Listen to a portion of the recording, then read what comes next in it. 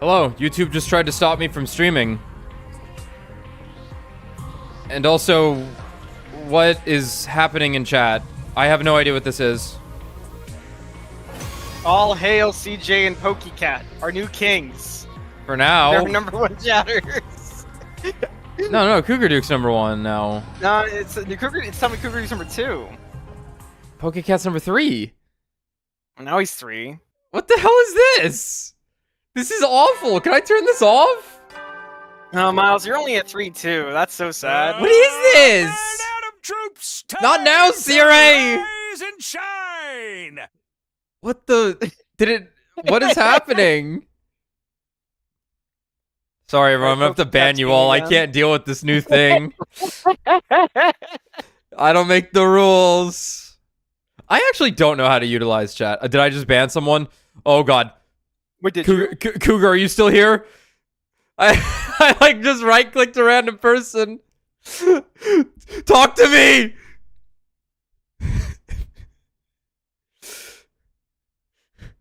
Oh! But you did go from 2nd to 3rd place. That's basically like, what's the point anymore? All right, who's willing to die so I can test something in chat?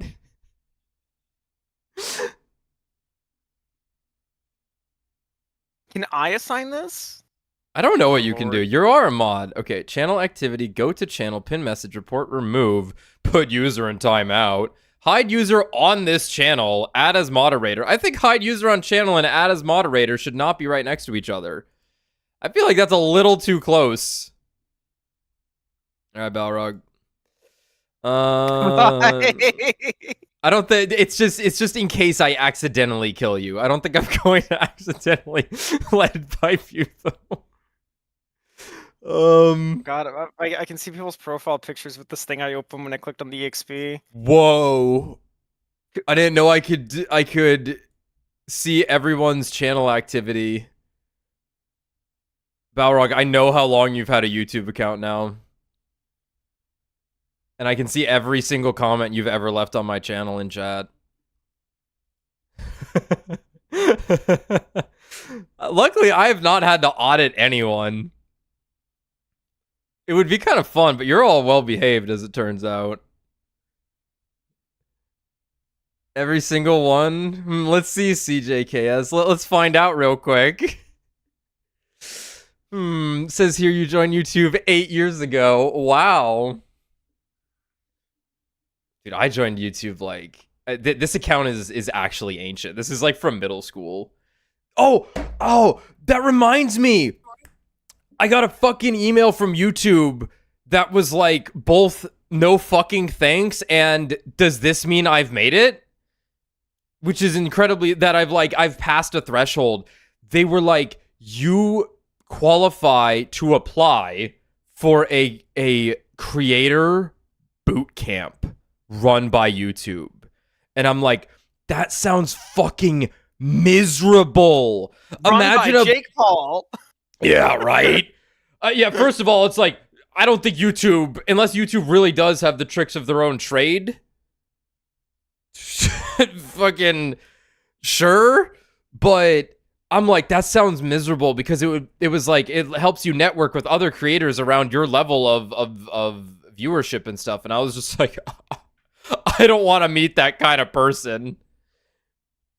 I don't want to be thrown into a bunch of like a pool of people who are like, why doesn't it work when I make the thumbnail that has the thing that all the popular people have on it, doing the same exact thing as them, but I've managed to get 4,000 subscribers and they all hate me. And I'd be like, damn, that's crazy. Mine like me. Like, it would either be like I would find the fucking pirate crew to find the One Piece or the most miserable people on the planet. Stream just suddenly ended for you guys? Uh-oh. I'm fine on my end. Tommy, you there? Yeah, it looks good on my end. What's going on your end? Okay, maybe... let's just go ahead and assume YouTube's having problems. As I tell my mother very often, when she goes, what is this thing on this website? I just go, I don't know. Every website sucks now. Okay, but how are you all getting XP? Okay, community leaderboard. Community leaderboard and XP. What's the leaderboard? A place for fans to stand out in the community. The top 3 get special badges in live chat. It resets every stream, so you can always try again. How do you get on the leaderboard? You'll need to collect experience points, or XP. Here's how you get them. Send live chat messages. Send super chats and super stickers. Learn more, or turn off in Help Center. Help Center.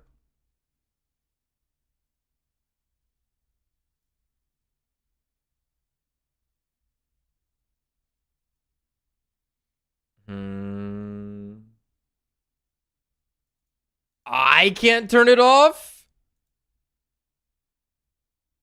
The viewers have to opt out of it? What? Oh, wait, hold up, though. Hold up, though. I get giant images of your profile pictures now.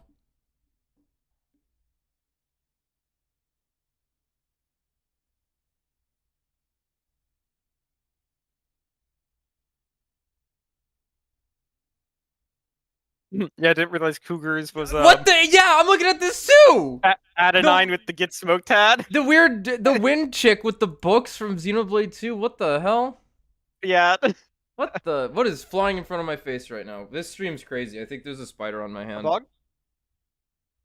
It's gone. Maybe it got in my tea. What the? I do like the profile pictures though on YouTube versus how on Twitch you can't see them. It's just people's names. Mm. The Huh. Hold on, let me see if I can actually like destroy the leaderboard.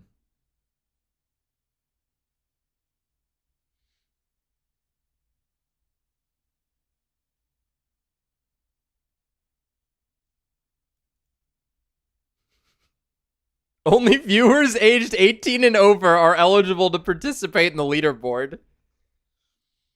Wow. Why participate in the leaderboard? The leaderboard offers a fun new way to connect with your favorite creators and other fans during live streams. Here's what you can look forward to. Get recognized. Your active participation via live chat messages, super chat, super stickers, or gifts. I don't know what any of this is. Only US on vertical live streams. Or gifts. Only US. Only us? Only US on vertical. I don't know. It's capital US. So I imagine it's United States, but only United States on vertical live streams. That's an insane bracketed sentence anyway. May earn you a spot on the leaderboard, giving you more ways to be seen and get recognized. Join the fun. Compete in a friendly way to see who the most engaged fans are. It's a new level of interaction that adds excitement and engagement to live streams. Build your community. See and connect with other dedicated fans who share your passion for the creator. Being on the leaderboard can help you become part of the top 50 fans in a live stream. This is bullshit. I should be number 1 by like a factor of 10 million. That's definitely all my comments true. All my comments have just been audible. I haven't typed them out. This is fucking Sounds like you need to give me money. What the fuck? Is there anything I can do with the experience points I've earned? No.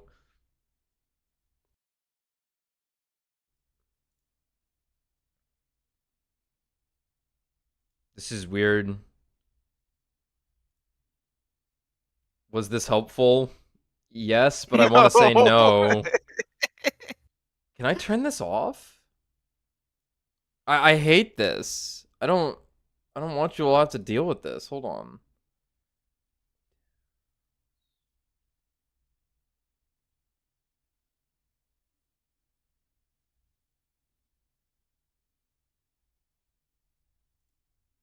Customization. Live chat, live replay, participant modes, anyone. Reactions, live reactions. I don't know what that is. Message delay, redirect, trailer.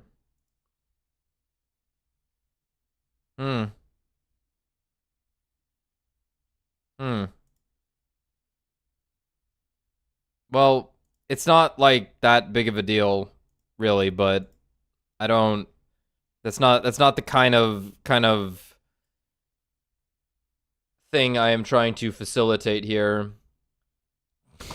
No, don't do this, Rocket. Oh no! Oh no! It didn't even work. It didn't even put you to number 1. What the fuck, man? This sucks. This is evil. Oops.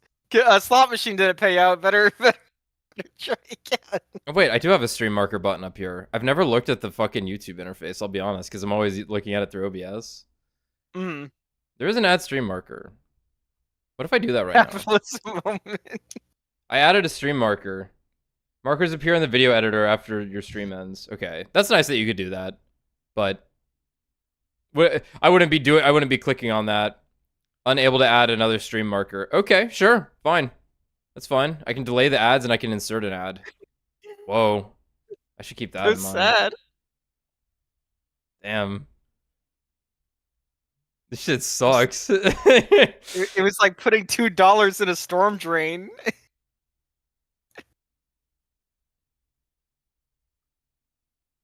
Shit. Balrog got 2 likes from sending that though. Whoa. Here, I'll give him one. I have a stream health tab. No. Stream is healthy. Stream health is excellent. Excellent. Stream health is excellent. Doubt. Nice. Hold on, let me check over here. Additional settings. Enable auto start. I don't know what that is. Enable auto stop. I don't know what that is. Actually, I probably should enable auto stop now that I'm thinking about it. That would make sense. Whatever. Just in case I have to turn it back on. No, I don't want that on. Unlist live replay once stream ends. No. Closed captions? I'd rather them be open. My stream key, let me just read it out loud real quick for everyone. Sure. Okay. Frog moment. I guess it's working as intended. Okay. Anyway, welcome back to the 100 line. We're on the murder route, one of them anyway. And we just skipped 25 days, I believe. Now on day 25, we're looking for Mr. X. Yeah, sorry for not responding with me. I'm a little flabbergasted at what's happening right now.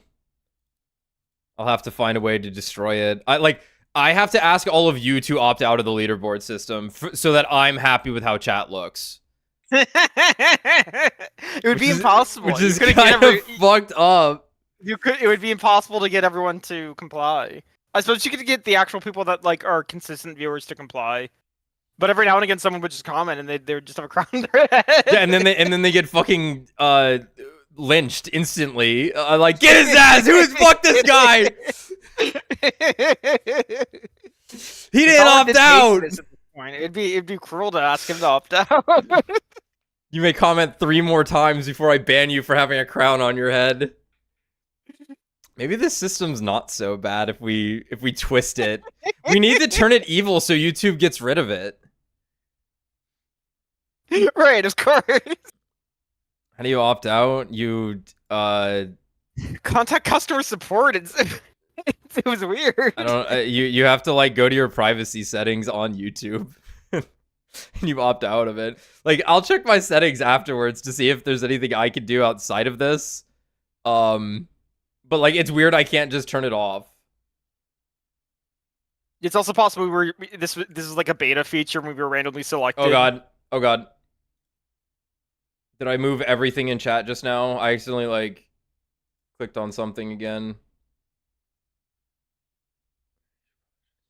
Yes. Oh, I can hit the send feedback. Get rid of this leaderboard shit.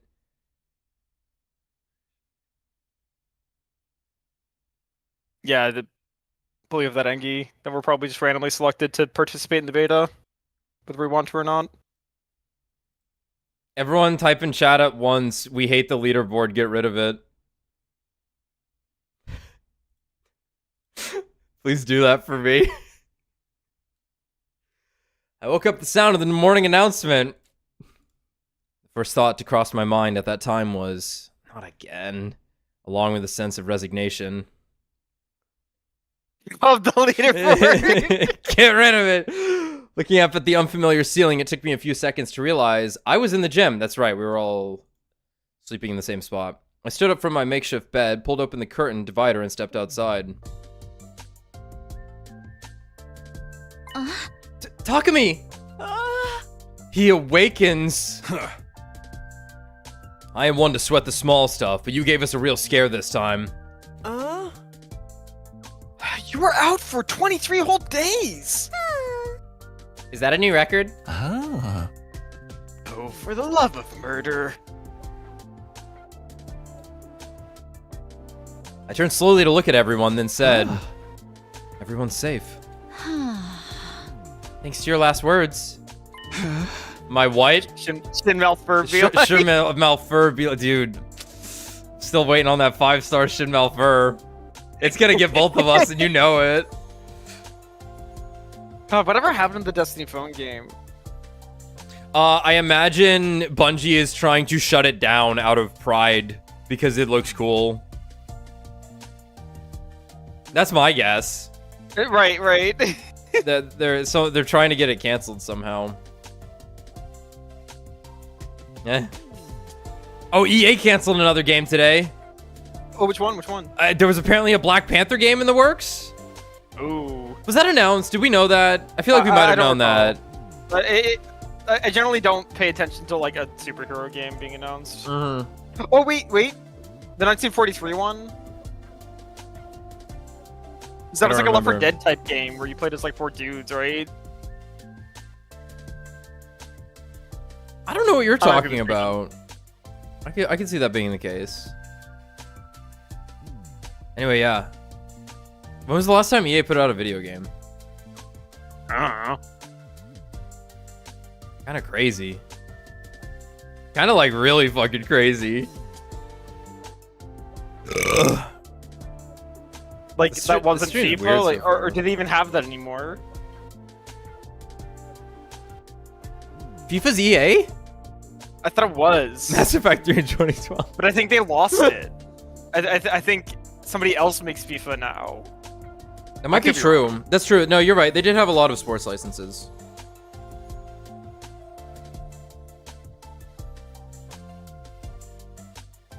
Whatever.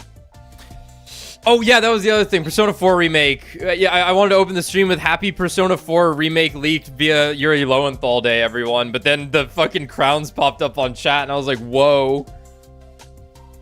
See, they gotta get this shit out of here. The stream's not working because they threw us into a fucking beta test.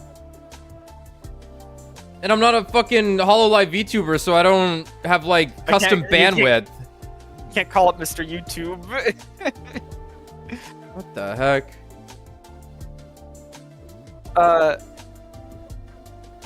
They don't have baseball. I thought Sony has baseball.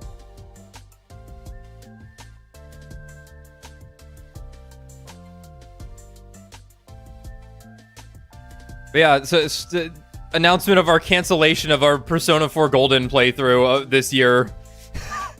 Yeah, I have mixed feelings for sure, because I'm like, well, I've seen the Persona 4 anime, and that was like my introduction to the Persona series. I've never played Persona 4 at all. Yeah. So like for years I've been debating, like, do I just play the PS2 game? Do I get Golden on Steam? Do I get Golden on Steam but I modded? Like, you know. Yeah. And now a remake's coming out, but it's like, should I play the original before I play the remake? I'm gonna bet the remake is the best version of P4.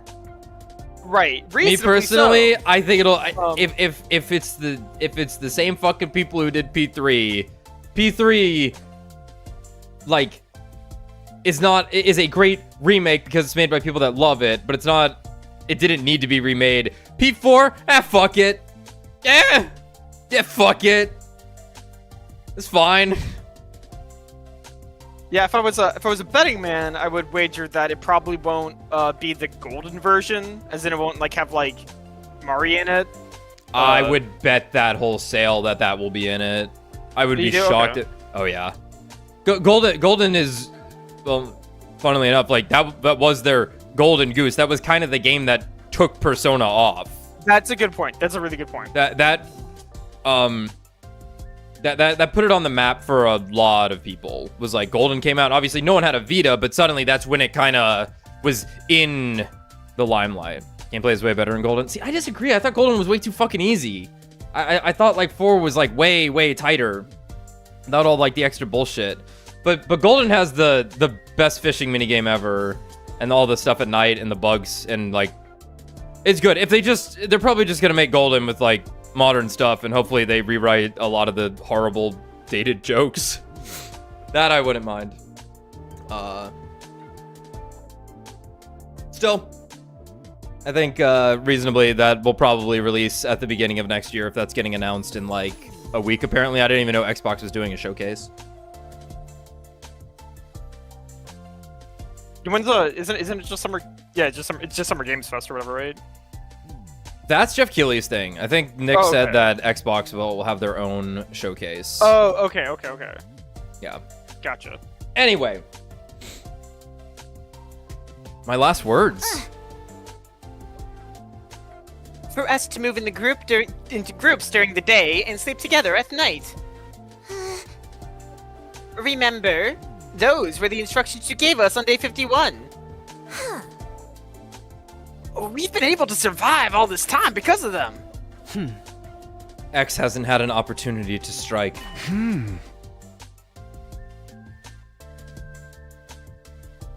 That also means X is still...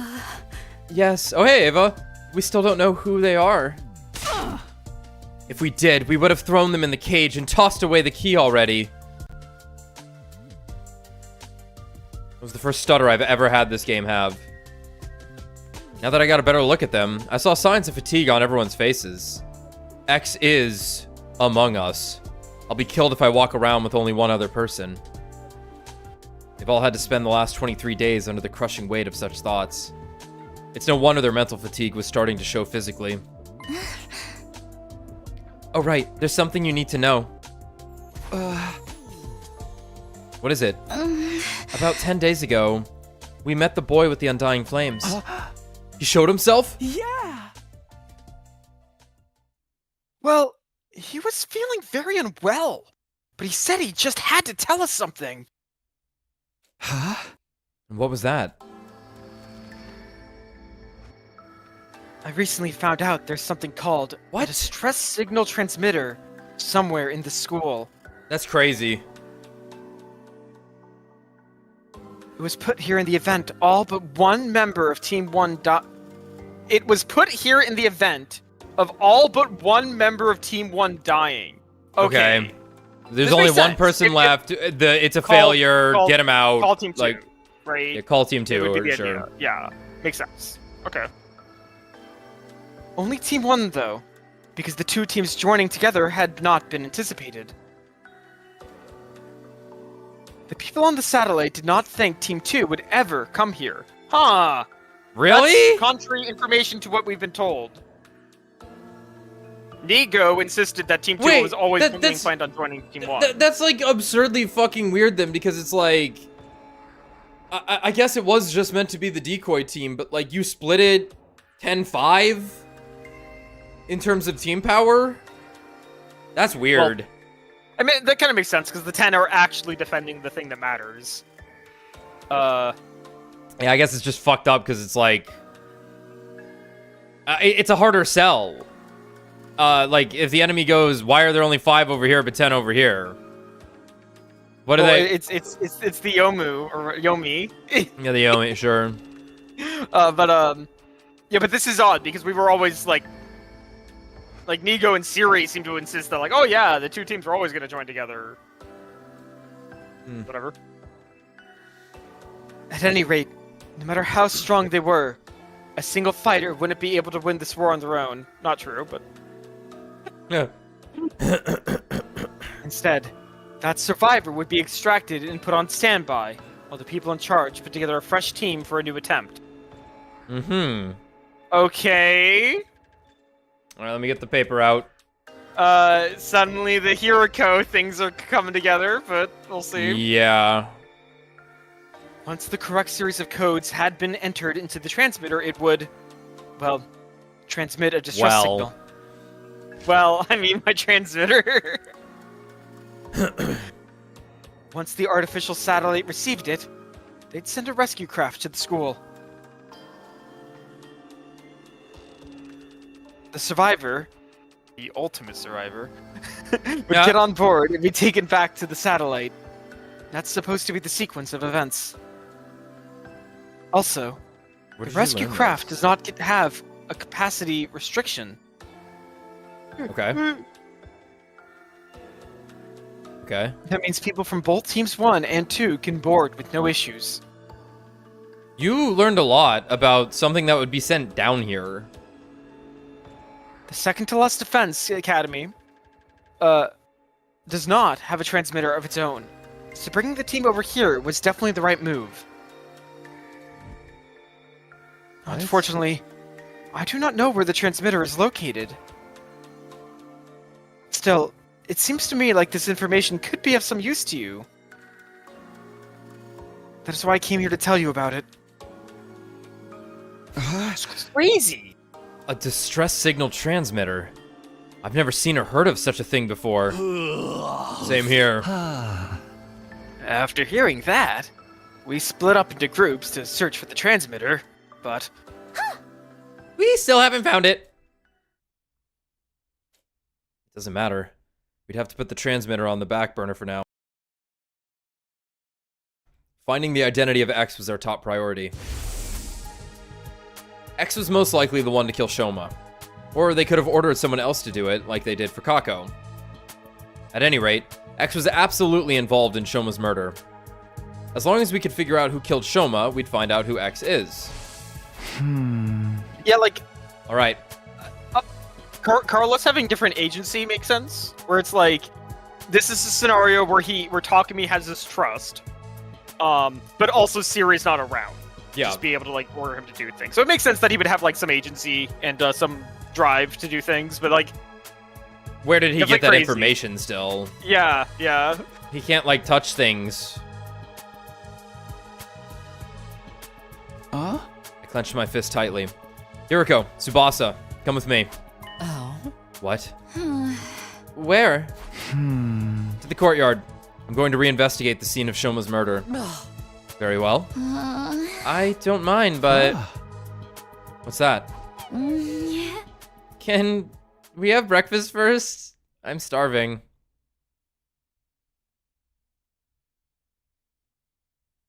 And thus, Hiriko, Tsubasa, and I went to the courtyard together after having breakfast.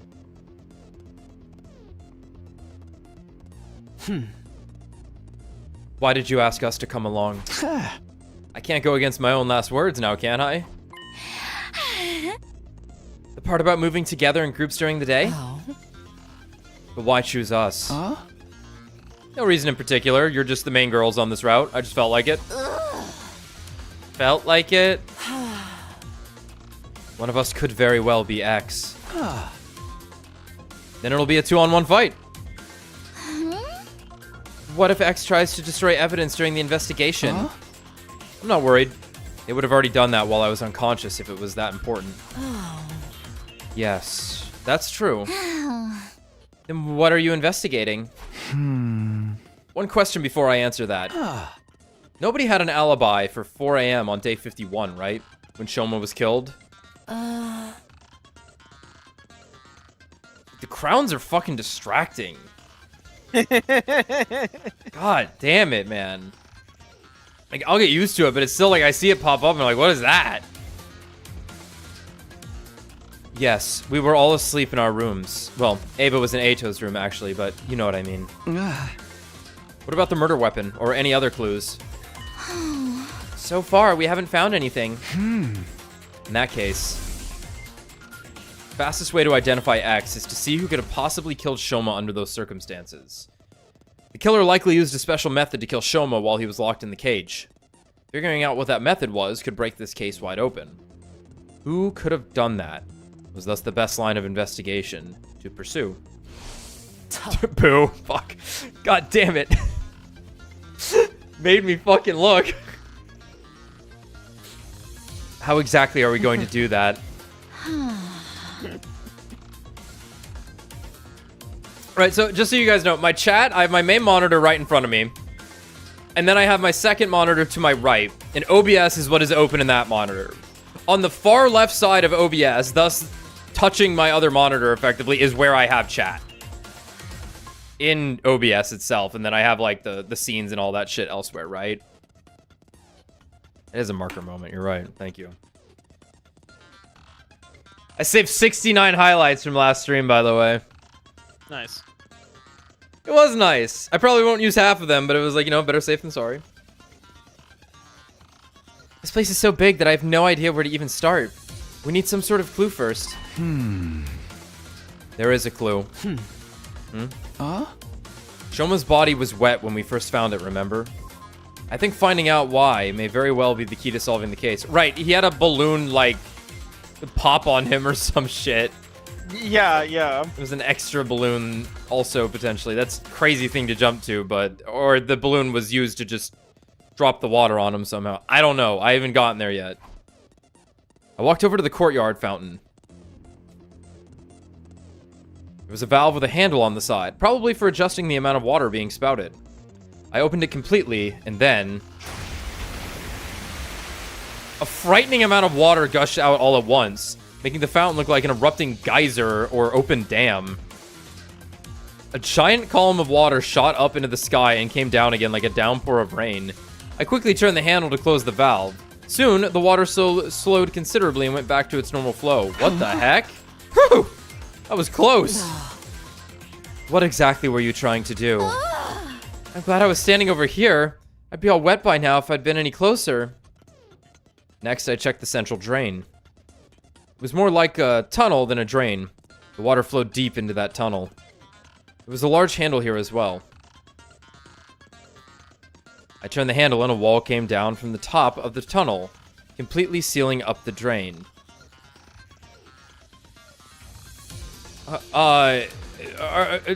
They flooded the room and stabbed him at the top of the cage? What? Like... After checking it, I returned the handle to its original position. I briefly saw Hiroko and Tsubasa staring at me in confusion as I proceeded to my next destination, the cage where Shoma had been held. While he was shitting, the water pressure from the toilet shot him into the roof of the cage, pinning him against the ceiling and allowing the murderer to stab him 70 times. I'd believe it. We already checked every last inch of the cage. There are no hidden tunnels underneath, and the bars are as strong as can be. No scratches on the lock either, and no traces that anything had been tampered with. The hinges of the gate are also untouched. As I was listening to them, my eyes wandered to the top of the cage. Officially, this cage is an animal pen. I think it was supposed to be modeled after a bird cage or something. Yeah. You see that ring suspended from the top there? Yes, what about it? I didn't answer, instead lowering my glance at the bottom of the cage where something caught my eye. This cage isn't secured to the floor. It's just a bottomless cage placed on top of a base.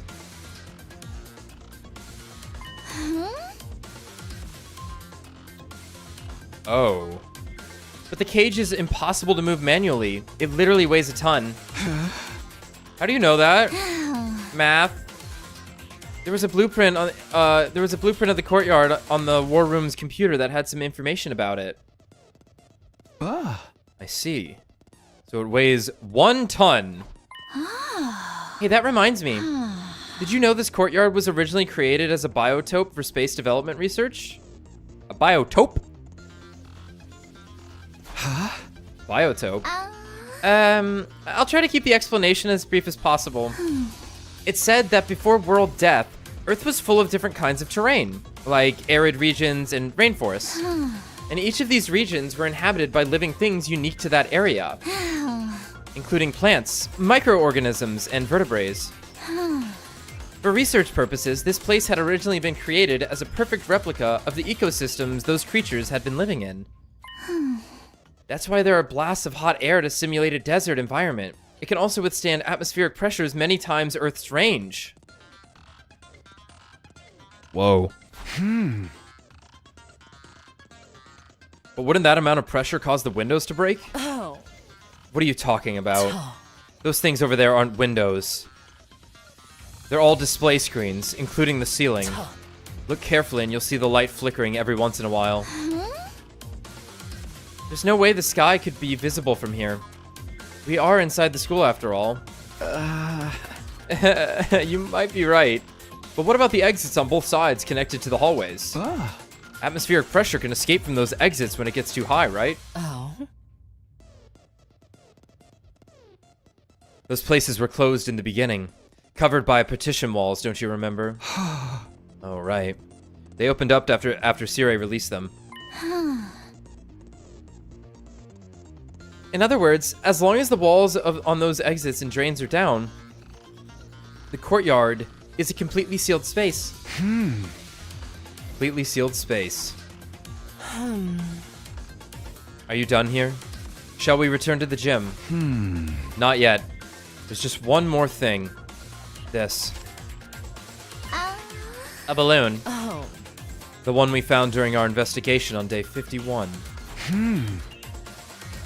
Why do you think it was found so close to the cage? I have no idea. I can hardly imagine it being someone's personal belonging. The more likely possibility is that someone made it using the Giftomatic. Giftomatic? We'll definitely be able to find a clue if we go there. This is really funny because obviously this is the like partially like Danganronpa inspired route, right? Yeah. But it's like Takumi has like this absurd agency, and like it is just like stumbling upon these insane scenarios. Yeah, he definitely woke up and said, I'm checking the pressure of the water system inside of the courtyard. He's been running it in his dreams. He's been processing it the whole time. Yeah, like obviously kind of like obviously it's creates the fact that he did it. It's like he may not realize he did it, but it's Yes, like why did he that think too. to check here? That Like same thing when he was like, I'm gonna check Shoma's the other time Shoma died, like 12 days after it happened. Mm-hmm. Oh look, blood that was here. And it's like what? It's crazy. But that's the fun part. No, it is fun. It's just funny. We made our way to the rec room. Investigating the Giftomatic resulted in a few discoveries. Right, this has a craft log. Oh. So in summary, the official name of this is the Sturdy Rubber Balloon.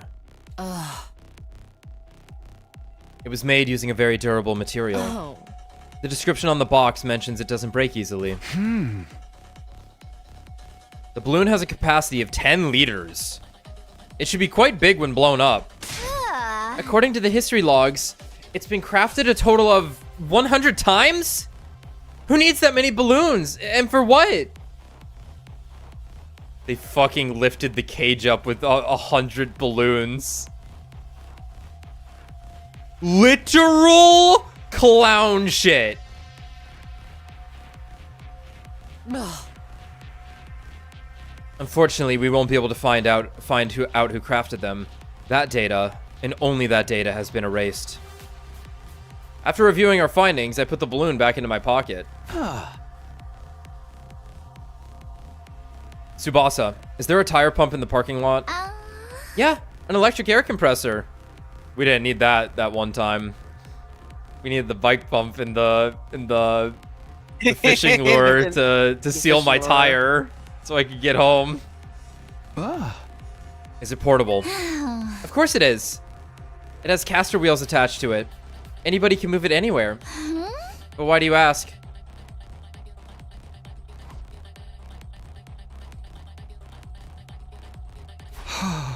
Sorry, let me gather my thoughts first. I'll explain it all to everyone once I have a clearer picture of how the events unfolded. A clearer picture? And when will that happen? Probably by 7 p.m. tonight.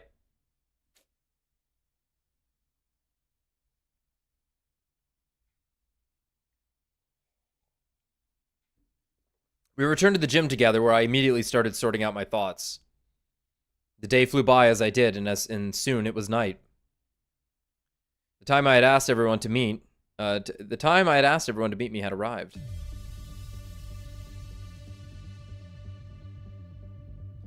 It was exactly 7 p.m. when I quietly said to everyone, "Hey guys, can we all move to the courtyard? I have something important to discuss."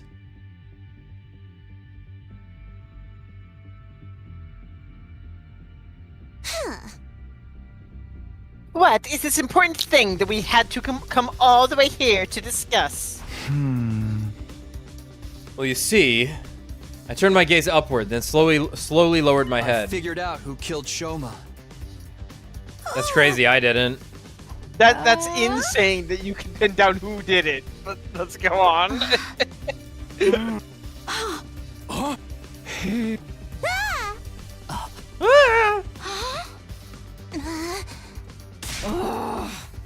Who did it? Huh? First, we must answer the how. How did the killer stab Shoma while he was inside a locked cage? Once we can figure that out, the identity of the killer becomes apparent. Fuck, it's one of our parents. Who has a dad? Not that. 3! Trace? He's got a mom. We don't know. I'm actually thinking here, hold on.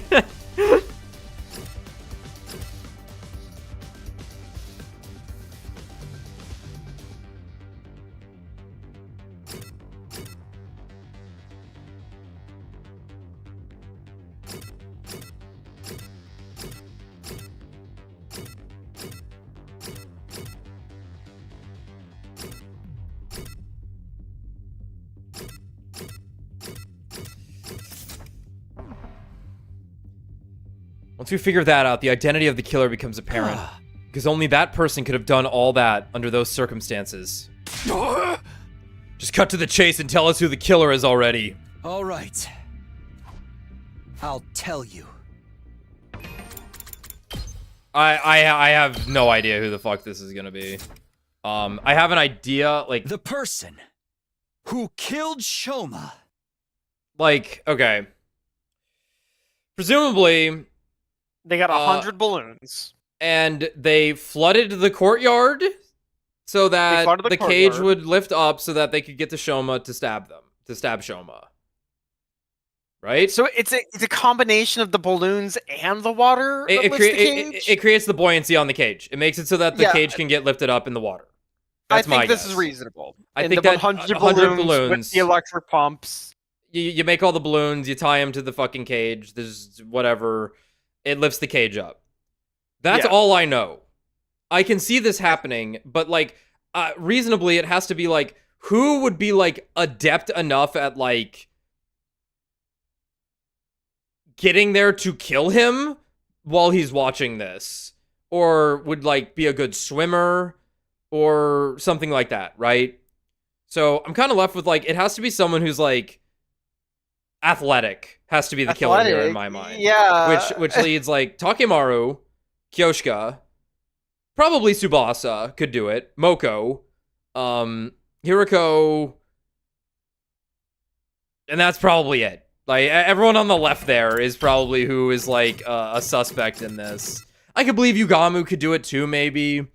Like, they're all fighters. Like, they are all fighters for sure. Like, the one person, like, I'm just working off what I could. Yeah, I suppose it's like, well, Ima's small, and obviously Shoma's dead, but the key's small. But it's like... Yeah, and it's like, do you have to catch Shoma? Did you have to knock him out first? Why can't he just get out of the cage and like swim away and chase him as you're lifting this thing it's like, up? why did you just drown him? Why did you just fill why'd the you entire have room to with stab water? him? Like, unless there was another method possible here, but Shoma was wet. You know what else you can print out of the Gift-O-Matic? A crossbow. Yeah. Like, it was what, an 8-inch blade that Yeah, something like that. stabbed him, presumably. Unless we're to believe this was like an inverse situation where Shoma was stabbed against the ceiling of the thing numerous times. I don't think that's the case. That's not what they implied. They implied that the cage itself could be lifted up.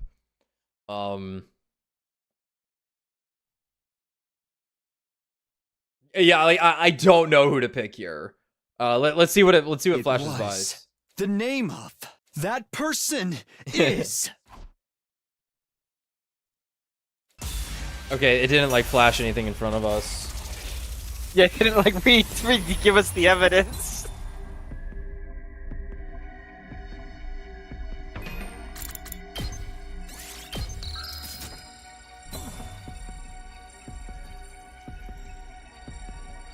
Oh, Is there anything else?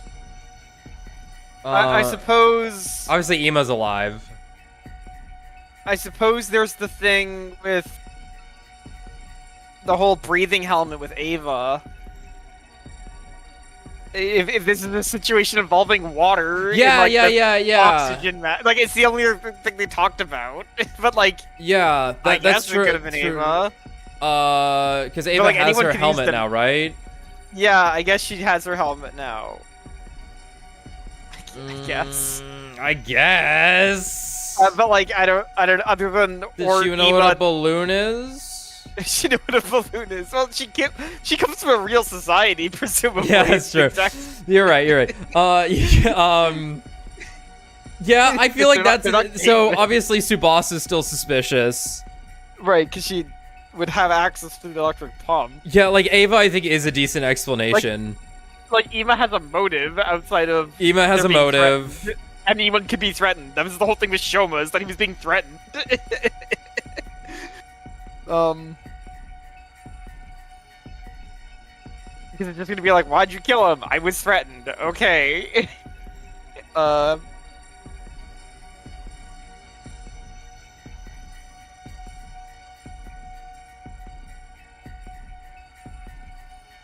I'm trying to. Is there any other key information that we haven't quite remembered here?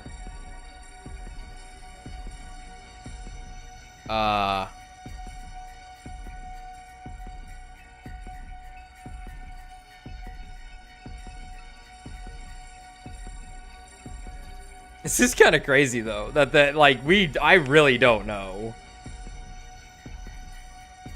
I like your Ava theory. I feel like she would not necessarily.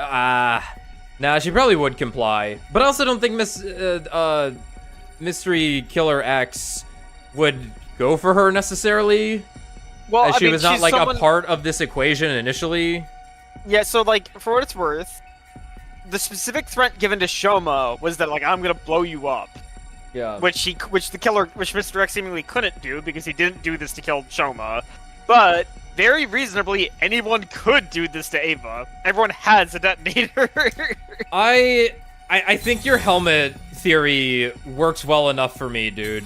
Yeah, I'm not like happy about it, but Yeah, we got nothing. We got nothing else. We just gotta go with it. Because I can't remember anything else. Because we only know the method. The real killer. You, Ava. What are you saying, Takumi? I came to the school on day 21. I couldn't have written the first threatening note or killed Gaku. That means I couldn't have been X. Indeed. What? He like hams it up. I didn't say you were X. What I said was you're the person who killed Shoma. I did not. It wasn't me. It wasn't me. It wasn't me. Shut your mouth and just watch. I'll be exposing every last detail of your criminal wrongdoings from start to finish. I guess you got it right. Good work. Hey, the helmet.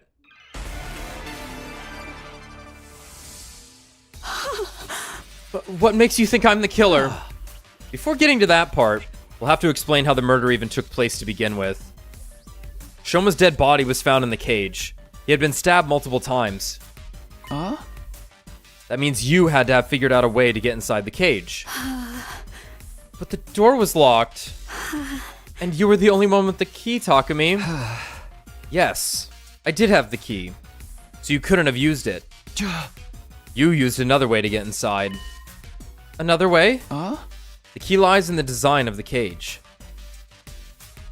The design? What are you talking about? Bottom was not secured. Bars are soft, of course. Yeah, the soft bars. The bottom part of the cage isn't secured in place. It's just a heavy iron cage mounted on a base. I don't understand. That cage isn't secured in place. What of it? That You lifted the cage up. She loves it. The cage could simply be lifted up. So you went inside from the bottom. What nonsense is this, Takumi? How is it possible for anyone to lift up such a heavy metal structure? Very true. A cage weighs about a ton. It's not something anyone can move with their bare hands. Wait, aren't you contradicting yourself right now? you claimed I lifted it up, but now you're saying it's too heavy to be lifted? Is there even any way to do that?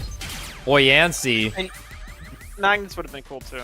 You used buoyancy. True. Buoyancy? That's right. You made the courtyard a watertight space by closing off the drains. And then you flooded the entire place.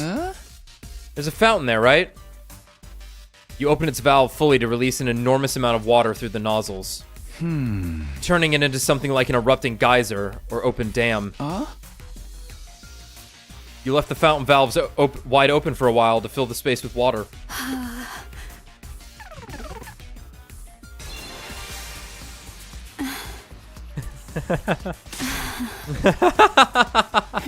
Oh, I'm sorry.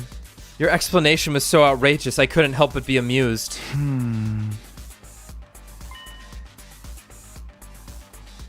Takumi, do you not know how powerful water pressure can be? Even if we assume water was released into the environment after covering up any openings, some would still leak out, because those walls would be under constant pressure from the force of the water. No, that wouldn't happen. That's how this place was designed. Because the courtyard was originally constructed for a certain special purpose. Special purpose? What special purpose? Now you're just talking Space development research. He loves it. This place was a biotope to be used for space development research. It was designed to be able to withstand atmospheric pressures many times Earth's range. That's what Tsubasa said. Yeah, that's right. And that's why it's impossible for water pressure to cause any leaks. After a while, the place became filled with water. Considering the water flow of that fountain, it probably took about 3 hours for water to rise to the top of the cage. Shoma was killed at 4 a.m. Counting back from that time brings us to 1 a.m. for the approximate time the water started accumulating. Even if you were right, that entire cage is made of iron. It literally weighs a ton. You said so yourself. It wouldn't shift around simply from being submerged in water. Buoyancy doesn't work that way. The balloons. By using sturdy rubber balloons. Rubber balloons? Ones that can be filled with air up to a capacity of about 10 liters. You inflated 100 of these balloons and put them into the cage. To be more precise, you put the deflated balloons into the cage first before inflating them. Archimedes' principle states that upward buoyant force is equal to the weight of displaced water. He's been sitting on that one the whole time, right in the pocket next to Kako. But now that she's gone, he can reach for it. Rip. Archimedes! Go on. Yeah, she's like, wait, how do you know who Archimedes? Greece was from our world. That's why my sister referenced the Silver Sticks. Archimedes' principle states that upward buoyant force is equal to the weight of displaced water. 100 balloons that holds 10 liters each equals 1,000 kilograms.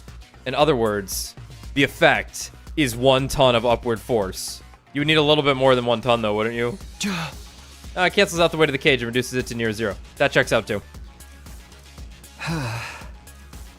You'd barely need to use a single finger to lift it, then. That'll... Okay, yeah. No, I know what's going on. I get it, I swear. You were easily able to lift the cage with just the slightest effort. 110-liter rubber balloons? That's just not... It would be impossible for me to inflate so many balloons in such a short time. How could anyone have done that? Also, like, wouldn't Shoma be trying to, like, pop them or something? No, this is crazy. It would have been easier to get it, just make it gone. Shh. Shh. More than likely, you used a certain tool. A certain tool. Well, Yeast! what tool Gamma would- rays. The bicycle tire pump in the parking lot. It's an electric air compressor. It's mounted on wheels and can be easily moved here. It literally Using that would make it a specializes literal in- breeze to fill up all those balloons. She specializes in ranged weaponry. You can just throw a knife at him. I think X wanted to do the seesaw trick. No, he wanted to do the seesaw trick. I mean, they.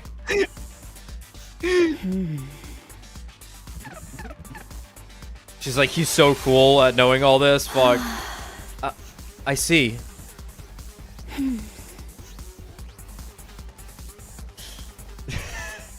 Sorry, I'm Holy laughing at the shit. chat. Yeah, despite paying money, you're now unranked, Balrog. Oh my god. That method does make it possible for the cage to be lifted up while it was submerged in water. But don't you find it strange? If the cage had been underwater for that long, Shoma would have drowned inside. Yet the Revive-O-Matic stated his cause of death as hemorrhagic shock. Doesn't that conflict with the sequence of events you've laid out? If your deduction holds true, Shoma would have drowned to death before he was stabbed. A or S? I'm with A right now? It might have been the bottom one, though. Yeah, it might have been... Because there was, like, the stray Shoma balloon in likely there. Breathed the air that was in the balloon. Yeah, like 10 liters is a lot. So I could like maybe buy it, but yeah, no, it was the bottom one. You mean he untied them? Oh fuck, he could have done that. Huh? All while trying desperately to stay afloat? I've heard more believable miracles. Huh? Wait. What did I get wrong? Give me a minute, I need to rethink this. Please stop wasting my time. Bad end. Doesn't that conflict with the sequence of Yeah, events wasn't you've completely laid out? submerged. The cage wasn't completely submerged. The water only had to stop just below the topmost part of the cage for it to work. Discharging water equal to the volume of the cage itself created the buoyant force needed. Shoma kept his head above the water's surface and breathed through his mouth. Gaping and gasping for air the whole time. You took this opportunity to lift up the cage while underwater, slip inside, and stab him multiple times.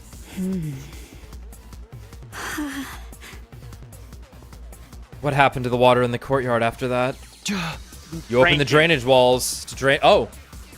Then the courtyard should have still been wet when we discovered Shoma's The body. hot air But- blasts! Of course! You The used super lots of dryer. hot air to dry the place up. It would be so fucking loud.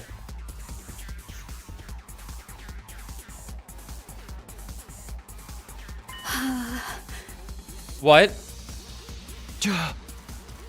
I mentioned just now that this courtyard was originally created as a biotope for space development research. Because of that, it's perfectly capable of reproducing a desert environment. Which means it has the ability to blast hot wind around the area. After draining the water away, you activated that setting to dry the courtyard. Due to the lack of time, however, the water didn't dry up completely. When we first discovered Shoma's body, it was actually still somewhat damp. It was dry enough, though. Plus, we were all distracted by Shoma's dead body. Amazing there was any blood at all. That's why we failed to notice the remaining wetness in the area. The only thing we did notice was that Shoma's body was damp. Fine. I understand. This is utter foolishness. Let me summarize what you were trying to say. I went underwater, lifted up the cage, and stabbed Shoma multiple times while he was gasping for air at the surface. Excuse... Ava, do you mind? I'm trying to read the text box, and your glowing thigh gap is distracting me.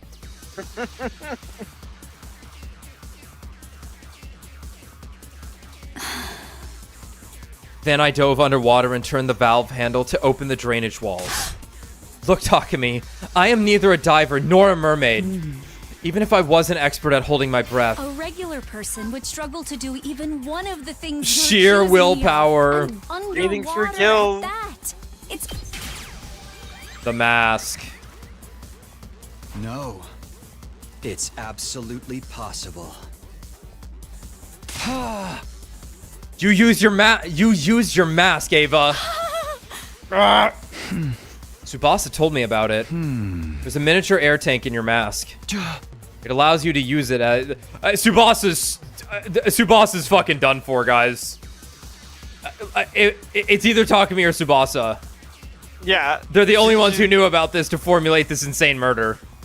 It allows you to use it as a sealed gas mask. You can breathe for up to 30 minutes using it like that. Yeah, I did say that. I never thought it would work underwater, though. We're gonna have to trick her. Yes, I remember now. My mask did have a function like that, but someone stole it from me. That person must be the real killer. Yes, that has to be it. I know I am right. You've been cornered and you know it, Ava. Just admit that you're the one behind this. Your mask was unique. It's custom made to fit a specific shape. According to Tsubasa, Oh, right. you're right. the only one who can wear it. Forgot about that detail. You were right, Ava. This isn't a crime that a regular person could have committed. Only a diver, mermaid, or someone with that particular mask could have done it. Ergo, the person You who said could wear it. that particular mask is the culprit. And only one person in this world can put on that mask. Cognito ergo sum. Cognito ergo sum! Is standing right in front of me. It's none other than you, Ava! You're the only one who could have killed Shoma! No! No! No! No!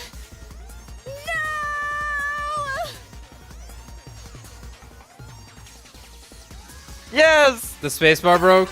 Okay. Oh! Huh. Persuasion complete.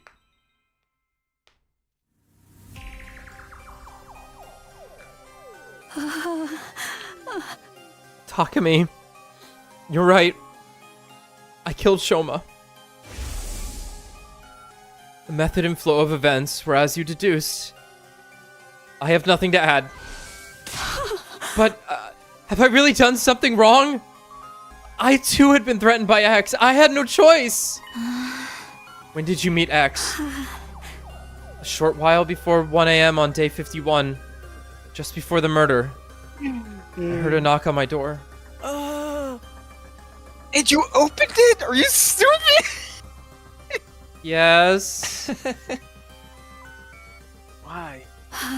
The thought that it might be X outside that door did flash through my mind briefly. But I am not a part of the SDU. And I wasn't even here when you saw the threatening note. I just assumed I could not have been on X's radar. Well, what did X say? I have the remote detonator that will trigger the bomb inside your body. So it can't be Takumi then. He doesn't have he one. refused it. Yeah. No. He just was never given one. Tsubasa gave while he was asleep one time, Tsubasa gave one to everyone else, and she said, "I'll give you yours later." Yeah. And I don't think we ever got it. And he was like, I'll pass. You're right. No, that's right. That is what he said afterwards. Here it is, in case you think I'm lying. I'm going to give you some instructions now, but you don't have much time. Follow my orders quickly, or else.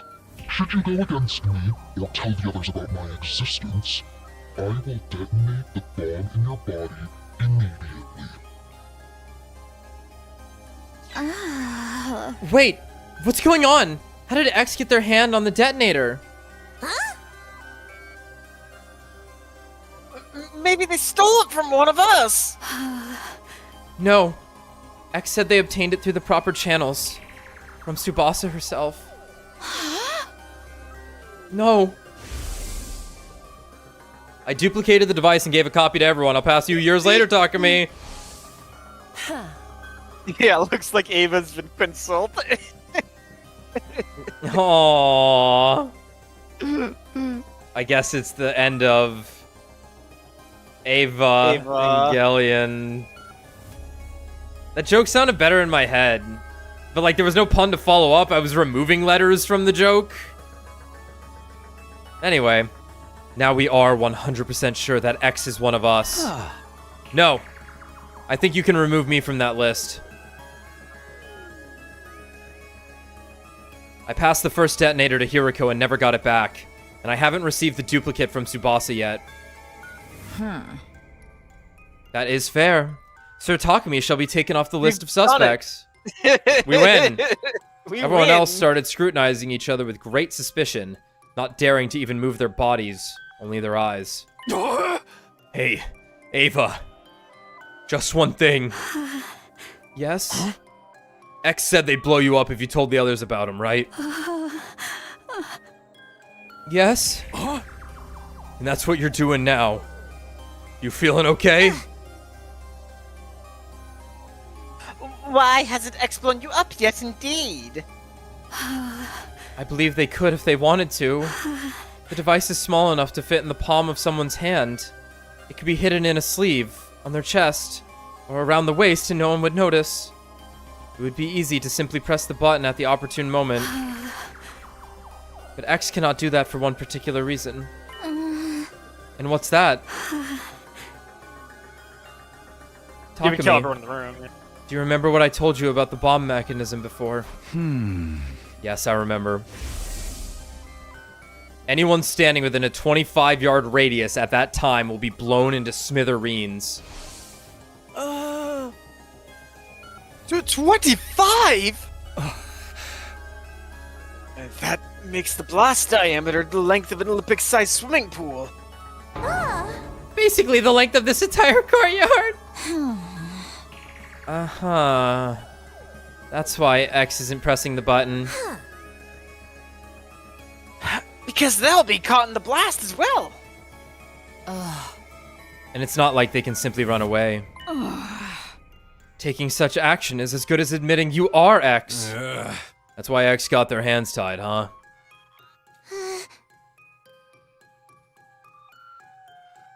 This is the perfect opportunity. For what? For us to get more information about X from Ava. Since they can't blow her up, we can ask her anything we want. Great idea! I'm sorry, this is really funny. As revealed earlier, Balrog's Canadian. And he asked how big a yard is, and everyone's like, it's 3 feet. Which is really funny to me. Because that's also a unit of measurement they wouldn't know. That's also an imperial unit, yeah. Anyway, it's a little shy of a meter. It's about a meter. Ava, you know anything else about X? Their height? Body shape? They were dressed in the same outfit Shoma previously described, and used a voice changer as well. so it was not possible to discern who they were by their looks and voice, but... But? Ava looked down. A short, hesitant silence later, she spoke up again. Actually, I figured out who X is. Can we all back Whoa. away from you first? Yeah. We get about 24 feet away. Huh?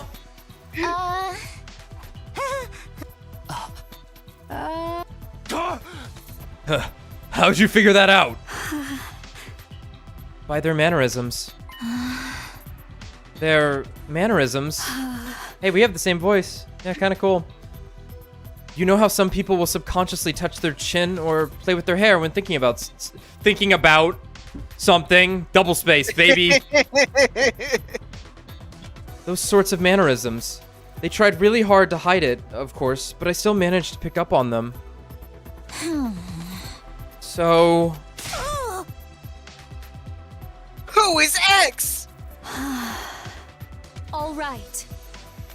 I will tell you. X is. The real identity of X is. Suddenly, a sense of dread washed over me. My mind started working overtime as I went through all possibilities. Maybe X would really press the button now. Everyone thinks X won't do it because that would mean blowing themselves up as well. But if their identity was revealed, it would be the end for them anyway. They might even prefer to die with everyone in the blast over being caught and imprisoned.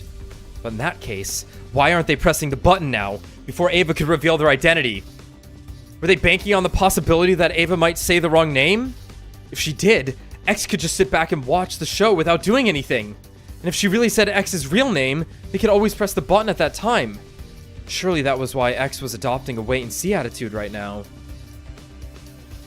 It might be dangerous for Ava to say that name out loud. Even if she got it right, everyone would die anyway.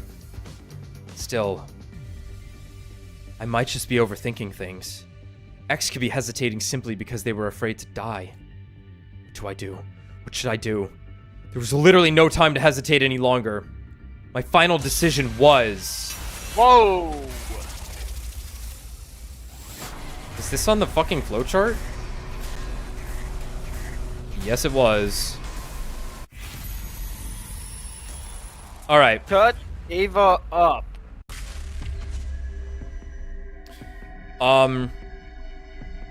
So obviously, like, you shut her up, and you run the risk of everyone being like, whoa, Takumi, why don't you want us to know who X's identity is, and they get all suspicious of you? I think it's a reasonable reaction, though. To be like, whoa, whoa, whoa, whoa, whoa, like, careful. Yeah, I think so. Yeah, I think it's a reasonable reaction. Okay, well, this isn't like a major route split without, like, zooming in on what the actual thing is to do. We're either going to get an ending, or we're going to continue. Okay, okay. Let me just... I'm going with if we say no, it just blows up, then, is what I assume is going to happen. Well... You want to say yes? I think it's a reasonable reaction that a human being would have. Obviously, no's more interesting if we actually, like, learn something. This is gonna get us an ending. Right now. Okay. Listen, That's weird. That's weird, right? That's why I want to click it. That's weird. Yeah. Ava, stop! Don't say anything. Huh? Hey, hey, hey! What are you up to now? Wherefore have you stopped her? I explained my reasoning to the others. I get it. You are afraid X may try to take us all down with them. At that, Like, that's reasonable. all of a sudden we heard...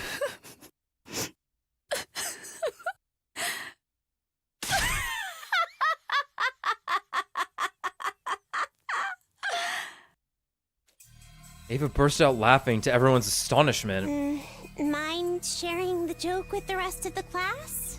The joke is how you are all being so obtuse. What? It's the same. What is? Your ultimate destiny. Wait, Okay, are okay. you- I shouted, but it was already too late. Ava had pinched her little finger and pulled it out with any hesitation. Huh.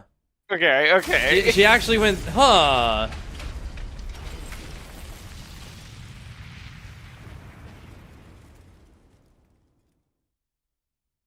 That's actually pretty enlightening or illuminating. It's actually kind of confusing to me. Wait a minute. She can't be X, though. It's like- I don't think she's X. I think just she fulfilled her Route 98. Yeah, no, that's Pinky that's ending promise. 98. We're at the bottom of the chart. Oh, we're in mystery route. Okay. Yeah, we're on the route called Mystery Route. Pinky promise. Okay. That's funny. What was I gonna say? Because like, despite the fact that this is the first time we've had her on the team, quote unquote, without being brainwashed. She's fought with us even in a couple of battles already. And has been with us for like what 50 days or 25, 50 days when we get her like day 30, 40, something like that. I'm not gonna scroll back and check. Right. But yeah. So a non-brainwashed Ava is committed to the cause, Yeah. which is very interesting. That is very interesting. Unless it was just written that way suddenly for a bad ending purpose. Sure, We're gonna but find out. like deep committed to the cause. Finally, everyone was together. Yeah, she won there.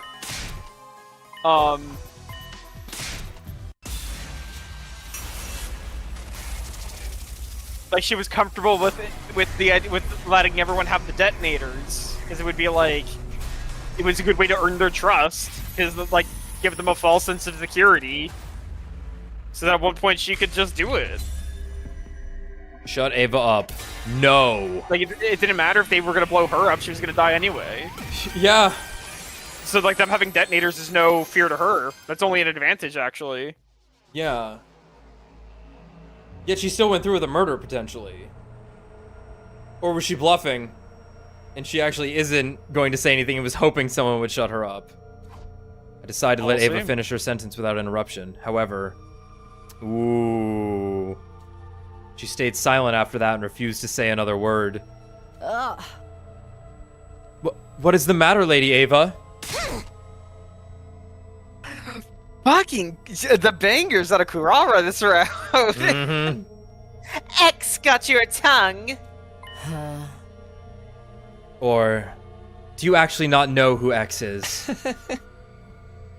What? Then why did you pretend like you knew?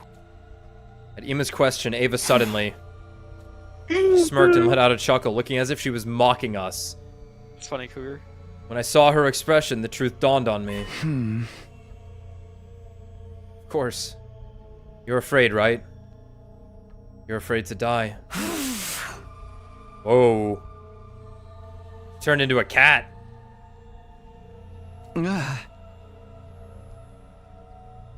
Even if you were forced to do so by X, you were still the one to kill Shoma.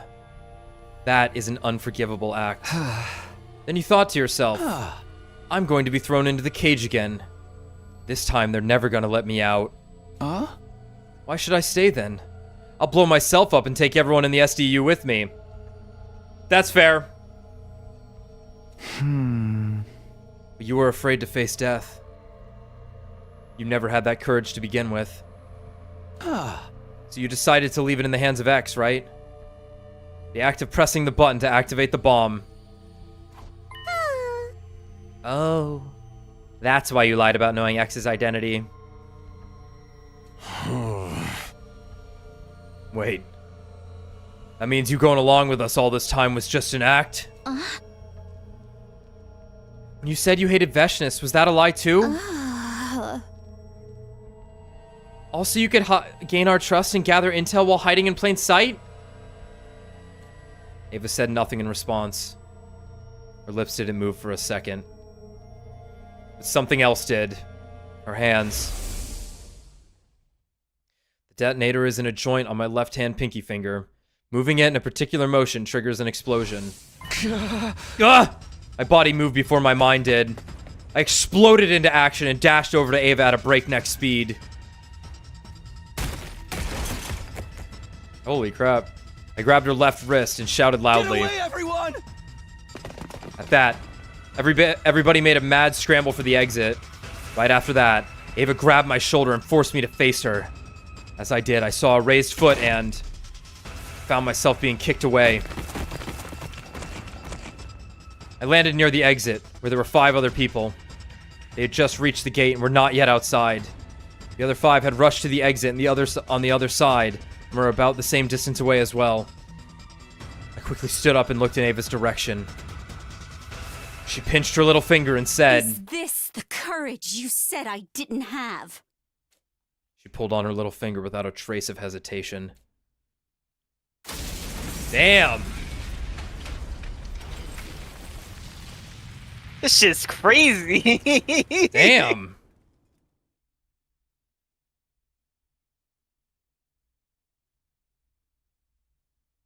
Okay. 5 days, not too bad. Right. So she was still. Let me just get this clear, because obviously we just saw 2 endings. Okay. X still threatens her. She wants to live. Does the murder. Tries to get X to kill her instead. Right. By bluffing, knowing who it was. Then is like, fuck it, I'm going through with it anyway now that the jig is up. Yeah. Because everyone has realized that I do want to, that I guess she is committed to the cause. Wow! It's finally your 80th Wow. day of act. We have just a bit longer until humanity is. It's day 80. I was already so used to waking up and finding out that I had missed a bunch of days that I was more surprised by the fact I was somehow still alive. Come to think about it, I seem to recall someone pulling me back with great force just before the explosion. That could be why I survived. I wonder who saved me. I didn't see who it was, but I remember a lavender fragrance. Write that down. Oh. I think that's emo. Think about it later. Is everyone okay? I stood up from the makeshift bed, pulled open the curtain, stepped outside, and then... What do you mean Tsubasa and Moko are gone? Exactly what I meant. They were both missing when I woke up.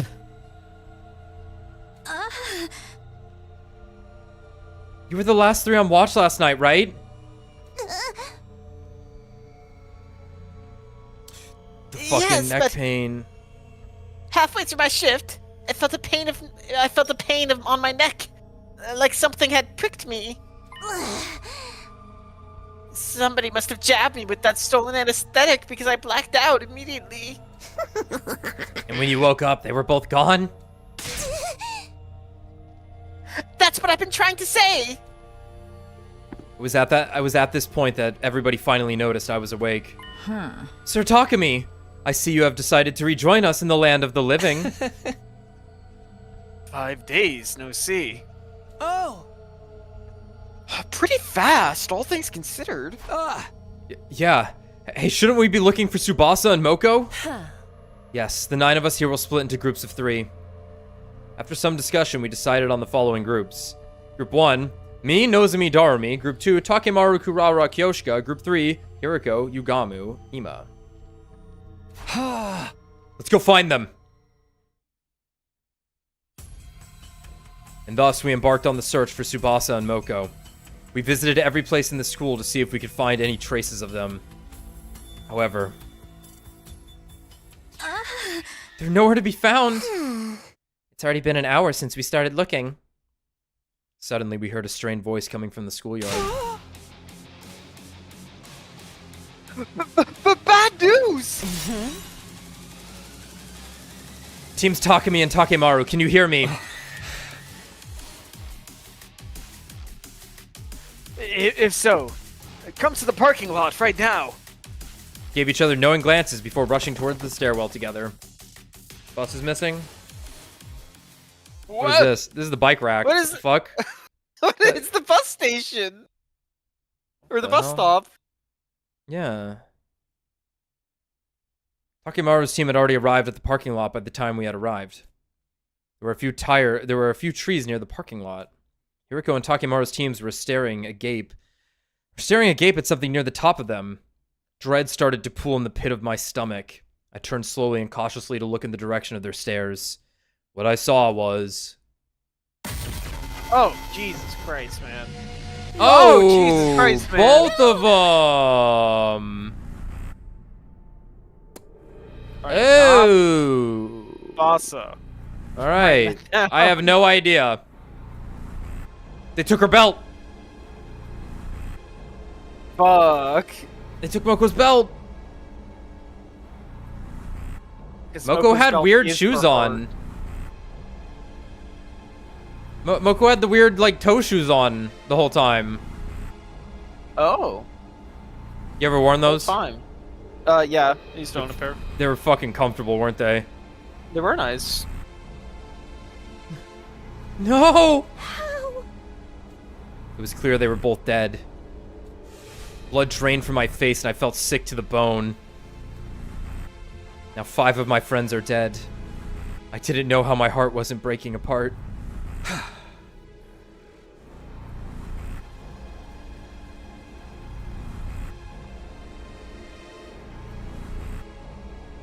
We never found who killed Gaku, right? No, we have no idea who killed Gaku. So, this is our, like, 3rd murder that we might have to find a culprit of, and it's a double murder? Yeah. He just can't help himself. Somehow I held myself together and said... Help me lower them to the ground and move them to the infirmary.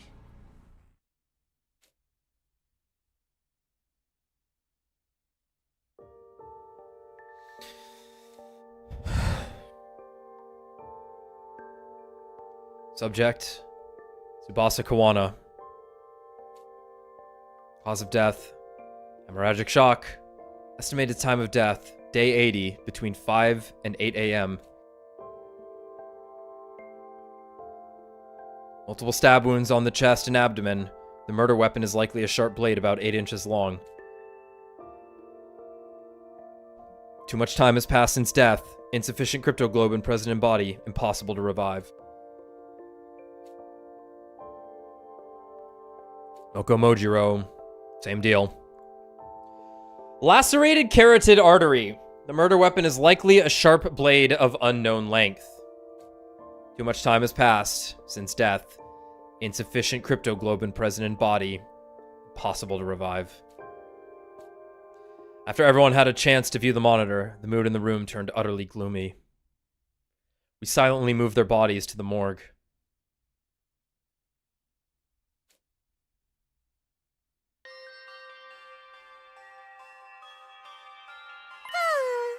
Hey, do you mind if I mention something? Huh? Go on. It's something I noticed about Tsubasa's back. Huh? She got her heart stolen like the others? Wait, how did you know about the hearts being stolen? Oh. I decided it was not something worth hiding and told them about it. Right. But I don't think the cases are related. Look at this Darumi. That's a precious Darumi right there. That's a nice little Darumi. Mm-hmm. Rare Darumi. Neither of them had their backs cut open. Then what is you wanted to tell us about Tsubasa's back? I noticed it when the hem of her blouse hitched up while we were moving her body just now. Darumi walked over to Tsubasa's body and removed the sheet that was covering it. She turned over the body and pulled the blouse up so that we could see all the strange things on her back. Huh. 2! Marker.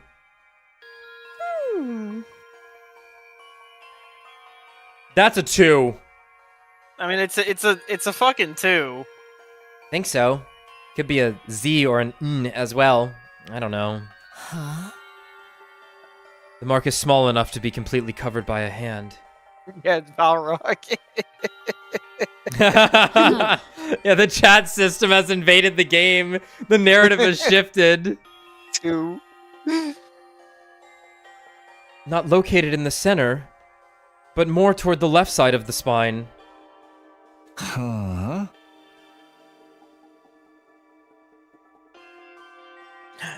This is indeed curious. The purplish color even makes it look like a bruise. Oh! What could this number mean? Nobody had an answer to that. We checked Moko's back as well, but there were no markings at all, let alone one that looked like a number. Yeah, wait, they say it was on our back? To the left of the spine? Yeah, it was on our, like, lower back, I think. Okay, that makes sense. Maybe, like, towards the middle, but yeah, it was, like, the left side of the spine. Okay. On her back. After that, we turned them both back around, closed our eyes, and put our hands together to pay our respects. Moko! Moko! Moko! Nozomi clung on to Moko's body and wept bitterly. Her anguished chokes and sobs reverberated throughout the hushed morgue.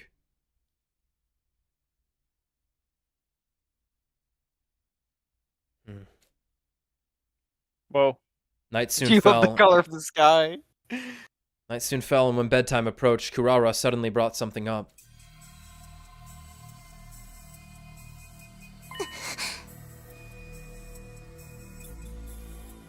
I found this in Subasa's space. Can you guys take a look at it? That's... The organic life detection device. Huh. Yeah, okay, I was gonna say, I'm like, wait a minute. Yeah, because it was 13, and then 4 people have died. Yeah, yeah. 9. 9! Same as the number of people here. No! It's 6! 3 of them aren't real! Isn't it about time you just showed your hand, X? You're one of us here, ain't you? No criminal in their wrong mind would happily come forward to identify themselves when asked. How about this, X? Fess up and we promise not to throw your sick little ass into jail. So come on. Help us out here. Are we only talking to X right now? Say what? X instructed someone to kill Kako and Shoma. What if it was the same this time? Hey, don't you go putting weird ideas in my head. You're basically saying there are 2 killers among us.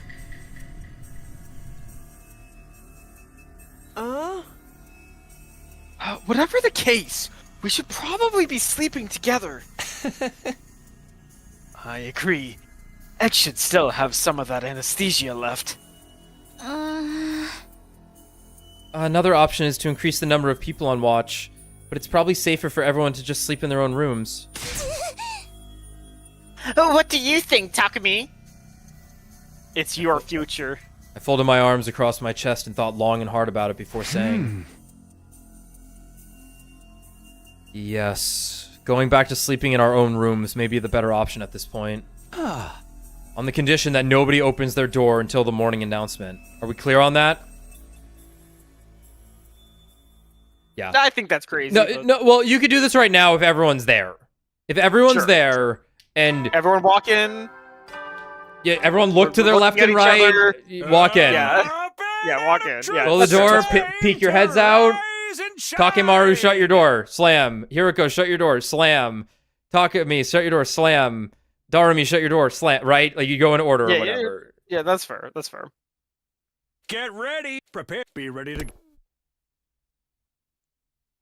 I didn't black out despite having gone through so many stressful events yesterday. I didn't know why. It wasn't like I'd been cured of the fainting disease. During the day, we split up into groups to investigate the deaths of Tsubasa and Moko. But we didn't find a single clue. Soon the sun started setting. Darkness took over.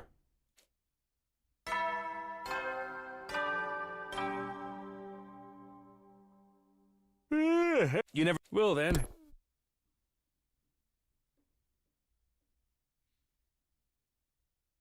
It happened right after the bedtime announcement had played.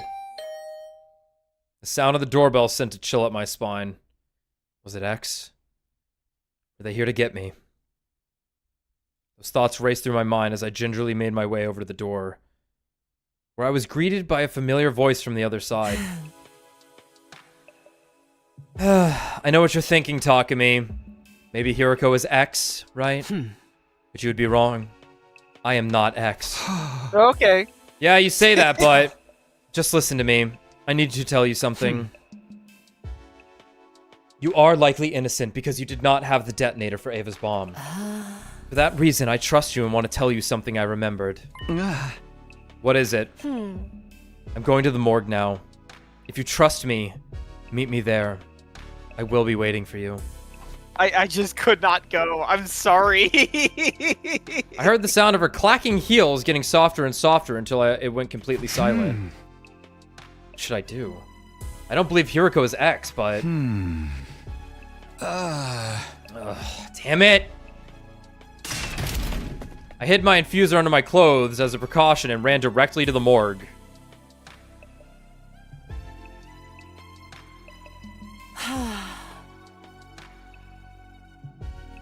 I have never met an idiot as stupendously naive as you.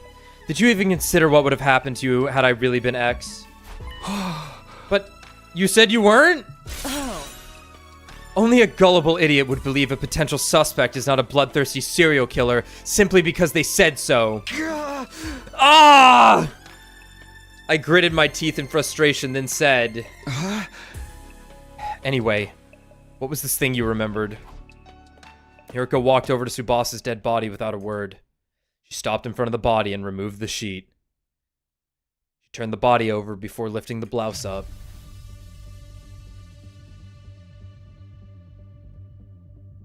It's that strange number we saw yesterday.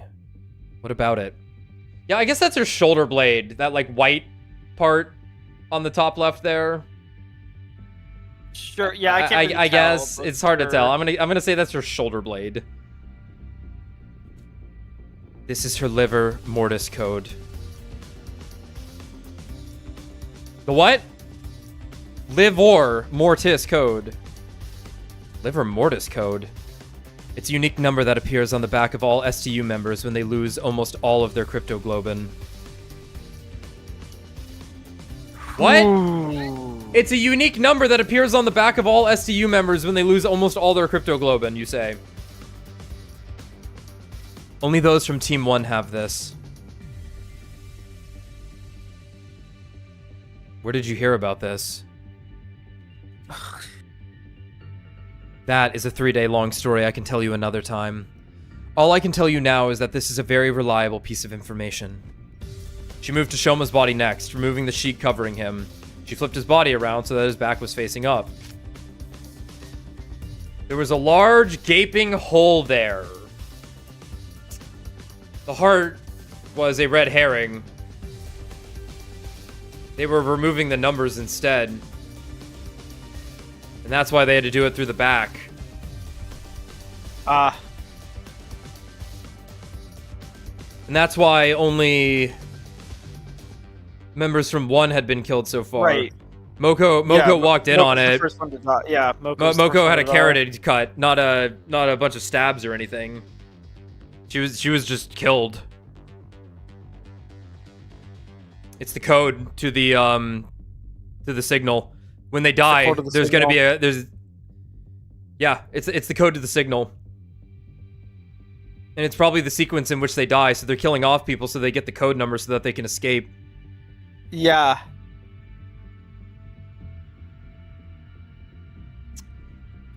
Makes sense. And it's probably in order of death. That's the that's the thing in Saw 2, isn't it? You ever seen? I thought you've seen Saw, but I've actually seen Saw 2. I don't mind those movies. Yeah, because I think that's what happens in Saw 2, right? He has to cut the thing out of his neck. Yeah. Yeah. I remember a guy having to cut something off of himself. Yeah. Okay. So it is by the shoulder. So that is their shoulder bladed then. Okay. So I'm gonna guess it registers as bodies are brought to the Revive-O-Matic, attempting to be revived. And we're gonna have to go find this information in other routes.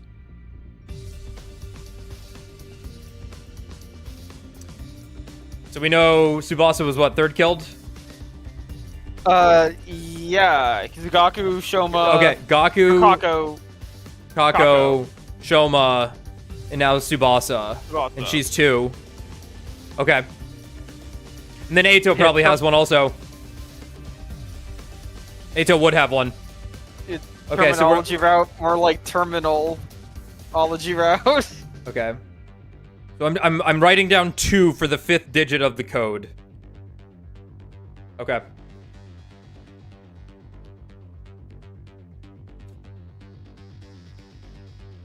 Shoma 2?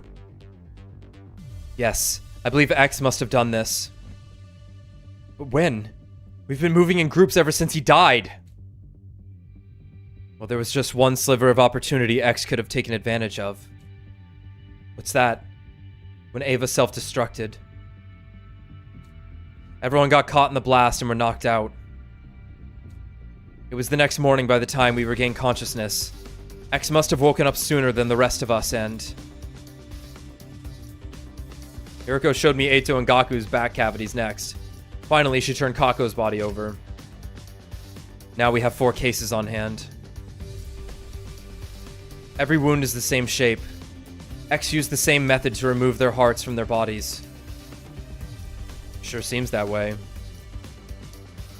What do you see when you look at this wound? Well, the outline is rather clearly defined. Like they were cut open with a scalpel or something. Oh, I get it now. It's the exact location. That has to be it. The part of their backs with the liver mortis code has been cut out. Well done. Is it the same for Moko? Haven't you been listening? The liver mortis code only shows up on those from Team 1. Moko is from Team 2. Naturally, her back is code-free. This also frees all suspicion of anyone from the second school. Because it has to be one survive. I suppose not. It doesn't completely lift it of them. But one person does have to be alive. Yeah. From this school. For it to work. So our suspects are then Takumi, Takemaru, Hiriko, Darumi, Ima. Right. That's it.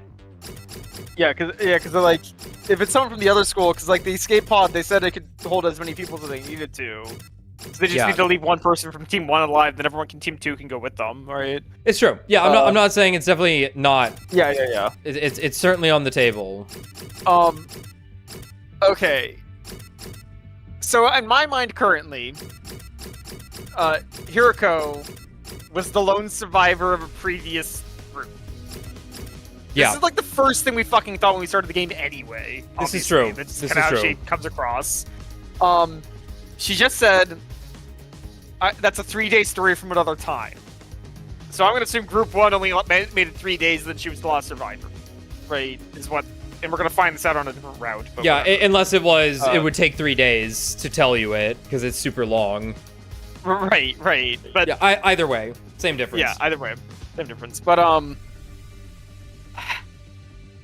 Damn, we missed her birthday yesterday. Sorry, Hiriko. Fuck! My bad. Hold up. Shit. Happy birthday, Hiriko. Can't help being a Gemini. Yeah, we'll probably hit theirs.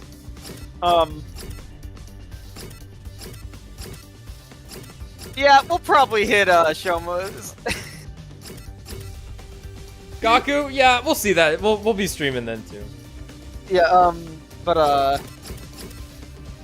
she was the one who was like, we need to rehydrate Atto. That number would have been accessible without it. Yeah, she did say that, didn't she? And she's also been the one on our good side the whole time. Yeah.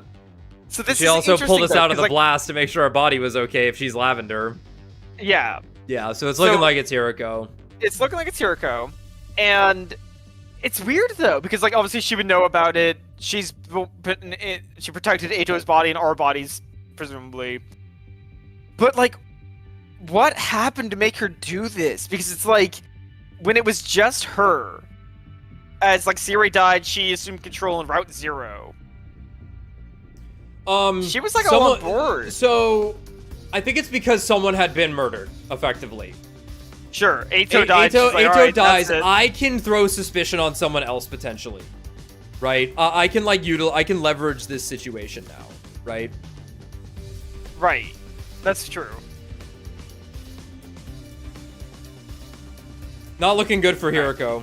The Not looking load-bearing good. Tsubasa has died now. You maybe should have killed someone else first, Hiroko. If you are the killer. I need to use Yeah, that real quick. she didn't realize how on to Tsubasa we were. Yeah, she was not quite ready for that. Let me go use the bathroom real quick. Okay.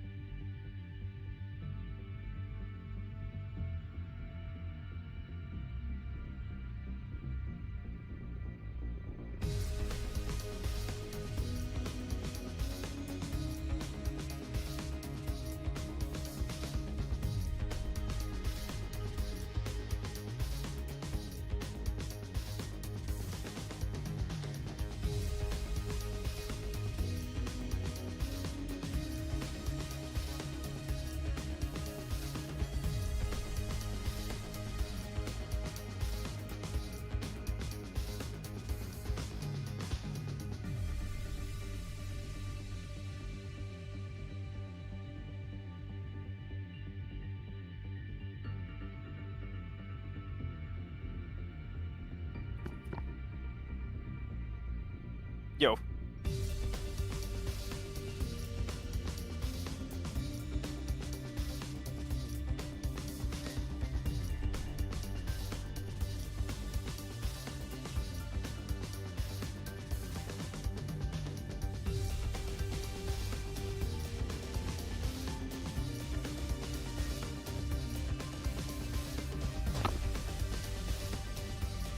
Revelatory piss. So there's 10 I had a revelatory people. piss. All right, so 10 people at the first academy, right?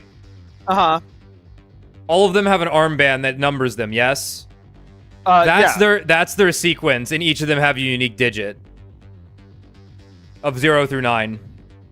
Yeah, I don't think Tsubasa was 2 though, for what it's worth. I didn't say that. I'm saying her number's actually 2. I'm sorry. Her number 2 is put in whatever slot her armband is. Oh, or okay, vice I see what you're versa. saying. So if Got it, she's got it, if got it, she's you know, presumably, is this in order of their armbands? Out of curiosity, 1, 0, 1, 2, Yeah, 3, the 4. armbands were He in was order 4, of them right? joining. Yeah, 4, Okay. So then the 2 would go in slot 5, 5. which is funny where we have it anyway. So that's my suspicions of this situation here, because then you would be able to deduce that, because I have a feeling we're going to be able to use this without anyone dead, but there is still a sequence, so that it's not the Revive-O-Matic registering them. It'll be like, oh, Takami's actually the first digit in the sequence, and he has 2 or 3, let's say, is his. That's what I'm guessing is going to happen here. My revelation was the fact that this is literally the episode of Futurama where Leela becomes slightly more impulsive. Oh my god. Because we're Fry with the God. red hair, and And Hiriko's yeah. got the purple hair. And it's the baddie with the purple hair. I've got it. Was the last defense academy built on an Indian burial ground? Yeah, kinda. Oh! Wait, then it was you, Hiriko! Then it was you, Hiriko! Alright.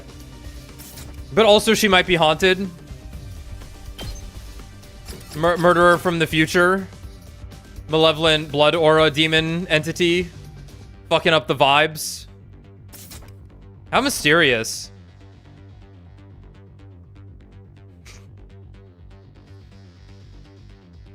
Oh, CJKS, that's so sad. I would read your comment for the class, though, but you're not ranked, so I can't. Sucks. Moko is from Team 2. Naturally, her back is code-free. After saying that, Hiriko returned the bodies to their original positions. But why would X do such a thing? I am guessing it is because they do not want us to learn of their existence. If the bodies were left in their original state, somebody was bound to notice the code sooner or later. Oh. So they cut out the part with the code. So they cut out the part with the code out. Of in, the out, cold, hot, in order to keep them hidden from us. Why dig out the hearts too? Most likely a red herring. Think about it. I have. What would be the first thing to come to your mind if you saw that multiple bodies had only a certain part of their backs cut away? I would think there had to be something on our bodies as well. You see? Now you're getting it.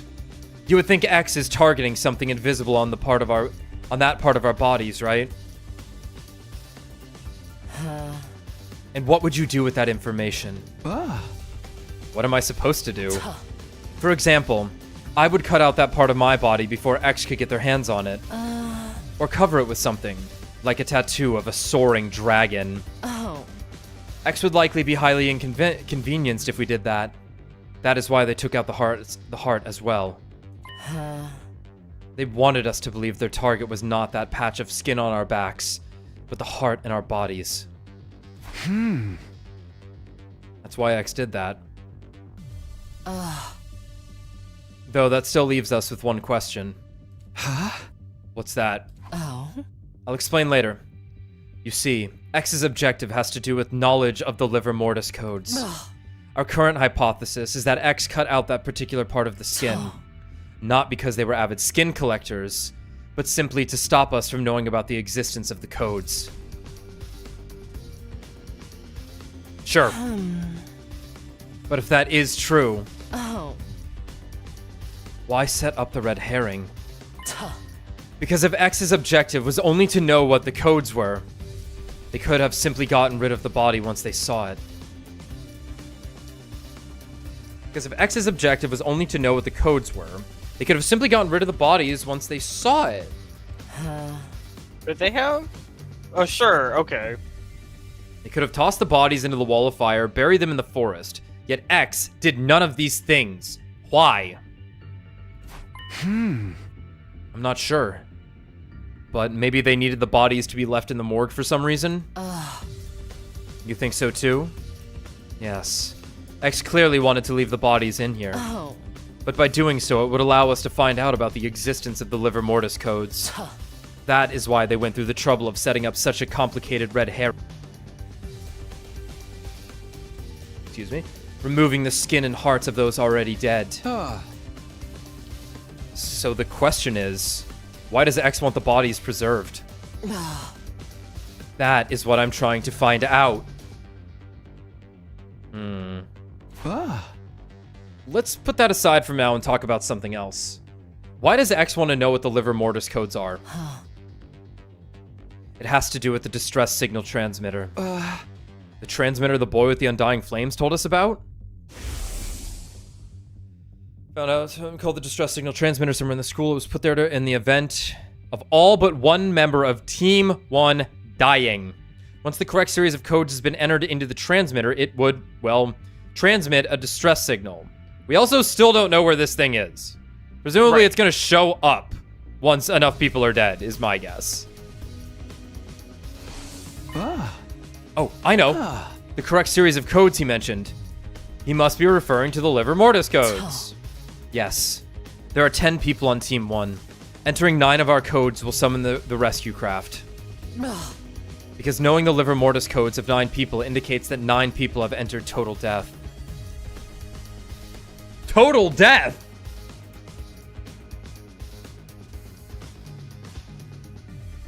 The terminology. Total death. Oh. It means the complete cessation of life. In this state, a person is impossible to revive. Huh? Okay, but how did you come across all this information?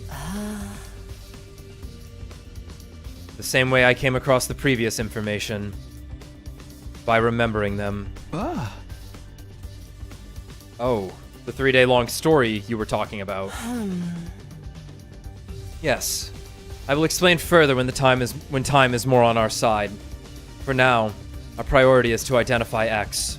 You hear muffles from Atto's corpse. You should tell him in the morning. His hemo anima speaks to him. Do you understand now?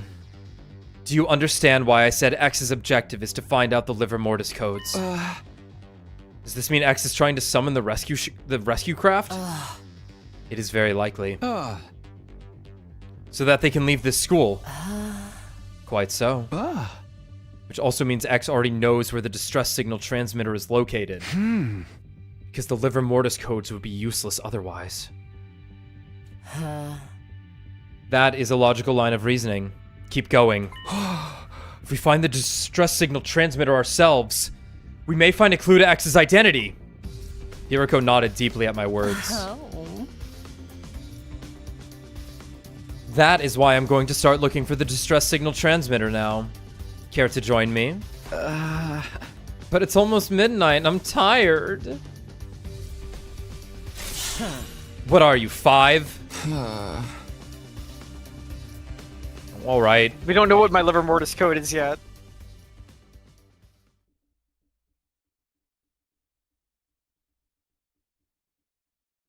We made it through the night. Hiroko and I ran around the school all night in search of the distress signal transmitter. We found nothing in the end. Oh, it's almost 6, Hiroko. Please let me go nap, mommy. Almost 6, so your code is 5 then. I was right.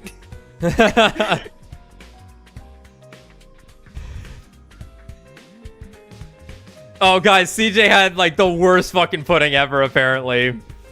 Oh man, it was apparently so fucking bad. I can't believe that, man. Everyone pour one out for CJKS 1000. Fuck. Can't believe that would happen to our #1 chatter. That's so sad. That sucks, dude.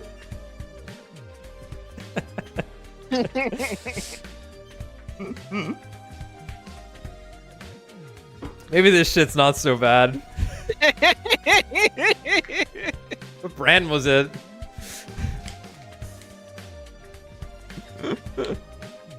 I haven't had pudding in a minute.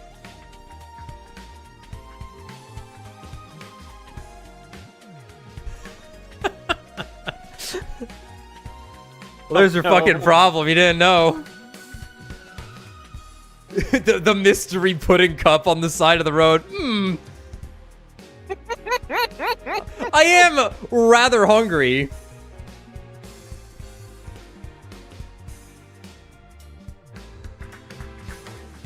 It was in your freezer? What? That makes sense. It was like homemade pudding, and you like make a big batch of it, and you're like, well, I'll freeze some of this for later. And then like a year goes by, and you're like, oh yeah, that pudding I made a year ago. Yes, of course. Huh.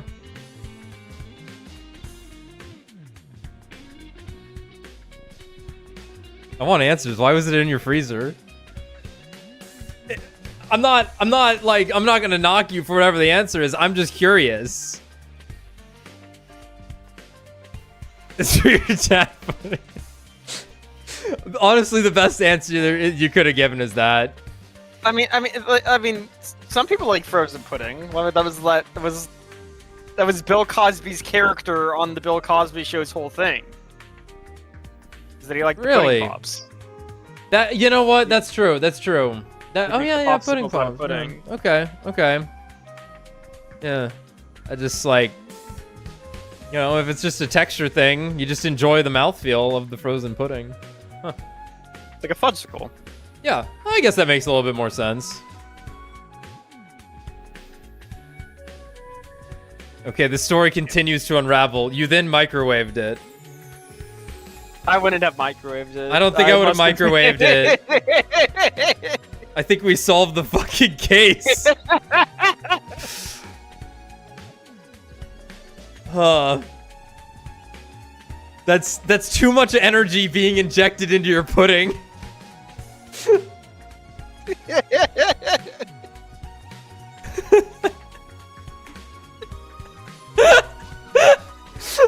He got deranked.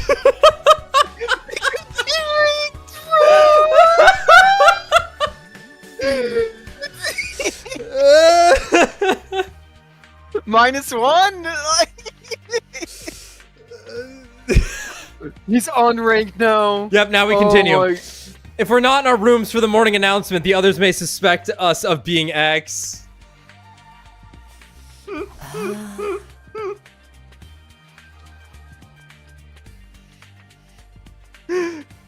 Yes, we should call it a day for now, and dude, it's like, is it going on like timers where it's like every 10 minutes it like recalculates who gets to be on the podium? Must be something like that. What the fuck? Just as Hiroko was about to finish her sentence. Uh-oh. Oh, I was gonna say this earlier. Uh-oh. Is there anyone who's like roughly the size of Kurara? That like with the voice changer in her mask, we wouldn't be able to tell it was a different 168, person. 192, 181, 164, 162, 160, 159. I mean, like, this is such bullshit. These two are not an inch apart, 4 centimeters. That is cap.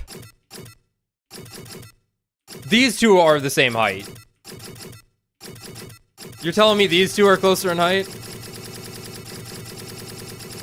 Oh my god, they're fusing. It's like a Pokemon evolution. Oh wait, that's Yugamu. That's Yugamu. Oh, that knows me.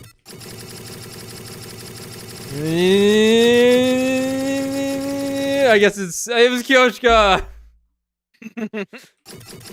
It's just the thought that ran through my head. Is that yeah, like Tsubasa. Yeah, I mean, all the girls are about the same height except for Hiroko, who is a giantess, and Moko, who is a behemoth.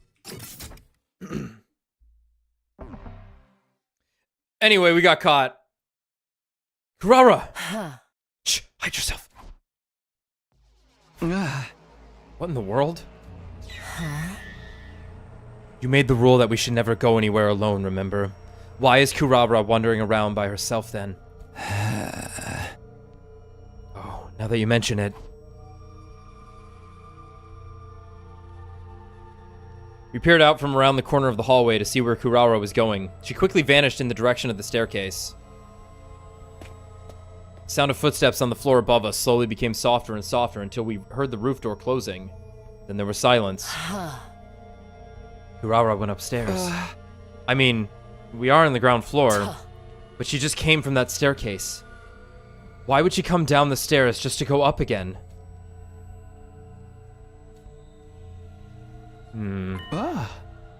Maybe she didn't come down the stairs. Are you saying... We started investigating the area around the staircase, groping around wall surfaces to see if we could find anything. And then... Holy shit, what? What is this? What the fuck, dude? A secret door. Looks like shit. Let's see what's inside. What? Yes. Huh. Behind the door was a staircase leading down into pitch darkness. Kudata didn't come downstairs. She came up from here. So, at the end of this staircase... Yes. There's something to be discovered for sure. Let's go see.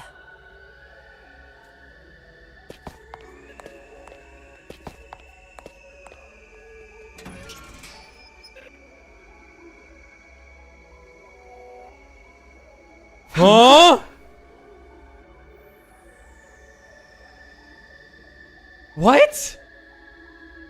What the hell is this? What in God's fucking name is this room?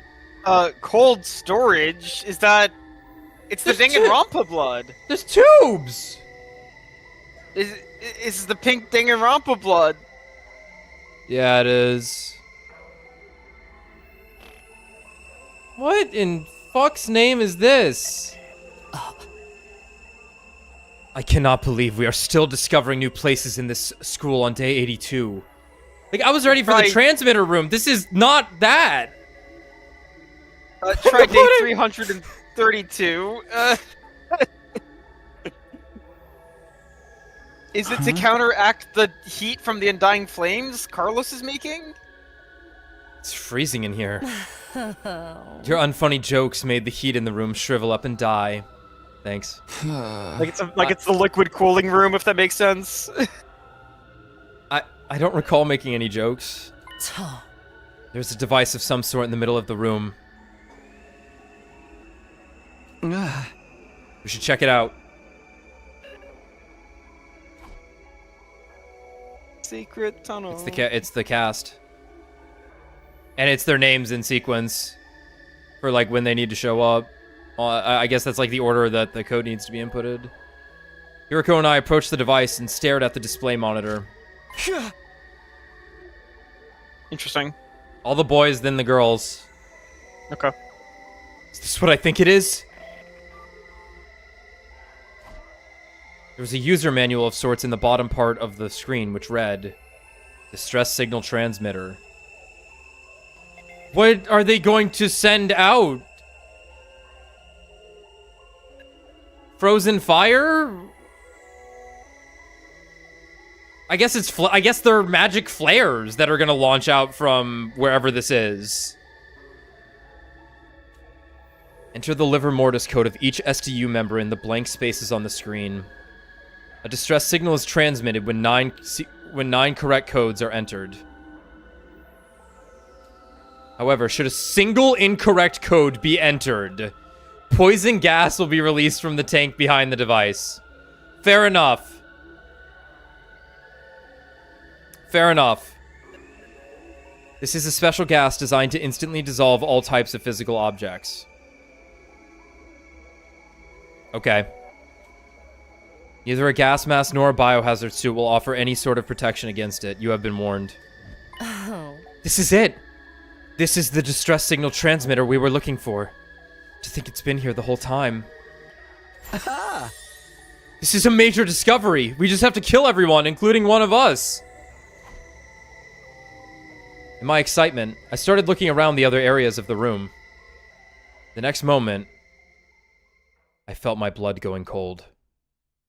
I saw something I hadn't noticed initially because my attention had been on the device. An object in a corner of the room. Is it the knife? No. That wasn't an object. It wasn't. That was...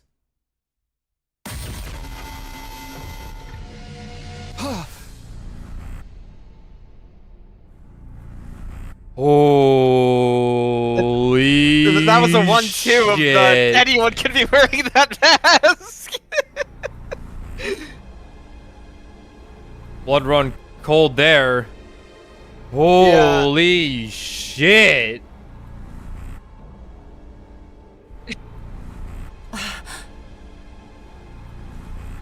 Urara Suzuki's dead body. Wait. What? Okay, Hiriko, about 15 minutes ago, I was saying a lot of bad things about you. You're in the clear. Yeah. We have to take her to the infirmary. We don't know how long she's been dead. Like, she could have just been killed right now, presumably, but... I'm thinking she's been dead for a while. I'm thinking that's the more interesting twist. Because we saw her with her mask off when Yoshika was teasing her. And that was the last time we saw her mask off.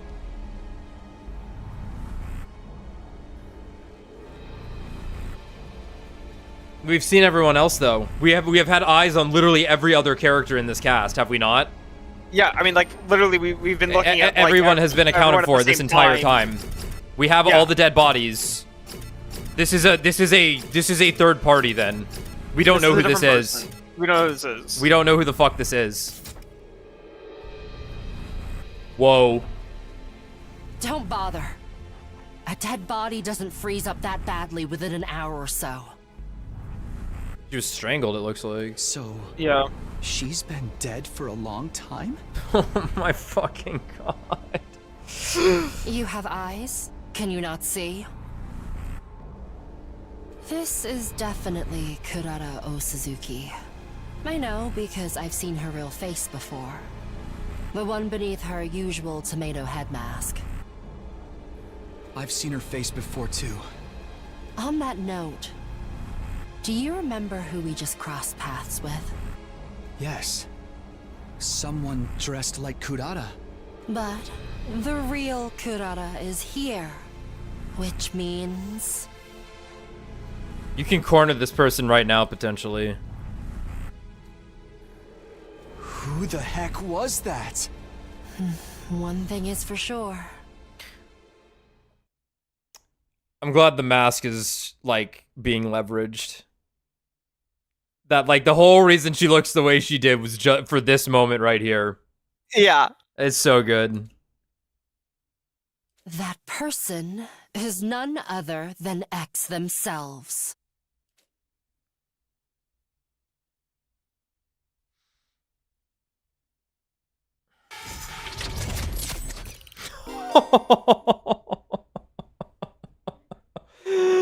Holy! I wish that stayed on fucking screen longer. That looked amazing. bonanza. Holy fucking shit. Bonanza. You have arrived at Story Lock 3. You will not be able to progress without meeting certain conditions. Try exploring other branches for now. Unlock conditions. Reach Story Lock number 2. Which is insane because guess what? We gotta do some other shit to get to even unlock Story Lock 1. Holy shit. That lock looks so fucking cool.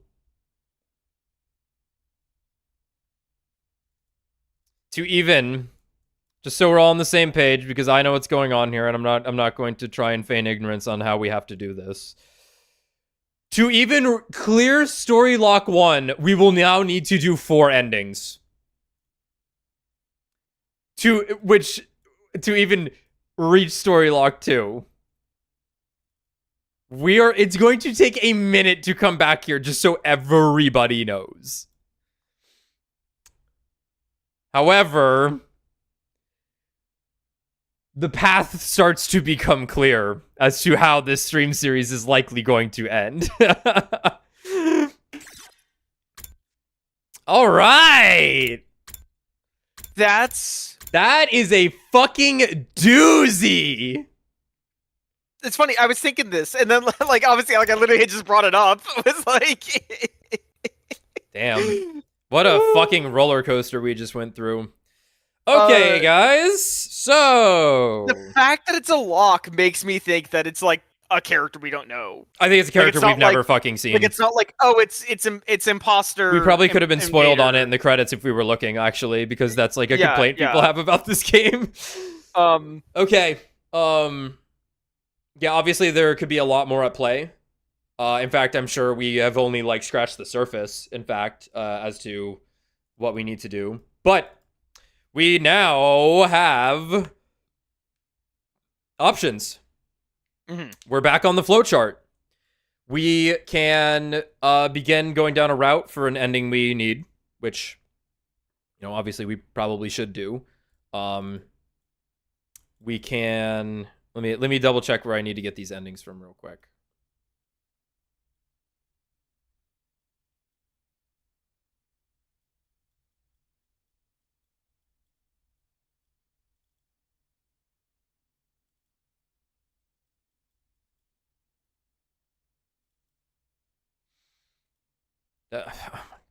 I have the image open in a window viewer instead of on like GIMP or something, and I clicked too far to the right of the image, so it moved to the next picture in the folder.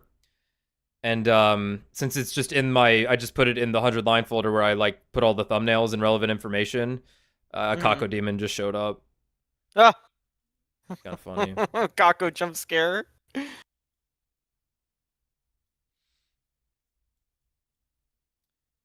We need...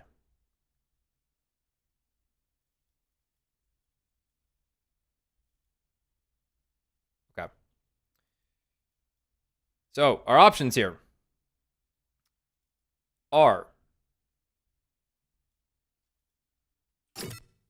Does this zoom out any further? This flowchart is a nightmare. Let me find the day that I need to go to. What is this? Right. That's join the invader hunt. We can still do this, because apparently this sounds fun. Cool stuff. But we actually need to go down here. Let's just start from the beginning so I know where the fuck I'm going here. So... That's leave or stay. Kill or don't kill. I need to look down here. So 1... We will have to go down this route at some point. Killing Eva. Will net us some of what we need. What is this? What is this branching off of? This would be off of the common route. So this would be the moment. Okay, common route into Eva showing up. Got it. Yeah, we would be killing Eva at that point in the common route, and we would need 2 endings from that. The other route we can take. Do we also need letting Eva live later in the common route, or is that just something else? Letting Eva live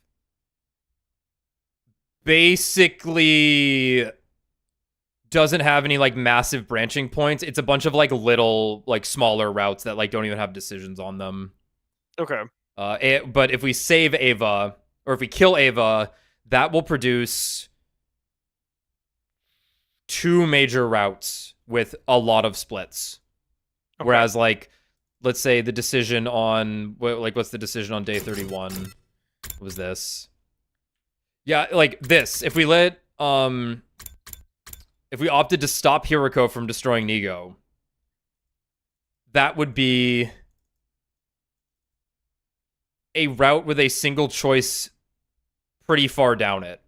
I don't know if that's like, I don't know what happens on that route, but just as an example, that would be like an isolated route with pretty much no deviation. Well, our first and second top chatters are recommending we do the kill Eva stuff. I'm down with that, but I do want to also recommend what our other options are, which should be probably the most amount of like clustered endings off of a branching route. Let me see here. It would actually be going to... It would be all the way back on day 4. Up here.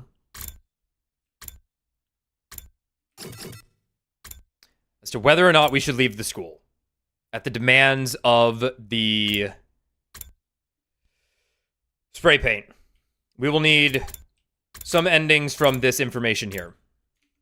And in fact, this is like one of the bigger, like, there's not like a ton of choices on it, but there are a lot of split points with like a bunch of endings off these routes. In fact, I think like this decision point might have the most routes stemming from it if we're not talking like, counting everything from the early ones. 0, yeah. Yeah. Where's this again? Where's this splitting? This would be off of killing Atto. Kill Atto. Then we look at the spray paint telling us to leave the school or we will all die. Okay. We opted to stay, but we will need this as well. Personally recommend getting story lock 1 before getting other endings. That is the other possibility I was about to say, because it won't take very long to get to story lock 1, which actually makes a lot of sense. Story lock 1 seems to not be terribly far. Yeah, it's not very far into that route at all. And and I think might make sense to go look at. So we can kind of get ourselves set up.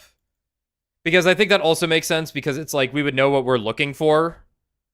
To be like, oh, we need to be on lookout for this, rather than being like collecting all the pieces of the puzzle, then seeing what the puzzle was actually asking for.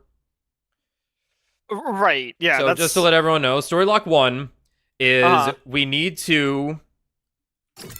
It is stemming off of the Route 0. And we would go down here. And we would not reveal our secret to the entire cast. I'm in favor of seeing what the puzzle is before. I agree. I think that makes sense. No, I agree. We should do this. Very important to me. I don't. Yeah. This is true. This is true. Yeah, even the fact here says, like, note that an order like this is not recommended to first-time players, as the way the requirements are spread out and the mysteries of the game are laid out in a manner that incentivizes the player to explore different routes as they unravel the secrets one by one. So it's like they give like the basic breakdown of like, if you want to just do this route with the story locks, this is what you do to do it. However, don't like force yourself to do it. This is just how it would look. Right. Because they recommend. Let me read it one more time. Yeah, I think that makes sense. We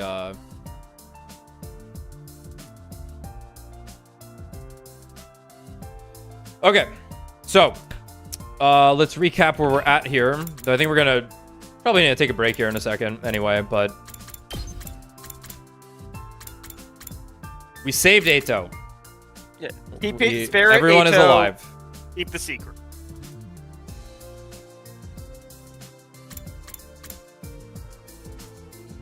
We were like, initially we said, well, we got to tell everyone what's what. That's what we're here for. But instead, we are going to keep it a secret, which will likely have repercussions later that will be very interesting.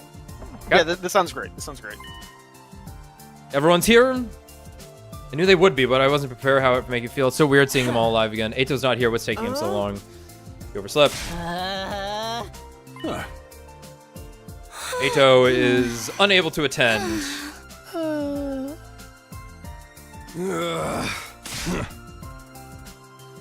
Tell us the truth about this war. Before I do that, I'd like to ask you all something. Last night, did you notice any kind of irregularity in your bodies? Right now, they're talking about how souped up they are. Let's go through that real quick. Siri turned around and gave me an expectant look. Everyone followed his gaze. They were all staring at me now. What's Takumi got to do with it? What's the meaning of this? You're saying Takumi did this? Hey! Talking about how we boosted him from the future. Last night, he exposed a traitor in our midst. Atto Outski. A traitor, what do you mean? He was plotting against us. What? No freaking way. Why would Atto want to do that? He's crazy. He was going to kill all of you. If we're gonna start a killing game, we'd have a perfect... But thanks to Sumino's quick thinking and bravery, his plan was exposed and I emerged from the experience unharmed. How heroic. Well, what did you do with Atto? Is he dead? No. He went all humanitarian and kept him alive. Courtyard. Cages. Wake up. It's just day 3. I'm glad you didn't kill him.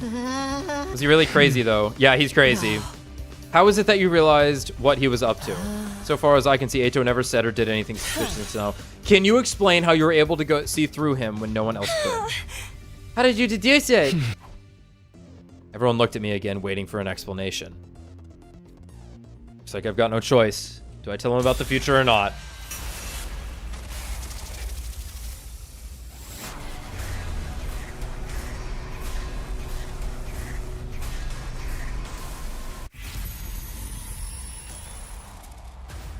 We are not going to reveal our secret.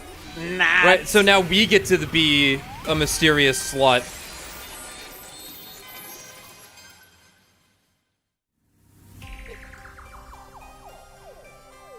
Oh, I want to get everyone on my side. Mysterious and intriguing, and everyone's like, man, I gotta get to know that guy. He's so cool. Yeah, you should just take drugs for that, actually.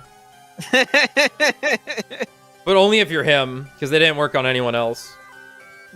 Right. I should really tell them the truth. If I want to get everyone on my side, I should really tell them the truth. But it's not like they'll all believe me. It's not like they'll all believe I'm a time traveler right away. They did. Even if they did, that could come with its own problems. If they learn about the future, history will change again. If you change too much, you won't be able to predict what will happen as easily as before. Bro. You could probably help the others avoid making the same mistakes as before without telling them everything. Of course, there's no way of knowing if that's the right choice either. Being able to predict what will happen next is a huge advantage. I didn't want to lose that, especially not if it could help me guide everyone toward a brighter future. With that in mind, I did the only thing I could. Why'd you clam up all of a sudden? Answer us! How'd you know Atto was a traitor? Well, I lied to them. Last night I went to Atto's room to talk to him about what we were going to do here. And I just happened to see his diary left open on his desk. He'd written out his whole plan in it. What? Huh? That's not what you told... I gave Siri a sharp look. I hoped that he would see the message in my eyes. I'll explain later. Anyway, that's how I found out what Atto was up to. Everyone exchanged dubious glances. They clearly weren't sure whether to believe me or not. Well, it's not important how you got this information. What we really need to do is figure out if he really is a traitor or not. I like how this is supposed to be like a worried look on her face. Like she's worried, but it's kind of like a hot, disdainful look instead. Maybe she's just got that aura and I got those eyes. Hey, you're right. Welcome back. Welcome back. Let's go hear what Atto has to say about it. I agree with my dear sister. The others nodded in agreement. They all started filing out of the war room. What? Don't you guys believe me? Welcome to the Last Defense Academy, where our motto is Kako Sumino did, or Kako Tsukumo did not kill herself. Yep. Yeah, let's go hear what he has to say. Sorry, I like blanked out on that, on all these lines. I heard you read them and I just went right out my ear. Yeah, they're just like, they just want to double check with Atto that he's crazy. Don't get it twisted who the main heroine of this game is, by the way. I have it in my head. That from the fucking start, from that concept art. Still thinking about that old man. I'm still thinking about that old man. Because obviously Vesness was there. The Tanuki never showed up. Not Goncharov. Gorbachev. Gorbachev. Siri ran off after then, leaving just me and Hiroko. For some reason, she was looking at me with an odd, confused expression. Why? She muttered that single, solitary word to herself, then left. Did she say why? Why's that? Well, whatever. I better go after the others myself. They said they were going to talk to Atto. That means they're heading for the courtyard. I found Siri waiting for me in the hallway. I thought about it and realized there was no need for me to get involved. It's no skin off my nose if the others want to get Outski's side of the story. What's he going to tell them? You're being tricked. Siri and Takumi are lying to you. Even if he did say something like that, he's got no evidence to back it up. I, on the other hand, have footage of his sudden change in demeanor and everything he said last night. Let him talk to him if they want. You and I have other things to discuss. Let me guess. You want to know why I didn't tell them the truth? That's right. I explained my thought process to Siri. If everyone found out about what was coming, the future would change again. To maintain the advantage my foreknowledge gave me, I decided to keep them in the dark for now. Didn't you come back because you wanted to change the future, though? Yeah, but to a future where all of us survive. If I can't do that, there's no point in any of this. I want to be the light that guides us toward the future. I'm already burning the sky after all. Heyo. Ah, I see.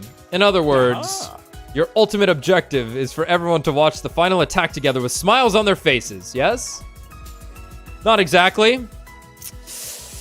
I really couldn't care less about the final attack. But he had the part about everyone being there, right? So I just kept quiet and nodded. I like it. Your interests and mine match up perfectly. So what do you say we work together? I'll keep it a secret from the others that you came from the future. If it'll help the special defense unit function more efficiently, I'm more than happy to practice a little deception. Yeah, you are. Thanks. I appreciate it. One more thing. How much do you know about our mission here exactly? And so I told Siri how things went during my original 100 days at the academy. Starting with what happened when I went to second to last defense academy and met Nigo and the other team members. Then, the revelations that followed. World Death, Crypto Globin, the Exodus Project, and the artificial satellite. And of course, the fact that the boy made of undying flames we'd spoken with last night was what, or rather who, was in the defense room. I told him more or less everything I knew. Not what I chose. For the record. This was not the decision I opted to make. Wait, what? I'm just joking, because it's like, we're gonna keep it a secret from everyone. But Siri, I'll tell him literally everything. It's fine, though. Right, well, he already knew, I guess, was the issue, but yeah. Well, he knew about us being from the future. Yeah, I guess it's like, I'm not gonna keep... Yeah. If he... I need someone to believe I'm from the future. I have to tell him shit that only he would know. Yeah. The only thing I left out was what I learned about Nozomi. The secrets she'd shared that first time were between her and me. I see. And is that all? Is that all? You mean there's more? What? No, of course not. You've already learned a crazy amount of stuff. That's enough, isn't it? Actually, there was still something that was bothering me. Right. That's what you think the truth is. You got it all wrong, though. Anyway, I'd better get going. I'll pretend like we never had this conversation. All sneaky-like. Sneaky, incognito, reliable, ethical, inside man. That's me. Siri hurried away, looking more suspicious than sneaky. Do I really not know the whole truth yet? Was Atto right? Yes. Well, even if he was, it's no use asking him now. This version of him has only been here for 3 days. He doesn't know all the things he told me in the defense room back then. Still, though, maybe I'll go talk to him anyway. Everyone else is probably there already.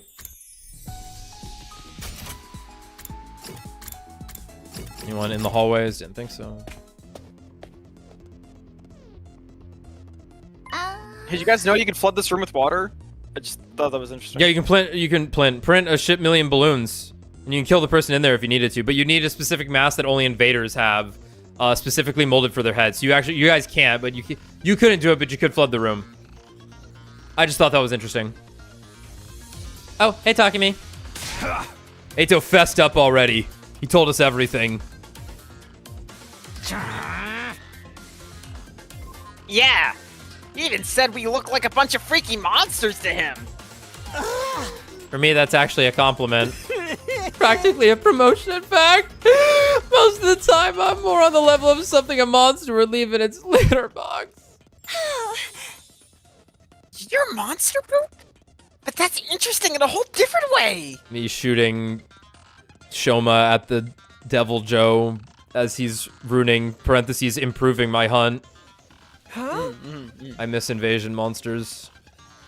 His hatred of mankind seems to be the real deal, at any rate. He even said he even said we should all be destroyed. Oh, speaking of monster hunt real quick, apparently that Akuma, I want to say Akuma. It's Akuma, but I'm gonna call him Akuma because that's how I learned it. That like implementation of him is apparently pretty fucking cool. People are like, the 15th weapon. It's the 15th weapon. No, like seriously, people are like, it's the 15th fucking weapon. So that would be cool if they actually implement it in the future. And they may have actually fixed, they finally put in monsters with HP that are hard to fight. It only took them, you know, people bitching to have hunts that are hard in like 20 minutes. Crazy. Crazy. And then the hammer can dodge while doing its upswing now? I don't know what the fuck. They're doing some crazy shit to the hammer. But I was like, how the fuck am I supposed to hold triangle and hit X at the same time? That's bad design. Anyway, I digress. Use your nose, dude. No, you would use the bumpers on the back of the control of the Switch 2 Pro controller. Oh, right, Get ready for that one for the next couple of years. I have not stopped bringing it up, but now I'm going to have that controller next to me at like all times, and I'm going to be thinking about it. Anyway, it all lines up with what you and Siri told us. I ain't claw gripping. I'm not doing it. I can't let them win. They win if I claw grip. What are we gonna do with him now? Chuck him in a barrel of used needles and see what he catches? Ew. Speaking of Saw 2. Yeah. What do you think we should do, Hiroko? I'd wait till the second title update if you all want to play Wilds. They seem like they're actually going to be doing some pretty big changes to weapons in title update 2. Yeah, I'd wait for Iceborne. I'd wait for the expansion. You know what? I would wait 3 fucking years until Giga Fatalis 2, until the fucking thing, is released. And then I can just play it for 100 then you just hours play it for fun. 500 hours and enjoy it, and not have to be like, can't wait for tomorrow. Anyway. Oh yes! You've been awfully quiet today, Miss Shizuhara. Something on your mind? No, not really. Hiroko's eyes darted toward me, almost like she was watching to see how I'd handle all this. Are you a shifter also? You got that Why shift is that gene? Are you you? Sigma's kid? She's like, but last time you told Carlos's us everything. kid. Hiroko? Is Hiroko the secret Fi? The hidden Fi? You just have to play the game for 200 hours And before then it kicks in? Fi. That would be awesome. I would love that. I love Fi. I think my love for Fi is so understated in VLR and Zero Time Dilemma. Because there was no time. Well, yeah, there was zero time. Yeah, and I was always having dilemmas. I'll go along with whatever you say, Mistress Hiroko. Would you like his appendix? I'll bring it to you on a silver platter. Huh? Why just the appendix? Oh. Did she take the drug that makes you hot? What the... I'll leave the decision to Takumi. Huh? Oh. You're the one who stopped Atto last night. You could have killed him then, but you didn't. Oh. I can only assume you had a good reason for sparing him. Honestly, I don't think I did. It just didn't feel right to kill another human being in cold blood. I don't know, though. Was that really all there was to it? I know an insignificant pile of monster poop like me has no right to weigh in on this. But I think we should let Atto live, too. He seems really smart. That's a fucking understatement. So if we play our cards right, he might be useful to us. We gotta respect life, too. Even soup stock carries the soul of the veggies used to make it. Huh? Fucking damn, dude. I have no idea what you're talking about. You wouldn't. What soup? We agreed on letting Atto live, then. Oh, we're agreed on letting... Okay. He shouldn't be a threat so long as he stays in his cage, which he will definitely get out. It's some kind of weird tech to negate his powers. It has some kind of weird tech. Aww. So I don't get to rip out his appendix? If this were a killing game, he'd be a perfect candidate for the first murder victim. Wow. He's like, I do love these guys somehow. The matter was decided. Atto would be kept in his cage in the courtyard from now on. As the others left, no one spared a word for the prisoner himself. All they gave him was brief glares of contempt. Takumi, you did come here from the future, didn't you? Huh. You seem intent on hiding it now, but that's what's going on here, isn't it? No. You're keeping it a secret from the others. It's okay. You don't have to explain why. God, I love him. No, he wouldn't be the culprit of chapter 5. He would be the victim. Atto would. Yeah. Though I think for Danganronpa 4 you do twist it so that they are the culprit. Whoever is the Nagito or Kokichi of the game.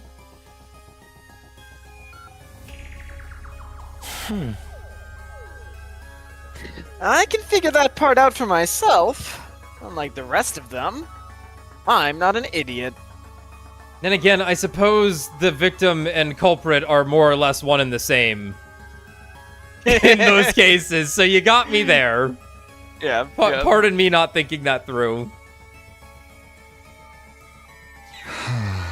Did they tell you my story about reading your plan in your diary? Oh yes, I could tell right away that you had made up some excuse.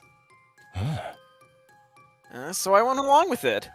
I told them I really did keep a diary and that I'd written down my plan to kill Siri in it. This guy's too good. This guy's too good. Yeah, he's too good, guys. He plays the game too good. He was made for 100 line. Like, it's crazy. You know, he's great. I love him. He's like, that does make me sound like an idiot, so thanks for that, I guess.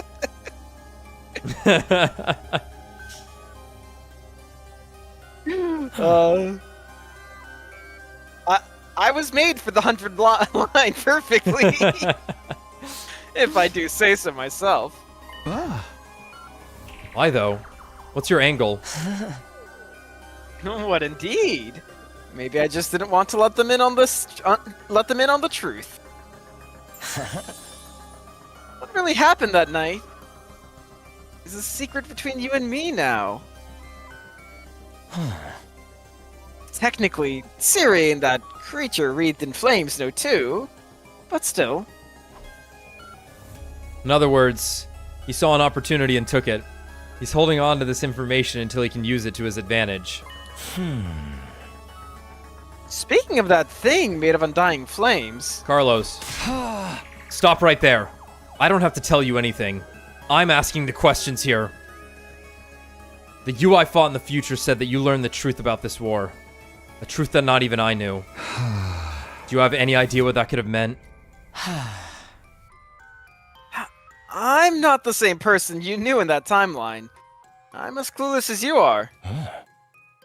Not that I wouldn't like to know what humanity is forging such an abhorrent Why war. humanity is forging such an abhorrent war. Not that I wouldn't like to know why humanity is forging such an abhorrent war. Of course. You could tell me that yourself, couldn't you? I left without saying any more. I looked back just once.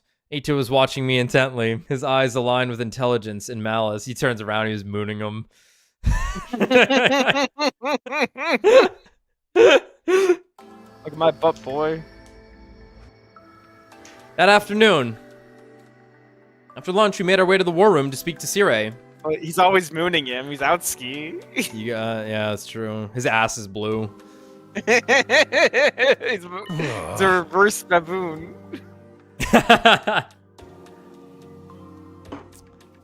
Like Takumi's ass, baboon ass has one side. No, I'm sorry, my brain completely crossed some wires there. Like Takumi does have red and blue motif going on, and it's a tactics game, so I thought of Alir for a second. Never mind. Takumi's ass would just be red if it was related to his hair, but that's not what we're talking about. We were talking about names. It's okay. There's some misfires every now and then. I'll be transparent about it. Loads bullet into gun. Puts it to the side. Never did get a chance to get you to spill the beans about the truth this morning. You are going to tell us, aren't you? Yeah, marker? Alright. I'm making the highlight video. I get to choose how to embarrass myself. When we asked yesterday, you said it wasn't something you could decide on your own. Yeah. Which means there's someone above you calling the shots, right? Yeah, but don't sweat it. I got permission. I'll tell you everything. All right, then. No time like the present, I say. Takumi would not say that. Go ahead and tell us. What's going on here? Siri nodded and began his explanation. None of it was new information to me, though. It was the same stuff I'd learned during my first 100 days. World Death, Cryptoglobin, the Exodus Project, the artificial satellite. The boy made of undying flames and his physical body in the defense room. The existence of Second to Last Defense Academy and the 5 other fighters there. It all felt so familiar. There was nothing there to surprise or unnerve me. Everybody else was just as shocked as I'd expected, though. When it was all done, they stood there dumbfounded, trying in vain to take it all in. By the time Siri had finished his explanation, the whole day had passed us by. So, what exactly does all that mean for us? Weren't you listening? We're about to hold a killing game. Duh. Nobody said anything about that. In other words, we need to defend the school for the next 97 days? When we do that, The baby. the missile that the baby has been The baby. shutting up when we launch. The baby. The baby. The baby. One final act to wipe out all remaining life. Including the invaders. And that'll stop world death once and for all? It's basically like winning a killing game on a worldwide MMO scale. But ain't we gonna get caught up in it ourselves? Right before the attack, we'll board an escape pod. They love it. And take off into outer space! Then we'll join the rest of humanity. Back on the artificial satellite. I knew you guys would get it. How could you not when I explained it so well?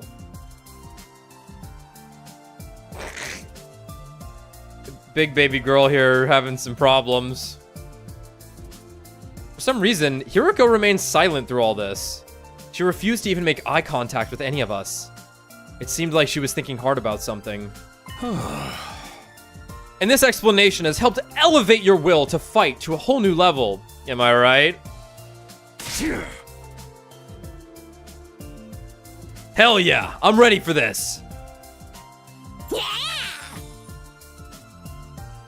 Let's kill us a whole bunch of invaders. Yeah, you've convinced me. If it means making it back to the satellite alive, then I'm in.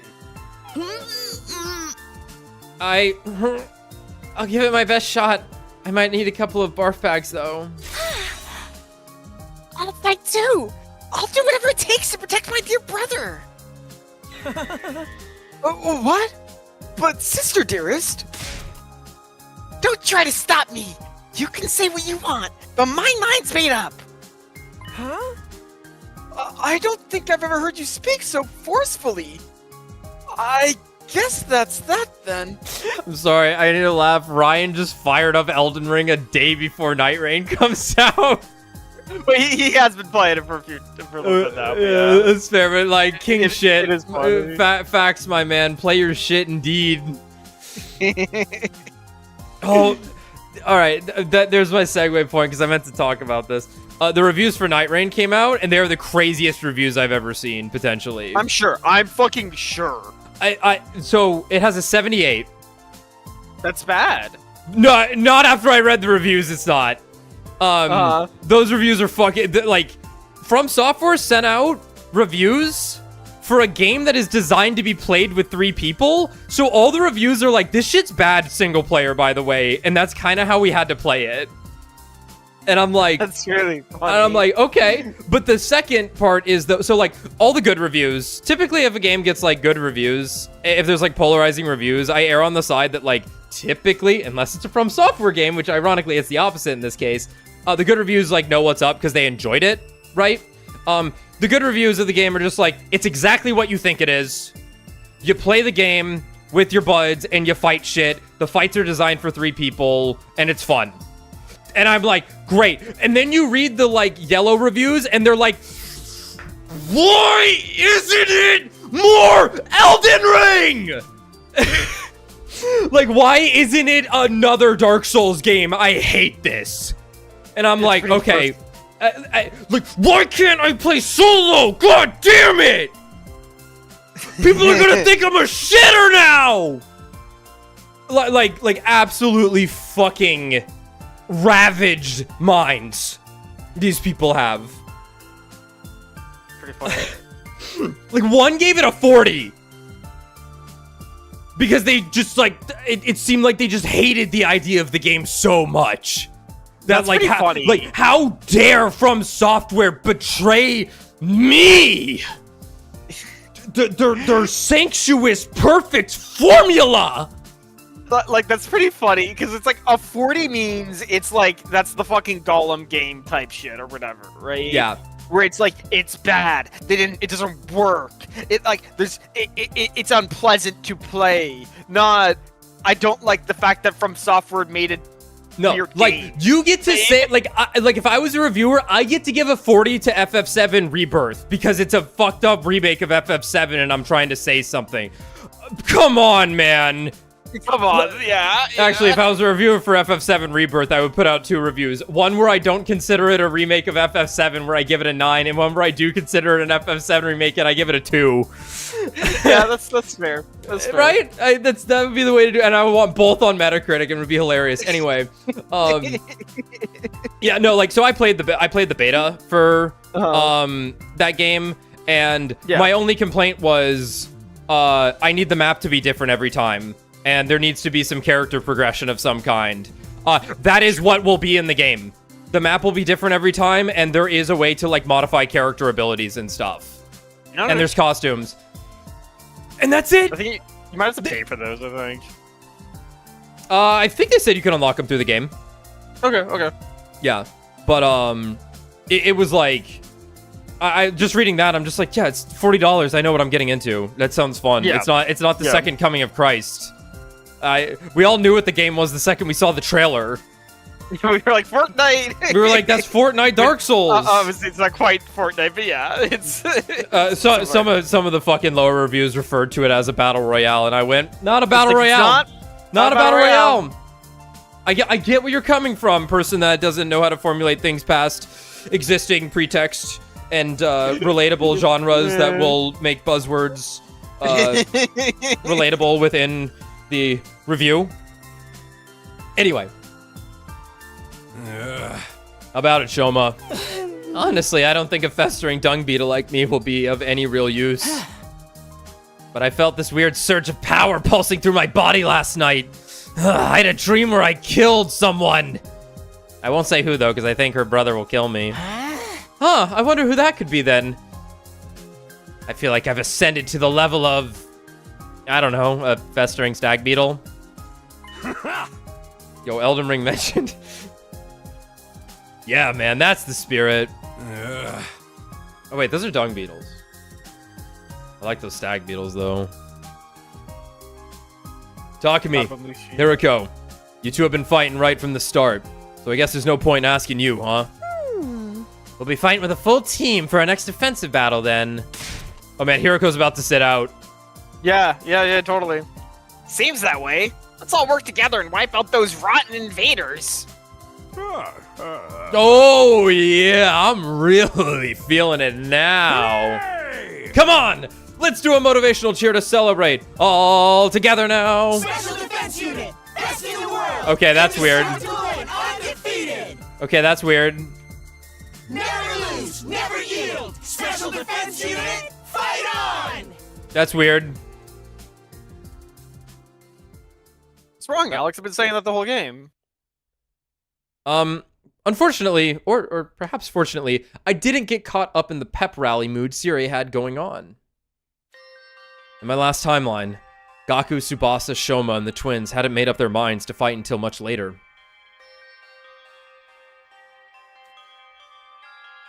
Had hearing the truth really motivated them that much? Okay, so I guess the leaderboard here in Twitch chat, whatever, you know what I meant. That I wasn't overriding that one. You know how it is. Surprise! Twist, you've been watching us on Twitch the whole time. I guess it updates like every hour? Almost every hour? Because last time it switched around 11. But it's not midnight yet. Weird.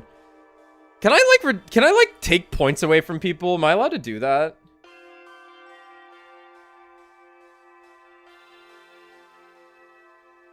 That's weird. I feel like I should have agency over like giving you all points and stuff. Right. Like moderators should be able to give you points. Yeah, I know like it would be like that one 4chan April Fools. Yeah, I know. With the peanut butter. I know Astrocross runs some extension in his Twitch chat where like, it's a fun concept. Where it's like points and you can like gamble the points.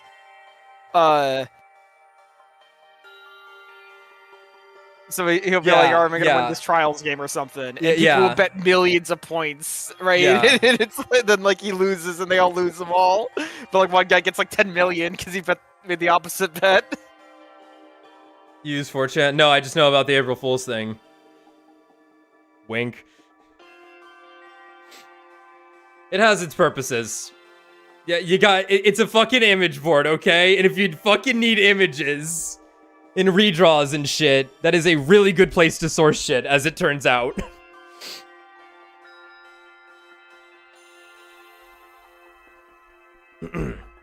Had hearing the truth really motivated them that much? Or did their sudden boost in power have more to do with it, like in Shoma's case? Was the juiced up crypto globin flowing through them, giving them more confidence than before? Either way, I was grateful I wouldn't have to convince them to fight all over again. At the same time, though, this could mean history would change again, deviating from the future I knew even more. When I thought of it that way, I couldn't help feeling uneasy. I felt an intense gaze on me. I looked around and locked eyes with Hiroko. She was looking back at me, also with a weirdly uneasy look on her face. Something very strange has happened already. Who could have predicted? The meeting in the war room came to a close. After a somber late dinner, the others decided to turn in for the night. I did the same and returned to my room.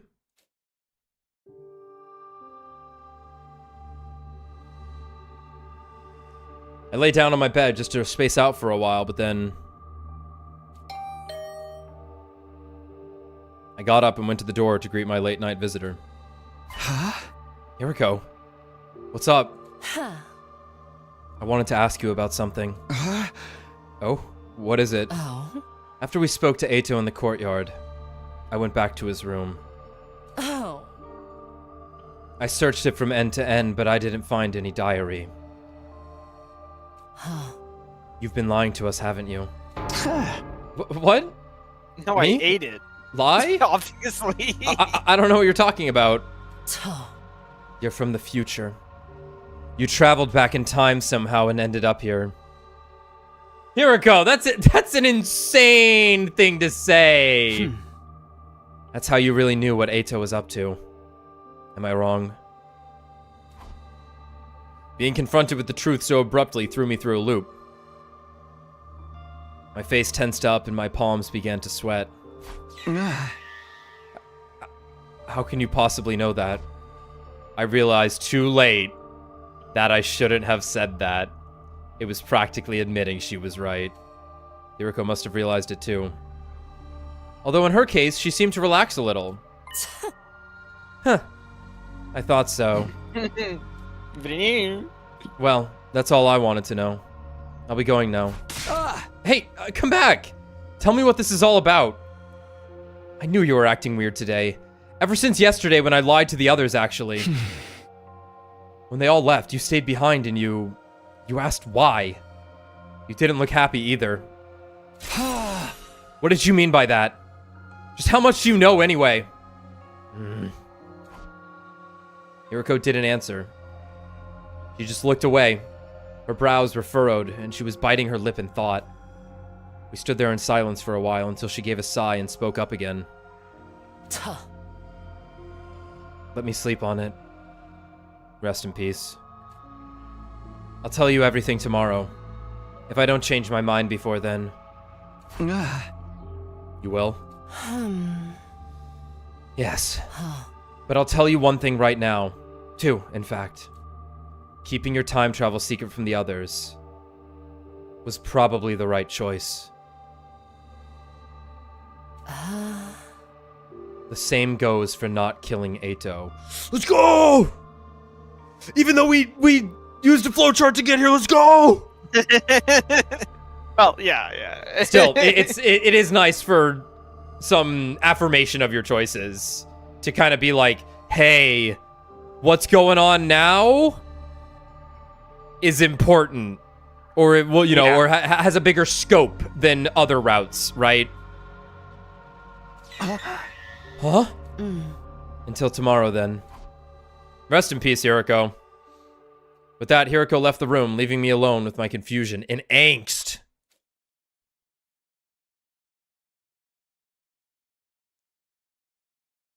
Day 50? Close? Close, depending on how relative the range of numbers is. Get ready, prepare, be ready to get. That's break music, baby! Oh, damn, 3 hours before break? Shit. We've been in the fucking zone. Alright, be right back. I have to disembark carefully of a cat in my lap.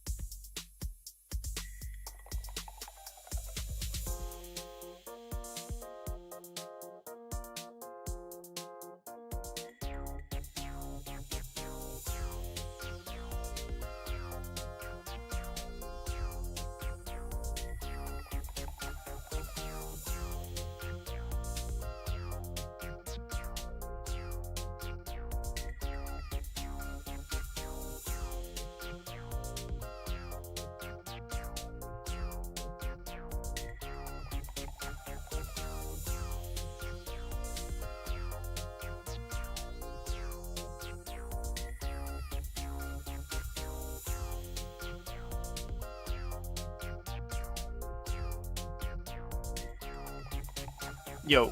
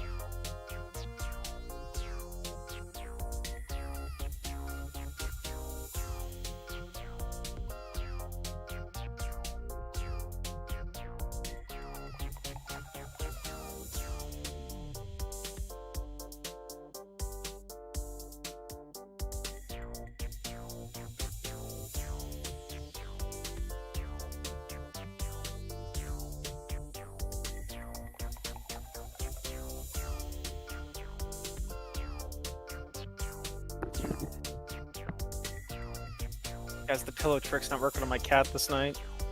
It's fighting me.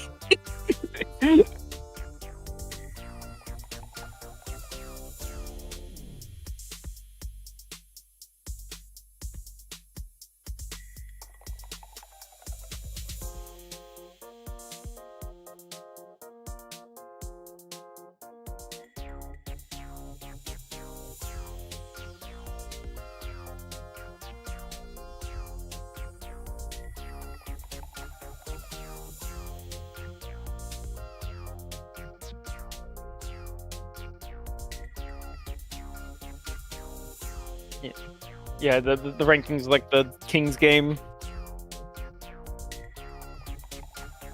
Obstacle stick thing. You gotta obey the rules of the king. Yeah, why? Can't eat my headset. Please don't season my water.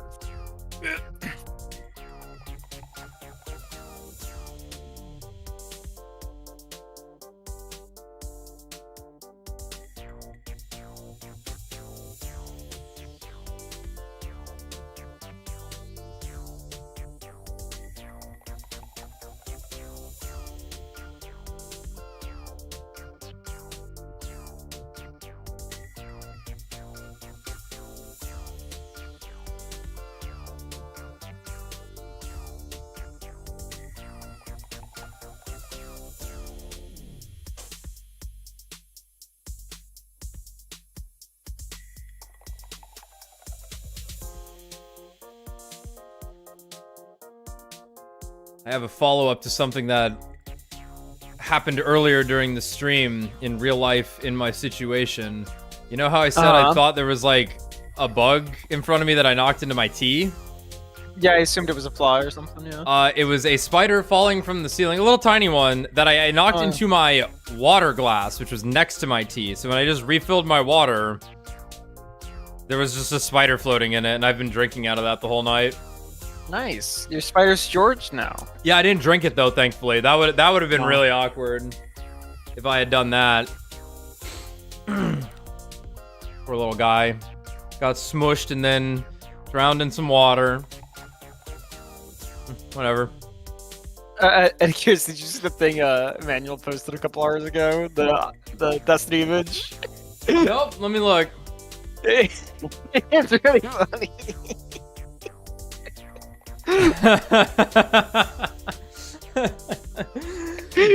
I got ad clear. I got ad clear. You better in that fucking fight on contest mode. Holy fucking shit. Damn. I got ad clear.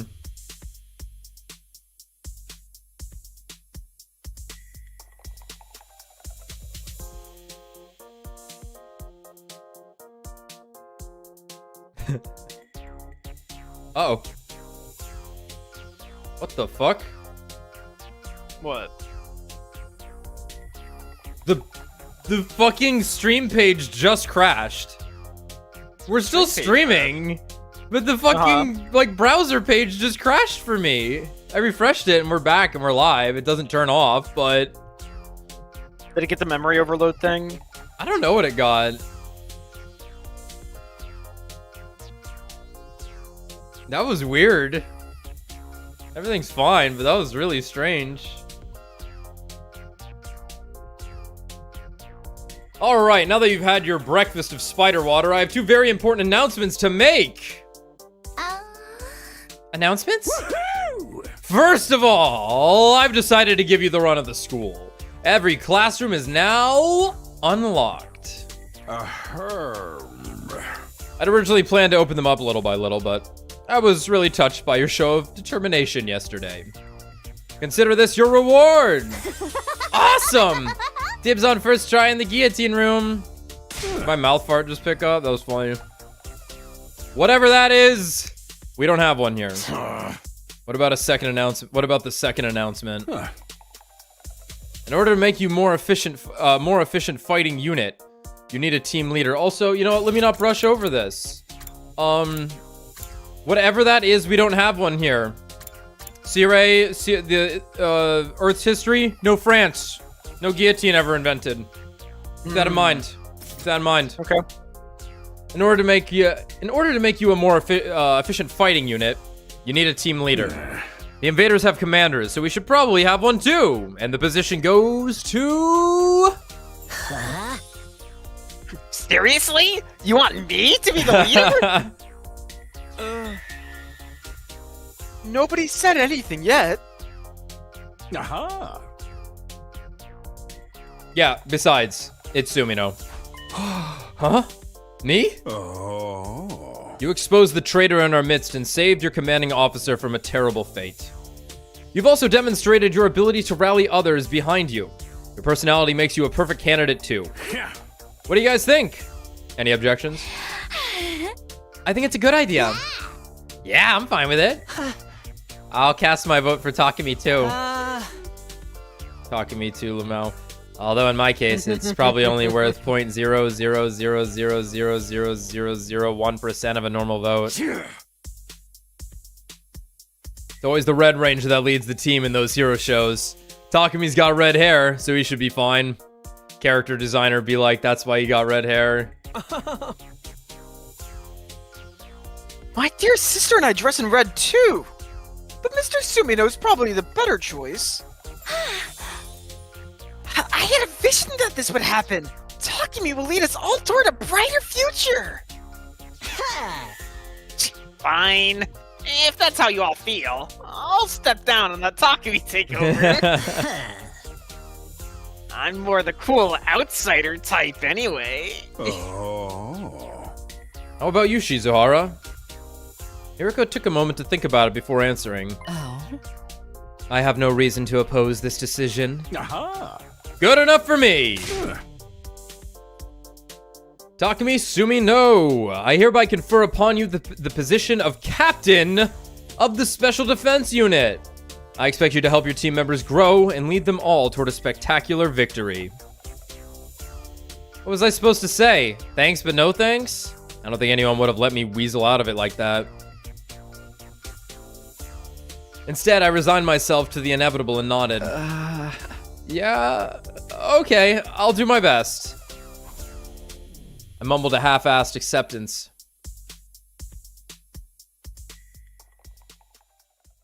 Everyone said things like, nice to meet you, Captain, or don't let us down, Captain. I think they were just teasing me, though. After a few slaps on the back, they filed out of the cafeteria. They got, like, rallied up real fast. Last to leave was Hiriko. I hurried over to her before she could get out of the door. Hiriko, wait! What is it? What do you think it is? What do you think it is? We're supposed to talk. You told me you'd tell me what you've been hiding today. I don't remember making any such promise. What? I said I'd tell you everything if I didn't change my mind. I thought about it all last night, and unfortunately for you, I did change my mind. You've got to be kidding me! I have never kid anyone in my entire life! Whoa. I mean, you did make a joke at us the last stream, but okay. Hiroko pushed her glasses up the bridge of her nose for emphasis. She looked tired out somehow. I thought you were on my side. Oh. Your side?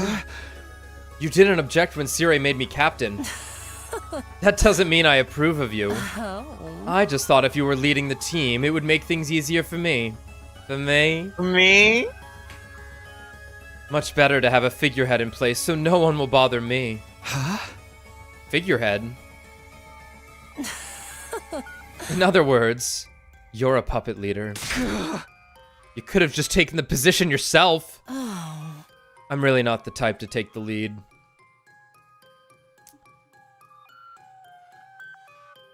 What?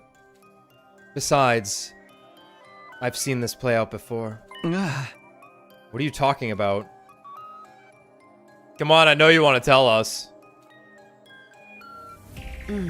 Forget about what I said last night. Just move forward and do whatever you believe is best. With that, Hiroko turned and left. The clacking of her heels echoed through the cafeteria, down the halls, and eventually faded away completely.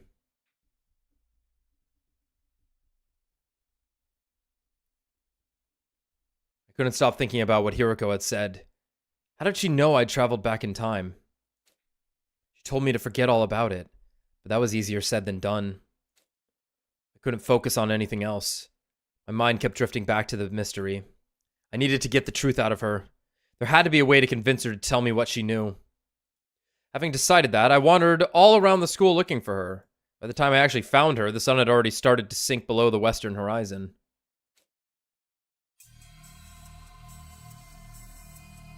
A CG! Yeah. Also zooming in again. I love this effect's really funny. Yeah, it is. I found Hiroko in the war room. Siri was there too. They hadn't noticed me, but seemed to be talking about something serious. I hid behind a nearby pillar, hoping I could still listen in on them. In the end, I couldn't hear a thing. Really? Really? Noise is insane. Sound travels so fucking far. If those two were talking in secret, it must have been about something important. I thought the eavesdroppers had it easy because people talk loud. Fuck. What were they keeping from me? I was getting more and more curious. I cupped my hands around my ears, but all I could hear was my pulse and the electronic buzzing of the nearby machinery. Damn it. Cursing wouldn't help. I knew that. All I could do was watch them as they carried on their mysterious conversation. I must have stood there like that for a pretty long time. Eventually, Siri handed Hiroko something. It was small and fit into the palm of her hand. It's like a flip phone. Floppy disk? Couldn't make out what it was from where I was standing. Did she get some kind of allowance from him? No. Couldn't be. Whatever it was, Hiroko slipped it into her clothes and left the war room. Siri followed suit a little while after.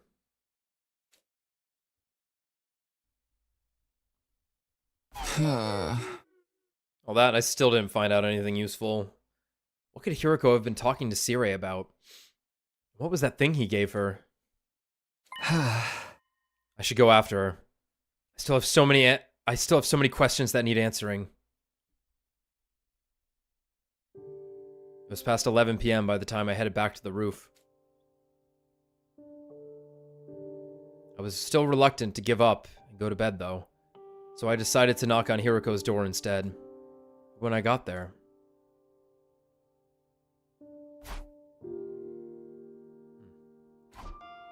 there was no one there.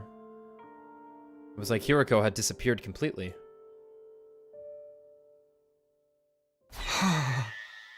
This is ridiculous. Just where did she go? As I stood there wondering to myself, I heard a noise. It sounded like propellers? The helicopter? I looked over the railing and down into the schoolyard. There, hovering near the wall of fire, was a drone with a fire extinguisher mounted to it. And standing next to it, Hiroko. Hiroko activated the extinguisher and created a hole in the wall. She stepped through it and out into the night. Where's she running off to now? I scrambled down the stairs, hoping it wasn't too late to catch her. I arrived in the entrance hall, and sure enough, one of the fire extinguishers was missing. I grabbed the remaining one and headed outside. Once I was past the wall, I walked around for a while, but didn't see any trace of Hiroko. Huh? Guess I shouldn't be surprised. She could be anywhere out here. But now that I'd come this far, I couldn't just give up. Between what she told me last night and her conversation with Siri today, Hiroko had a lot of explaining to do. I wanted to know why she was wandering around off school grounds at night too. Just what is she up to? Still glancing around, I made my way down a narrow alley between two crumbling old buildings. That's when I saw it. As I was turning a corner, I caught sight of someone. They were a pretty long distance away. It was dark too, so I couldn't make out any details. But even from behind, it was obvious enough who it was. Hiroko. She was standing outside the entrance to a building on the edge of the town ruins. Didn't look like a house. It was probably some kind of office or facility. She looked around her one last time before slipping inside and disappearing from view. I hurried after her.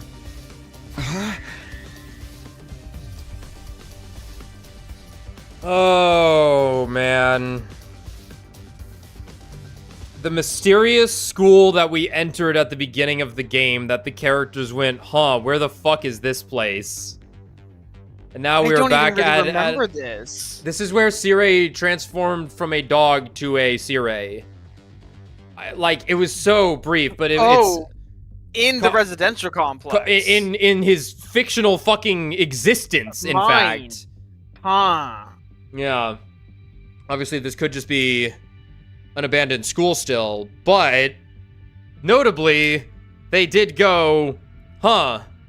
That's a weird place. Why are we in a weird school? How long has this been here? Yeah. What is this place?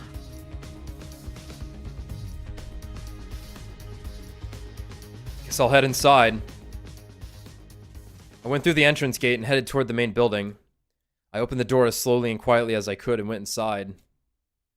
Right away, I noticed that one of the doors in the hall was slightly ajar, and light was spilling out from the room beyond. I crept closer and peered through. Alright.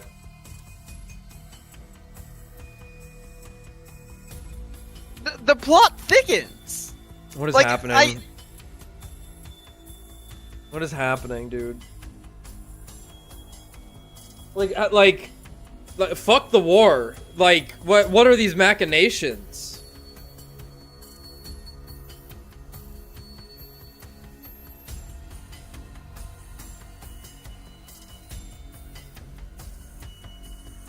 This has just been here. It's just been here. It's just been here. This is probably on the fucking, like, this is probably one of the buildings we can actually look at on the fucking Mario Party map. Assuredly. What the? My hand shot up to cover my mouth. It almost said that out loud. Hiroko was in there all right, but she hadn't noticed I was here yet. I noticed some kind of large machine casing a few feet away from the door. I darted in and snuck behind it. Sneaku me. With a sigh of relief, I took another look around the room. It was packed with weird-looking machinery, most of it rusting or broken. Obviously, this is a future-in building, though, presumably. But still... Maybe this was a research lab once? Doesn't look like it's been used in a long time. I poked my head out from the hiding place to see what Hiroko was doing. She seemed to be operating one of the machines, pausing every now and then to adjust her glasses. That should do it. Now, she's gonna get inside the thingy. She walked over to a giant locker and pulled the door open. What the? Weird ass diving suits? Space suits. Yeah, inside were, well, there were some kind of all body suits, like what deep sea divers or astronauts would wear. There were several hanging in that locker. More than 10 at least. There were helmets too. Old-timey, heavy-looking ones. Hiroko grabbed a suit and helmet and took them out of the locker. Huh? Wait, she's not gonna change right here, is she? The thought of being here while she undressed got me really nervous. Luckily, or unluckily, she didn't actually strip down.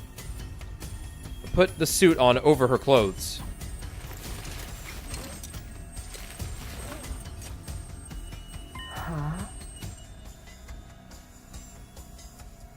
It's crazy looking. The event horizon is within the visor. Alright. There. Ready to go. I'm running out of time. If I don't make the leap soon. Yeah. Okay. It's kind of. Yeah. All right. Whatever. Did she say leap? What was that all about? At the back of the room was a control console of some kind. Hiroko walked up to it, brought her fist down on a big red button. That done, she stepped into the circular platform next to the machine. She got to the center of it and stood there. Then particles of light started to fill the space around her. Huh? Wait a minute! What the heck?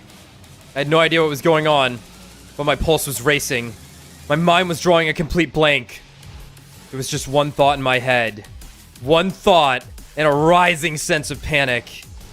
Hiroko was going to disappear. I'd never see her again. I couldn't let that happen. Hiroko! Brother. Huh?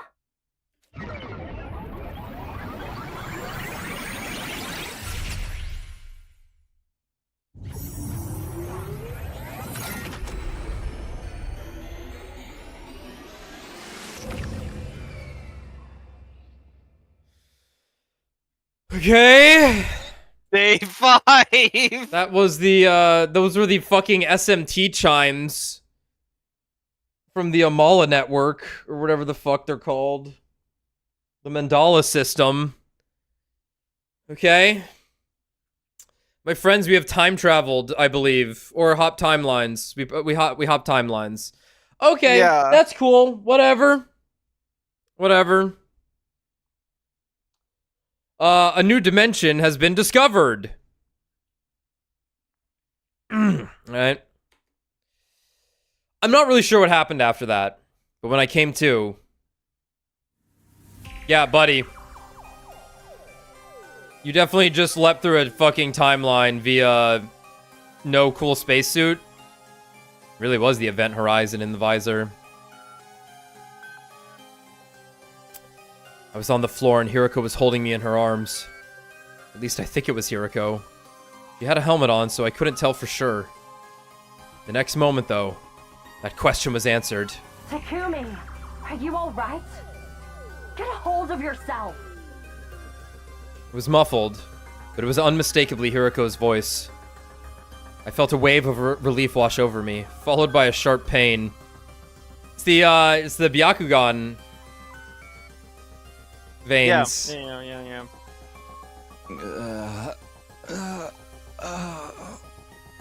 What were you thinking? Jumping in without a leap suit? A leap suit? Is that what the thing you're wearing is called? Yes. My man's an You idiot. perform a parallel leap without one of these. It puts an incredible amount of strain on your body. Yeah, I can feel that. What's a parallel leap? She didn't answer. And because of the helmet, I couldn't see what kind of expression she had on her face. What are you doing here?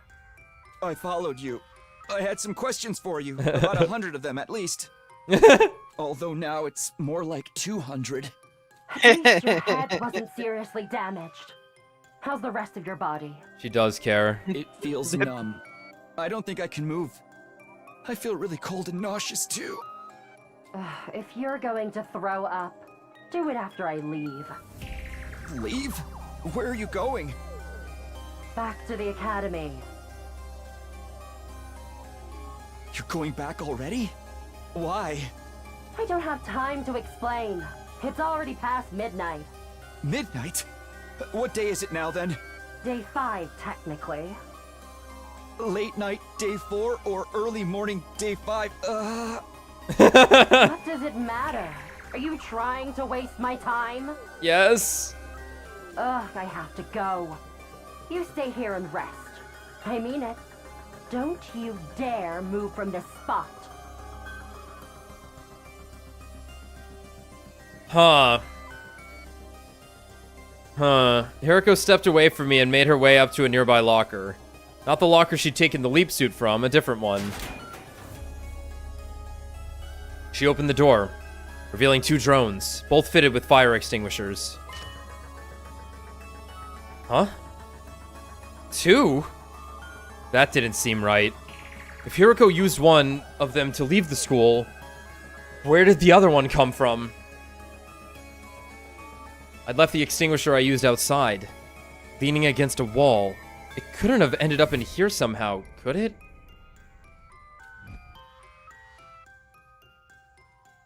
While I was still trying to make sense of everything, Hiroko grabbed one of the machines and rushed out the door, still wearing her leap suit. After lying there for a while, the feeling started coming back to my legs. Pretty soon I was able to move again and got to my feet. I'm still in the same place I was before, right? It looks the same anyway. What happened when I dove into that circle of light after Hiroko? How long did I black out for? Didn't feel like very long. A minute at most. What could have happened during that minute? No use thinking about it now. I should go after Hiroko! I went to the locker and took out the other extinguisher drone. The pain hadn't completely faded yet, but I pushed through it and made my way outside. I feel I would have stayed here and waited for Hiroko, potentially. I knew where Hiroko was going. She told me herself. Back to the academy. I still didn't get why, though. Hiroko had left the school in the dead of night, went to a weird research lab, and went right back to the school again. What was she doing? What was it all for? I kept pondering these questions as I made my way through the ruins. Eventually, I came inside of a familiar territory. Last Defense Academy. Standing there just like I'd left it. Show me different cast of characters. Now, where's Hiroko?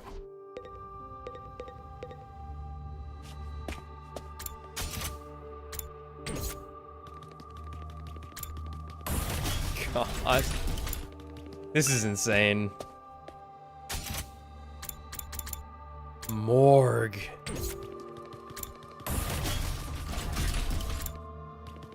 A morgue's active here. Huh?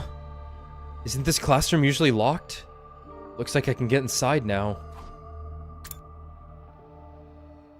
One dead body. What is that?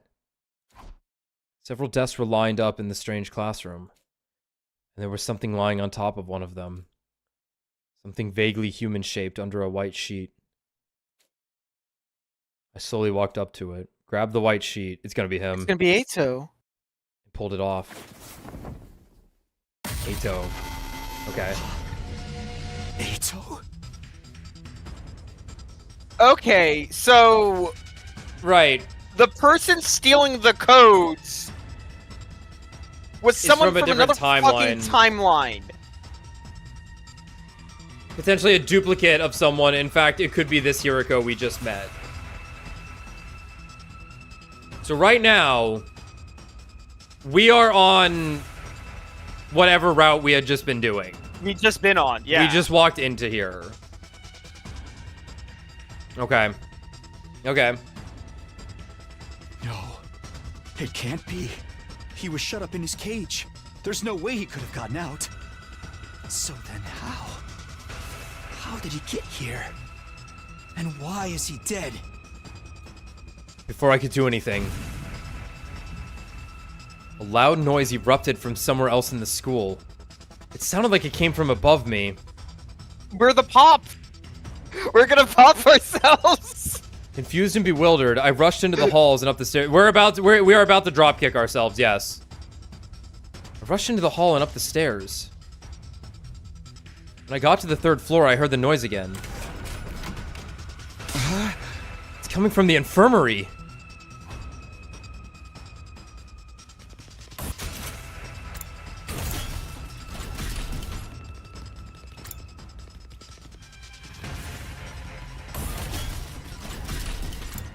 Sorry, I ran past it. I ran like way past it. Or am I in a weird spot? Am I on the other side? That's... Okay, we gotta go over here. Okay. Other side, other side.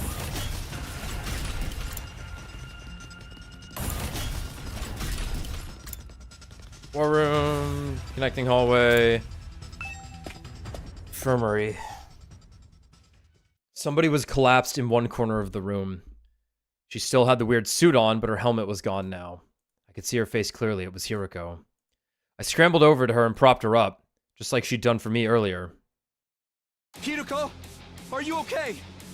Come on, hang in there. I shook her shoulders and her eyelids fluttered open. When she saw me, her eyes went wide with shock. And then for some reason, she kicked me in the stomach. Oh! I went flying like a ragdoll. The legs on these women! I smacked into a corpse recovery drone and it fell to the ground with a clatter.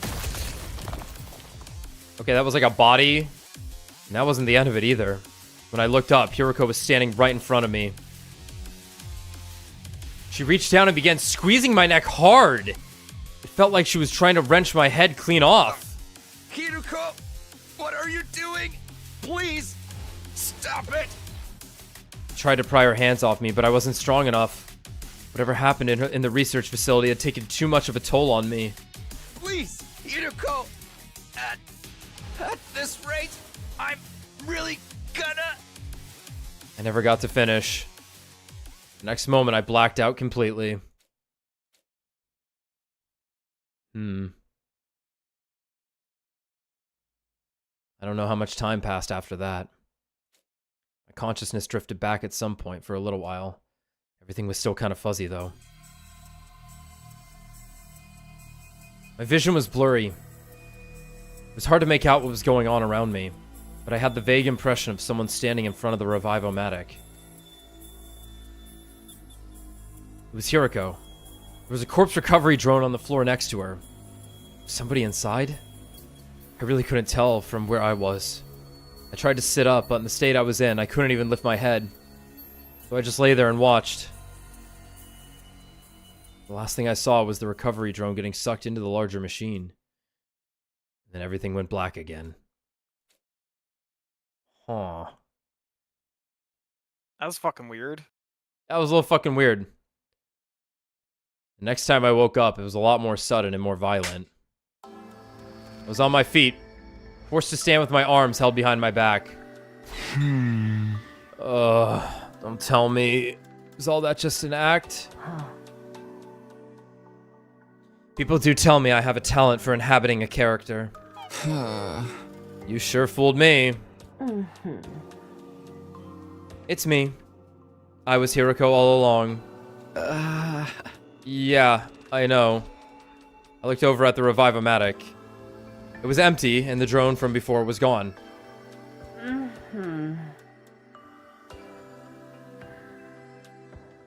I only wish this was just a play.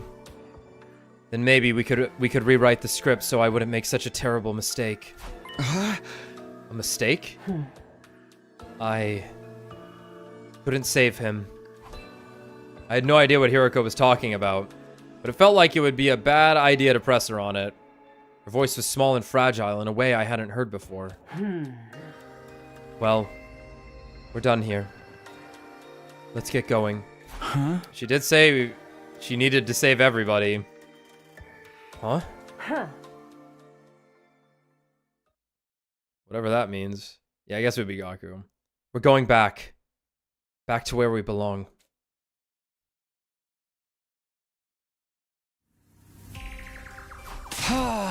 Wait, Hiroko, tell me what's going on. Why are we going back there? You mean the lab? This is some kind of research facility, right? Just what kind of research do they do here? Hiroko wouldn't answer me. She just kept going, leaving me no choice but to follow her. Hiroko, please tell me what's going on. I'm so lost. It's bad enough that we're in this weird lab, but also I saw a body back at the school. Huh? A body? Yeah. It was Atto. I saw him with my own two eyes. He was in the classroom on the second floor. He'd been drained. He was just a dried up husk. Huh. I see. Is that all? Aren't you shocked by that? Not especially. Huh? Seriously? Hiroko turned away, shutting down any further conversation. She began flipping switches and turning dials on different pieces of machinery around the room. I trailed after her, asking question after question, but she ignored me and just kept working. Then she opened up the large locker. Put this on. That was the most she'd said to me in a while. Oh. Well, how do you like it? You called this a leap suit, right? See how it adjusted to fit your height? That's one of its special functions. It will automatically shrink or stretch to fit the dimensions of whoever wears it. Write that down.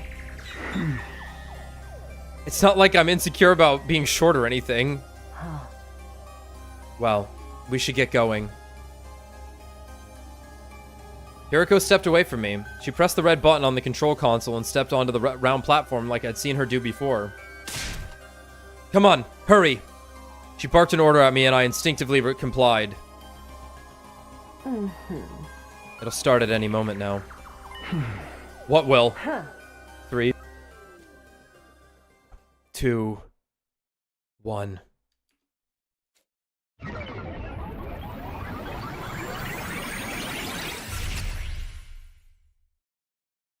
Just a little casual time travel.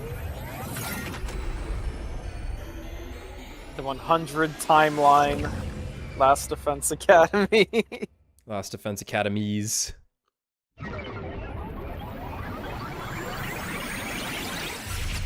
A lot looking pretty insignificant suddenly. Yet also massively significant. It's done. Huh? Huh? Let's head back. Huh? What? Back where? Are we going to go through this every time? Where else would we be going back to? Hiroko stepped off the platform and hung up her leap suit in the locker. I did the same. Still totally at a loss about what was going on.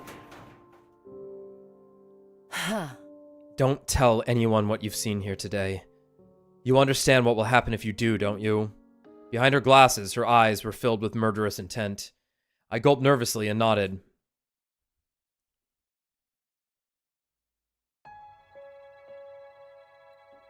It was around 4 a.m. when we got back to the school, and still dark. My list of questions I wanted to ask Hiroko was fast approaching 300. But I didn't have the energy to bring any of them up. My body got put through the ringer at the lab, and kicked and strangled shortly after. It was no wonder I was exhausted. She still hadn't apologized for any of that. Oh well, only one thing to do now. I went back to my room and fell onto my bed. All of a sudden, I felt more tired than I had in a long time. I allowed myself to relax and soon fell into a deep, deep sleep. His neck would hurt so much.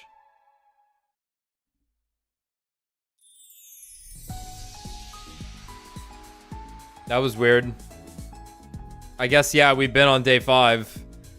I woke up and went outside, realizing I must have slept away most of the day. I didn't feel so tired or beaten up anymore, but my head was still as fuzzy as ever.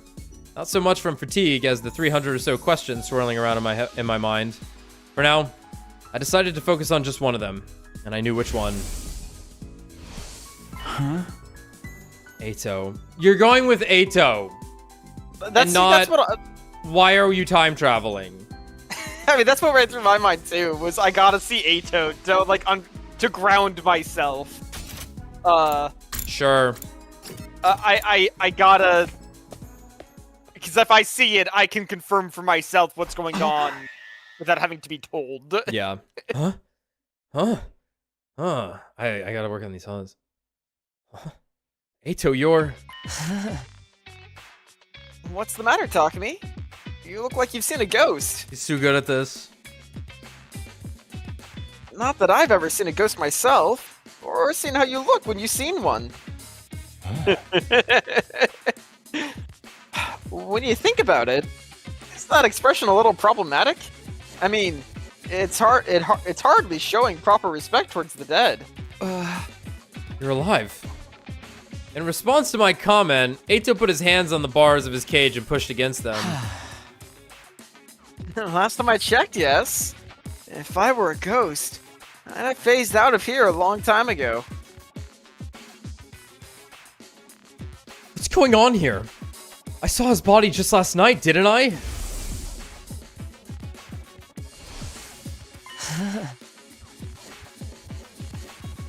Seriously, Takumi? He's too good at this. What's wrong? Did you come across a corpse that looked like me or something? Yeah. He's quick on the uptake as always. I barely said anything and he's figured it out already. You fucking clown-to-clown communication. God-to-God communication. Yeah.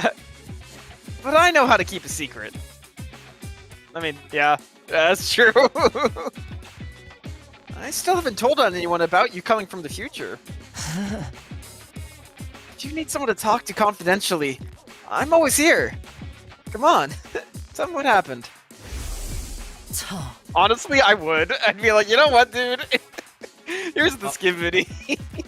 But Hiroko told us not to tell anyone what we've seen here today. You understand what will happen if you do, don't you? I knew better than to take that risk. I left without saying another word.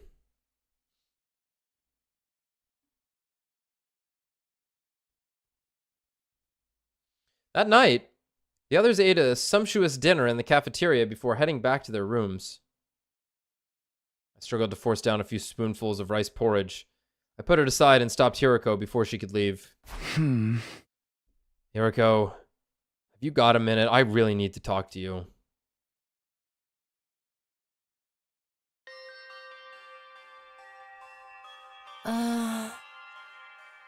This is the classroom that's always locked.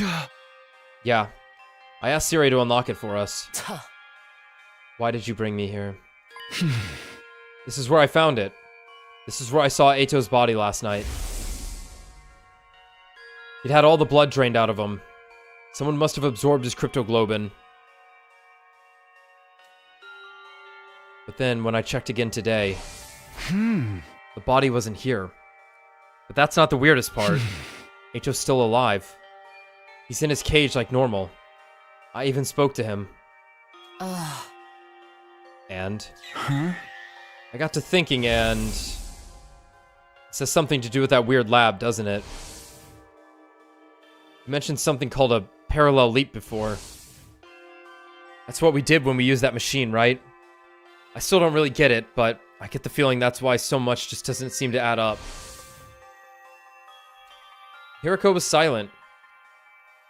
It wasn't all that surprising, the way she'd been acting. I didn't expect her to tell me everything just like that. But I wasn't giving up. Instead, I ushered her into another room.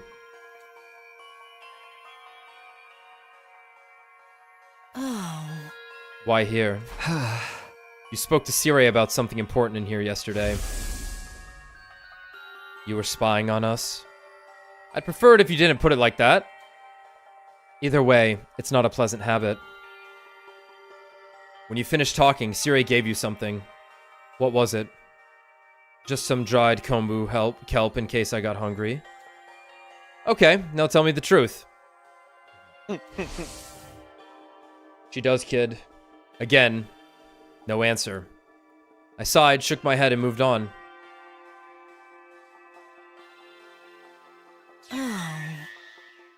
Quite the little tour of the school you're taking me on. Huh? This will be our last stop. Last night I rushed in here and found you passed out in the corner. I had no idea what had happened, and things only got more confusing from there. When you woke up, you kicked me in the stomach and tried to strangle me. Maybe you can explain that?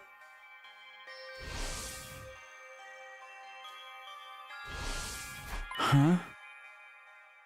You still haven't apologized for that, you know. I didn't have a lot of choice in the matter. It was a regrettable accident. An accident that nearly killed me. Fine. I'm sorry. You've got your apology. Can I go now? Hiroko was already turning to leave, but I grabbed her arm before she could go any further. I'm not done yet. After you nearly killed me, I came to just for a minute. After you nearly killed me, I came to just for a minute. And I saw you in front of the Revivomatic with a corpse recovery drone. Who was inside the drone, Hiroko? You said I couldn't save him. Him? Who? Him who? Were you talking about whoever was in the recovery drone? Was that all you wanted to ask? Just one more thing. And this one's the most important of all. You already know that time travel exists. You knew I came here from the future. How? Hiroko pushed aside a lock of her long, silky hair and looked away. She was clearly nervous. She was biting her lip, fiddling with her choker, tapping her heels. Finally, she made up her mind and spoke up.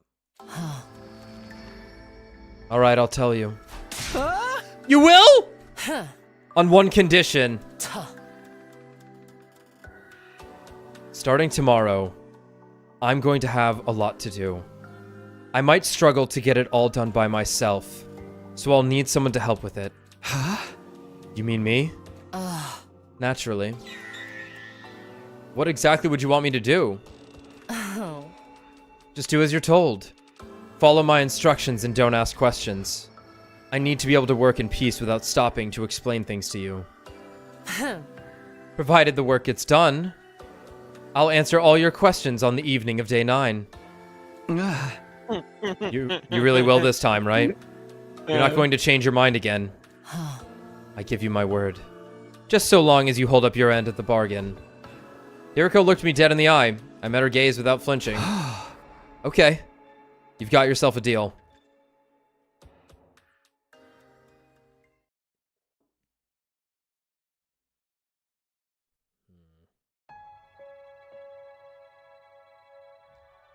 Hiroko called on me in my room shortly before dawn the next morning. Oh? I'll get right to the point. I'm going to second to last Defense Academy today, and I want you to come with me. I'm sure you understand why we're going. Huh? To get Nigo and the others, right? Hiroko nodded. It was no surprise she knew about the other campus. Siri had explained it to everyone a few days ago, after all. Hey, wait a minute. Today? You don't mean right now, do you? Of course. It's not even 4:30. Time is of the essence. We need to be back here before tomorrow. Tomorrow was day 7. That was the day the first commander we faced came back to fight us again. You mean for the battle? How do you know about that already? And that's a penalty. I told you not to ask questions. Or are you incapable of holding up your end of the deal? I reluctantly held back the torrent of questions welling up inside me. Now, go and wake the others up. Huh? All of them? We'll need more than 2 of us for this journey. We need to put together an excursion team. Okay, but why do I have to be the one to do it? I know, it's such a pain, isn't it? Are you starting to see why I made you captain now? I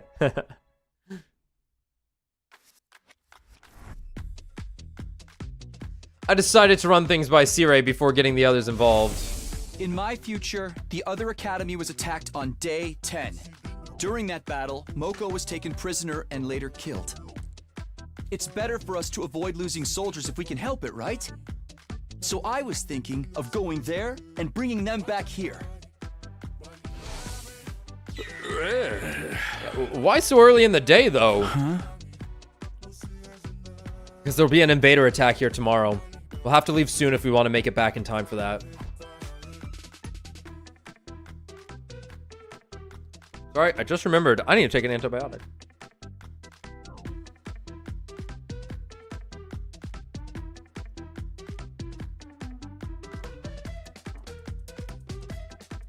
Yeah. Tastes gross.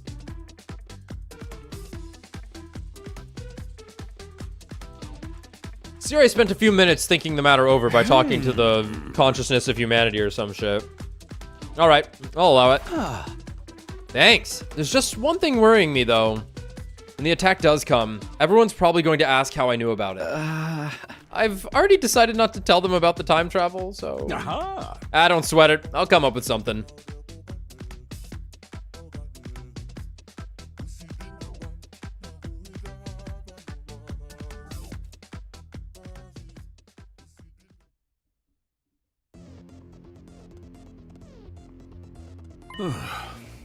As it happens, I received word from the artificial satellite.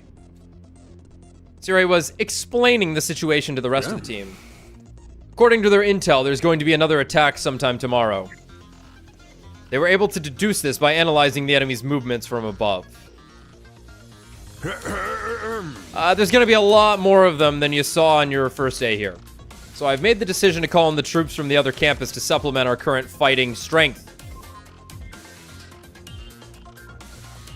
I had to hand it to him. He sounded convincing. The others accepted the story without a second thought. So you're saying we need to get there and back all before tomorrow. Hiriko was playing her part too. You'd never have guessed this was her idea in the first place.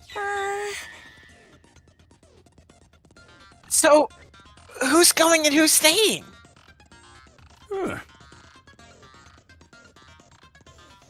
Sumino, Shizuhara, Kawana, and Genzaki. You'll be our excursion team. What about me? I want to go murder the guys at the other campus too. Oh. Nobody said anything about murder, Miss Amamiya. I get Takumi and Hiriko. We've seen they can fight. Why'd you pick the other two? Yeah, why did you pick us? If we end up having to fight while we're out there, wouldn't Takemaru or Darumi be a better choice? But that would leave us without any experienced fighters back here. Just think about what that would mean if the excursion team didn't make it back in time. I guess that makes sense. Can you handle it, Tsubasa? Yeah, I think so. I haven't eaten today, so if worse comes to worse, I won't have a lot to throw up. How about you, Shoma? He'll be fine. I've been giving him some intensive training the last couple days. Right. That's why I look like this now. He can just do it. What? He can just fucking do it. He just fucking did it. Wait, no, it was like he was always like that, but had to like give us enough Bloodborne insight to be able to see him. he like dropped the illusion magic.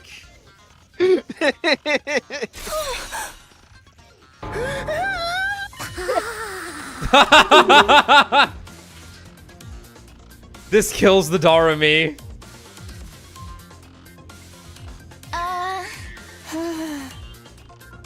I can even control it now. If I relax a little, I go back to normal.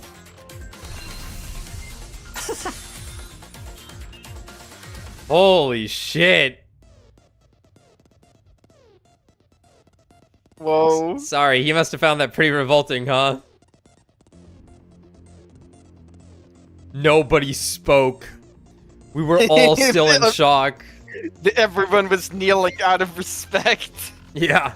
Well, not all of us. Shoma himself was fine, and Takemaru, since he'd been the one training him, and also Hiroko. For some reason, Hiroko wasn't fazed by Shoma's transformation either. Almost as if she'd seen it before.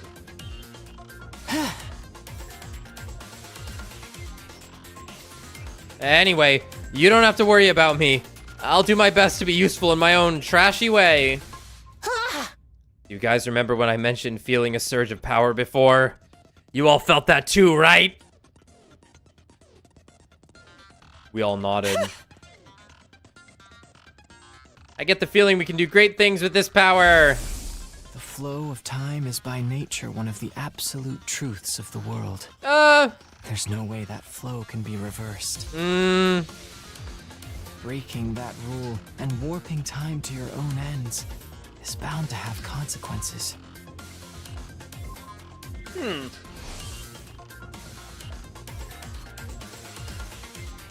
By going back in time, I'd broken that absolute law. And the resonance effect that made everyone stronger was already having consequences.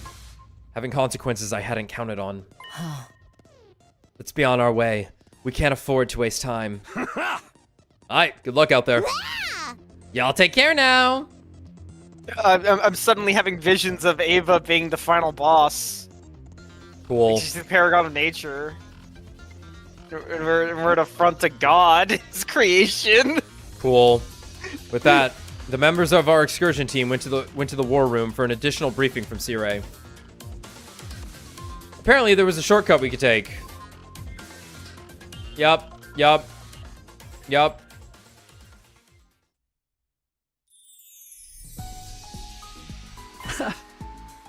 Is everybody ready? Yes. Ready?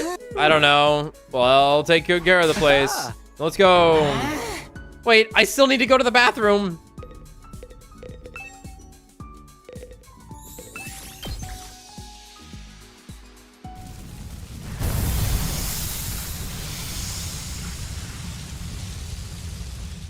Most of the other ones were like emotions. Concepts. Yeah, but like nature's like a real thing. Yeah. Even Dalshia was like Paragon of War, which is the kind of concept, yeah.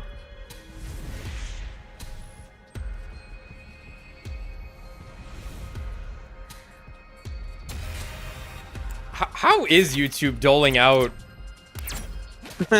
these points to you all? Large That's pumpkin every time. I'll take that.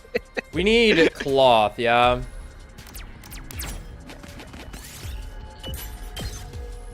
We did it. Oh, I could have gotten Tsubasa to do something, whatever. I found something. You found it. Oh, there we go. Worked out. Could also go for some rock. Just grab whatever. I'll take this. Pretty bad.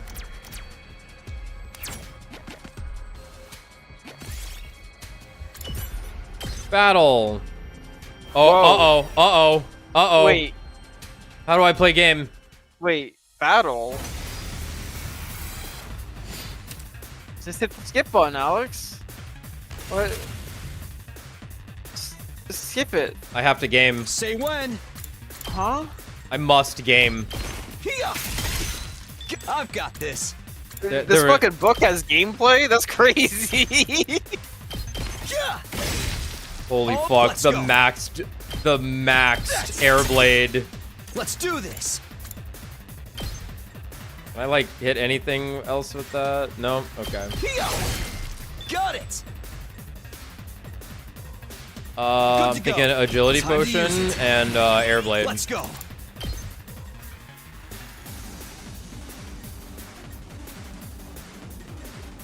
Can we start here? This was a bad idea. I'm so Let's fucking do rusty. this. I was like, I'll be able to like easily move from side to side. Leave it to me. Let's Go. ride.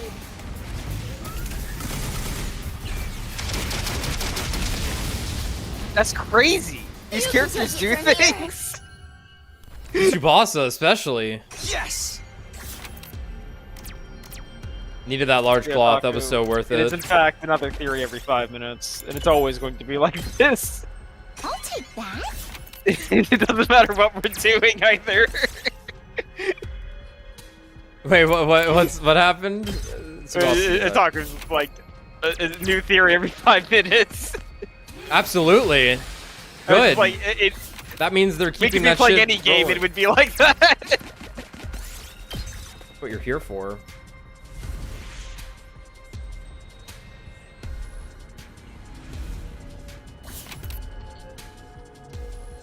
My controller died.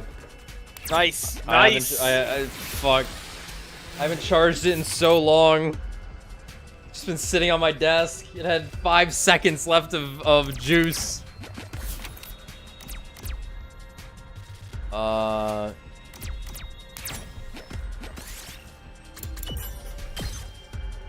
take this. Business. For a prayer. Okay, that's fine. Whatever. Oh, okay. Need the cloth anyway. Battle? Okay. I found something.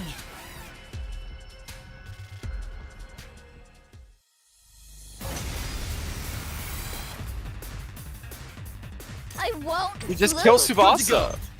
Wait, or you're not allowed to forget. You can. Ready when you are. No one really knows how it works. Yes! Got it. Let's do this. Yeah! Ready when you are. Say when. This should do it. Let's go. That's it.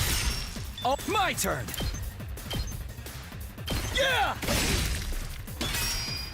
Good to go. Bro. Yeah! How fucking Got dare it. you? Let's do this.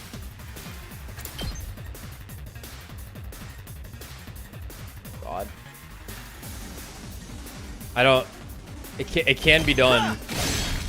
All right. I can still move. My best won't be much, but still.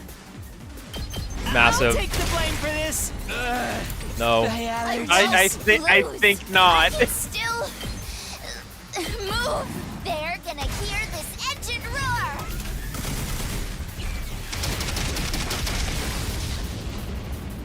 Felt that one, didn't you? We did it. I'll take that over whatever this is.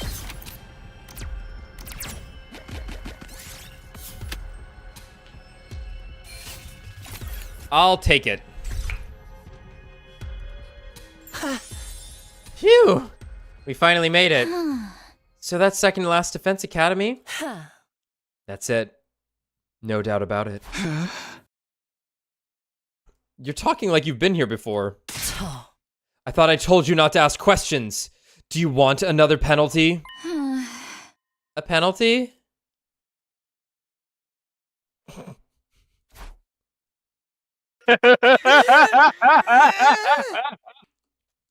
I hope they have bathrooms. I'm ready to burst.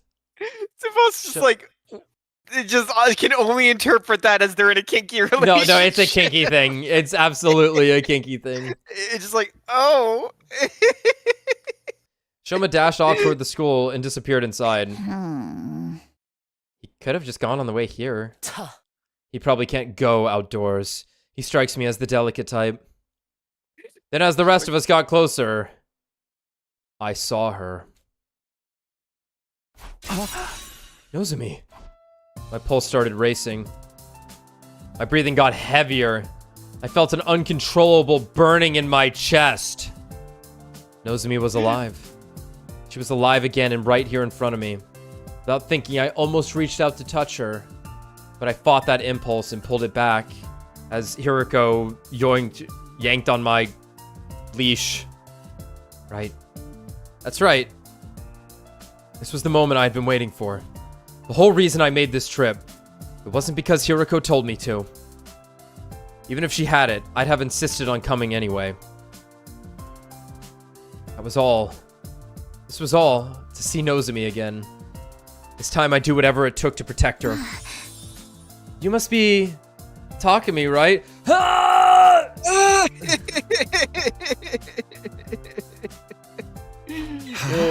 Huh?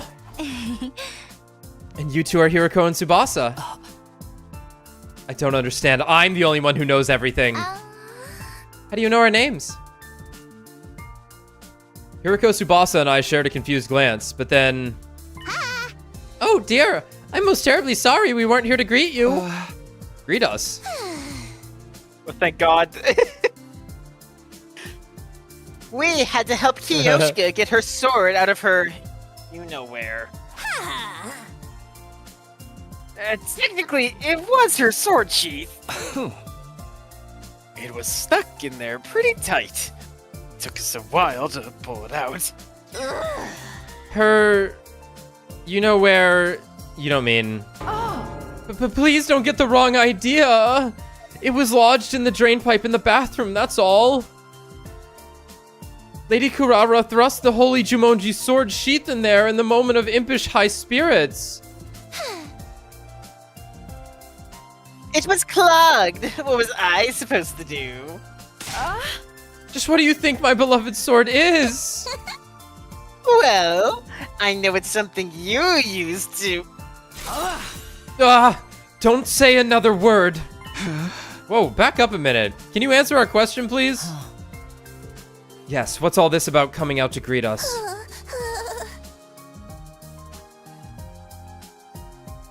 We received a communique. Communique. A communique.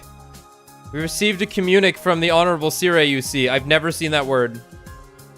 Me when I read for the first time ever in my life. Wow. Wow. I see. So, basically, Siri called ahead and let you know to expect us? Not just that. He told us the other stuff he's been keeping secret too. Also, did Kuraro take a massive shit and clog her toilet and then use Kyoshika's sword sheath to try and unclog it? Yes. Huh. He explained how the circumstances have changed. Wait, I still don't get it. If Siri could contact you, why did we have to come get you? The boss. Wait, I still don't get it. Hiroko is talking to me. When did you two get that relationship? What the fuck? No, seriously, I'm not gonna forget that. Tsubasa will remember that. He was only able to get in contact a few hours ago. The electronic interference has been rather fierce of late. But you know what's going on now. About the attack on Last Defense Academy tomorrow. Yes, we do. That makes things easier. I wouldn't want to waste time explaining things to you. Nigo, get the school bus ready to leave. It already is! I'm afraid that I won't be joining you, though. No. This is odd. Huh? Happened last time, in the last route we were on. Right, but we did encounter a scenario where we did pick her up with Siri around. I figured. Oh, you're right. You're right. Because in our Route 0, our second time through, we had both of them for most of it. Yeah. Yeah. Huh. I am unable to abandon Second to Last Defense Academy. I've been ordered to guard it with my life. Ordered? By who? Was it this Siri person? No, these orders came from someone higher up. This school has another function then. That's gonna be revealed. Huh. Nigo looked up. But it was okay for her to leave at one point. That's so weird. Up at the huge celestial body in the sky, lit with countless mechanical lights, the artificial satellite. The enemy hasn't realized this school is only a decoy yet. Sooner or later, they will attack it. Right, we had picked her, Nigo, up when the school was already under attack. So it had already worked once, which is all it needed to do, question mark. Yeah, and then obviously at that point we were finding out that the commanders were stronger, so we needed to consolidate our forces. Right, and I guess that hasn't... Yeah, okay. When that happens, are you planning to self-destruct? Oh my! How did you know? Sorry, but I won't allow that. We can't afford to lose you. If I thought Hiriko was showing a softer side of herself, I was wrong. The very next moment, she dashed towards Nigo and brought her heel down viciously on his head. Crunch. What the? Whoa, that was sweet! I wish I could do axe kicks like that. Nigo fell to the ground with a thud, still scattering sparks from the top of his head. Some part of his body was making a high-pitched, staticky whine I've never heard before. Why did you do that? Good grief. And I thought I was the killer of this group. Don't worry. An attack like that won't destroy him. I just forced him to shut down for a while. Everyone stood rooted in the spot, stunned into silence. It felt like we were doing that a lot today. As usual, Hiriko was totally unconcerned about what anyone thought of her. Now, let's get going. She picked Nigo up like he was a piece of hand luggage and began carrying him toward the parking lot where the school bus was waiting. Head bitch in charge. And then, with all of us safely on board the school bus, we left! Okay.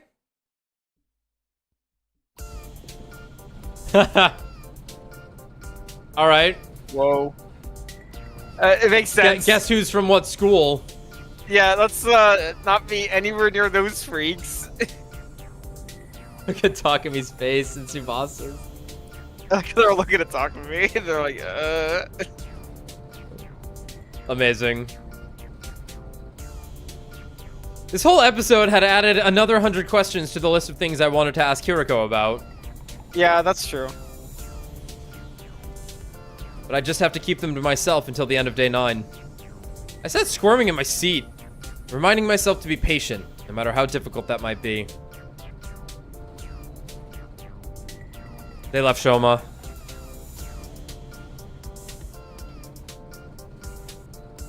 They left Shoma. They fucking left Shoma. Oh my god. Oh my god. Oh my god, they home aloned him. He's gonna wipe out. He's gonna take out the entire Invader army. Something important. like if it was important, you wouldn't have forgotten about it. he's going to McClay McCulkin. This is how we win. I feel like it's in character for Shoma. I feel like he can pull that off. Something Kevin important. I've got all 28 volumes of my favorite manga. Someone check which manga that is. What has exactly 28 volumes? I want to say 28 volumes is how long Demon Slayer was? I was gonna say maybe. I was gonna say No, Demon Slayer was like 18 volumes. 28. That might be shorter than that though. Oh, I don't. Cause like, we can do the math on this real quick. This is like what, 8 chapters per volume? Yeah. So. Yeah, Yu Yu Hakusho's 19. So give me a little bit of that. 8 times 28. Something with 224 chapters. Not Demon Slayer then. Demon Slayer's 23. Okay, so it's something ran for like 6 years on. Haikyuu is around 200.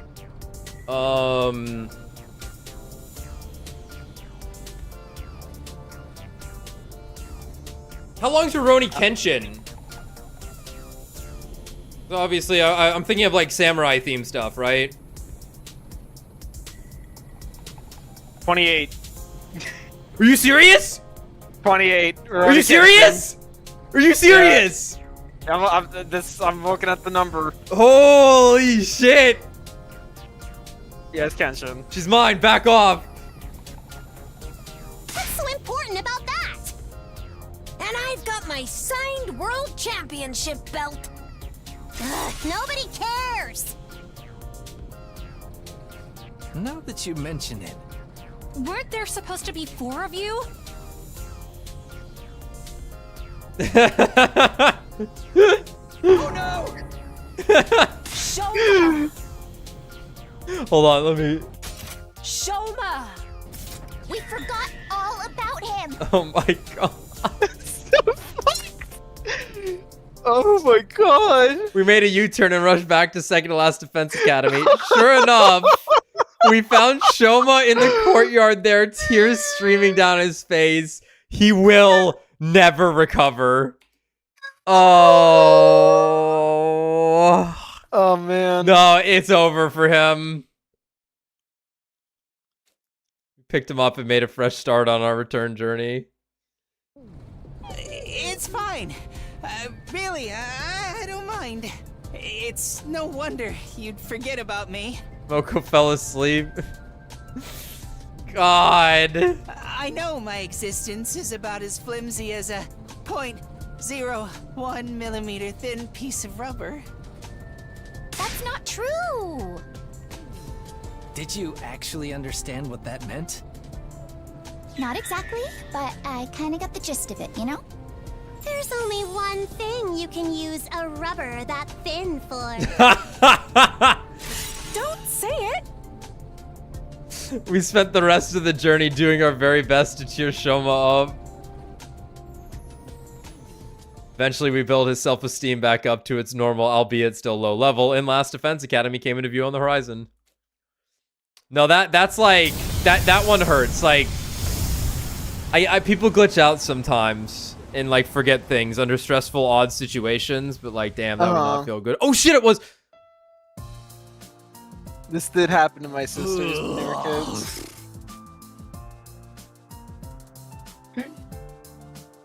Was it your dad? Yeah, I'm pretty sure.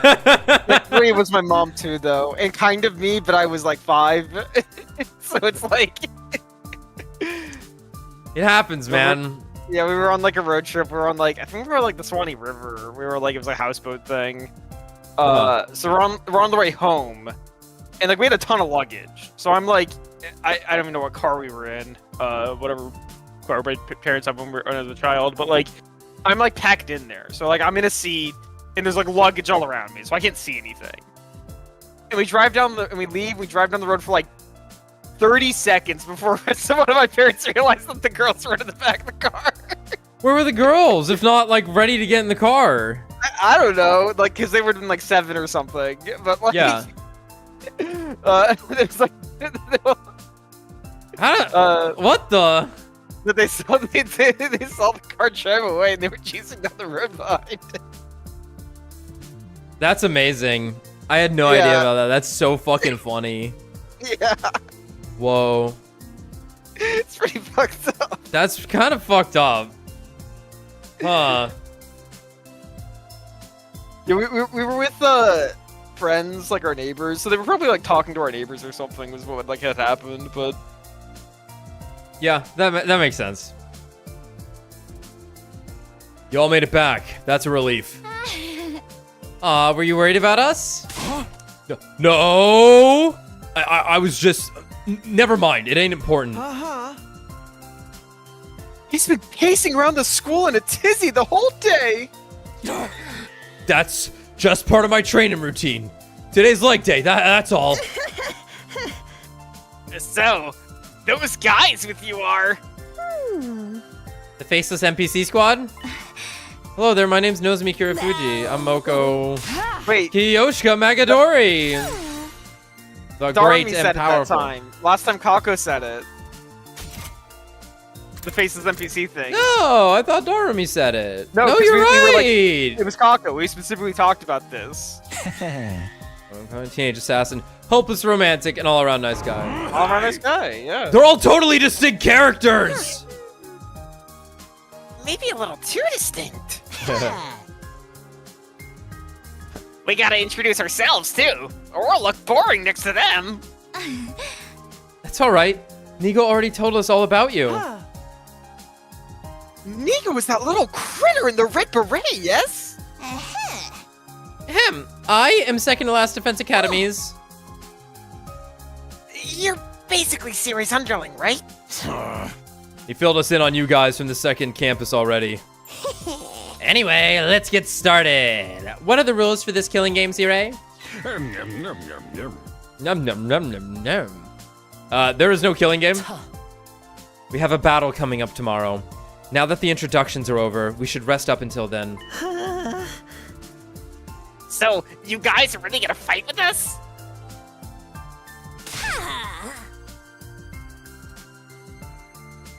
You know it.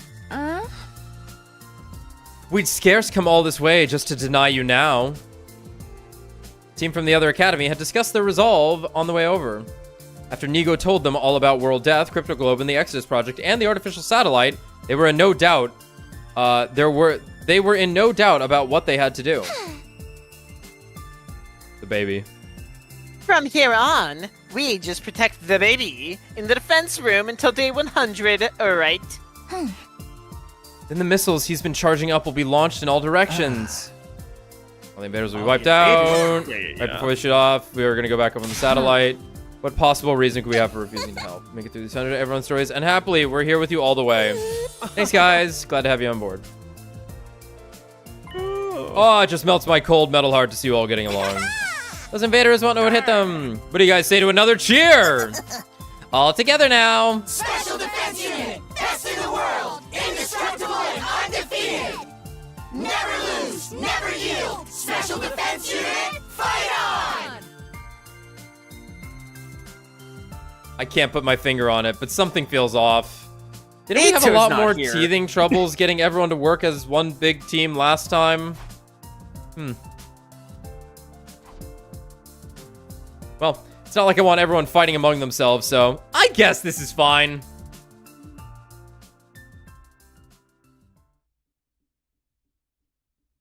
These have been the longest 2 days in the entire game. We have spent, like, day 5 was like the AM into the PM, and then immediately on day 6 we were woken up in the AM and have now gone to the PM. With night drawing on, everyone went back to their rooms, including the new members who had new rooms assigned to them. For some reason, Nozomi stayed back after the others had gone. Huh? Is something wrong? No, I just wanted to thank you for going to all the trouble of coming to collect us. That school was only a decoy, so if we'd stayed there sooner or later, we'd... Anyway, I really appreciate it. Knock it off. I haven't really done anything to deserve your thanks. If you want to thank me, do it after we make it through this. Right here, on day 100. I never expected you to say something like that. Sorry. Too corny? Not at all. I agree. We'll pick this up again on day 100. Damn, Spark's flying!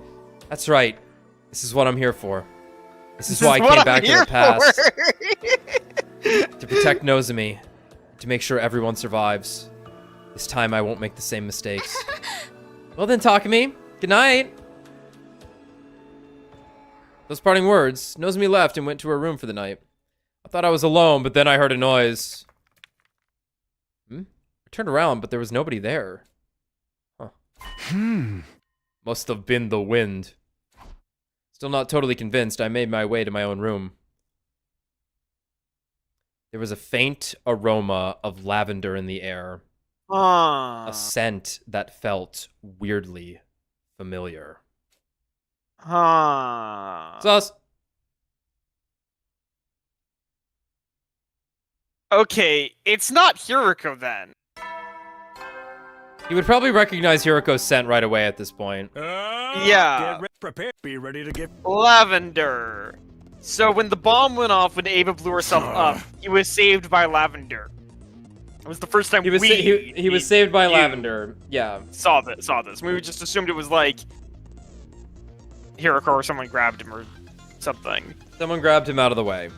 But this is now something odd watching us, and clearly not Hiroko. That would be weird that she was like hiding behind the fucking wall looking at us at this point. I don't think that makes sense. I think it's a possibility still, but yeah, I get what you're saying. Or like a different Hiroko but like he recognized the set. Vaguely familiar. We could chalk that up to like you've seen that in another route already, and it's kind of a like deja vu factor. Yeah. Huh. How can talk me smell anything if he never showers? That's a good point. That's a great point. Well, we know his pheromones are insane also, so maybe he does have a good sense of smell. Let me run to the bathroom. Lavender. Be right back. Okay.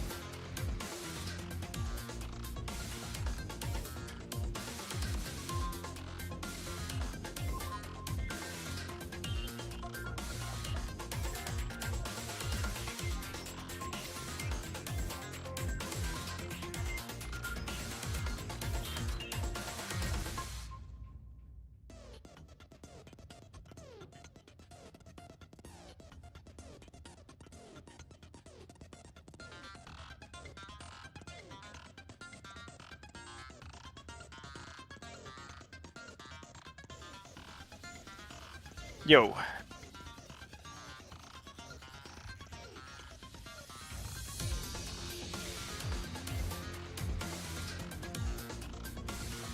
The pillow trick finally worked.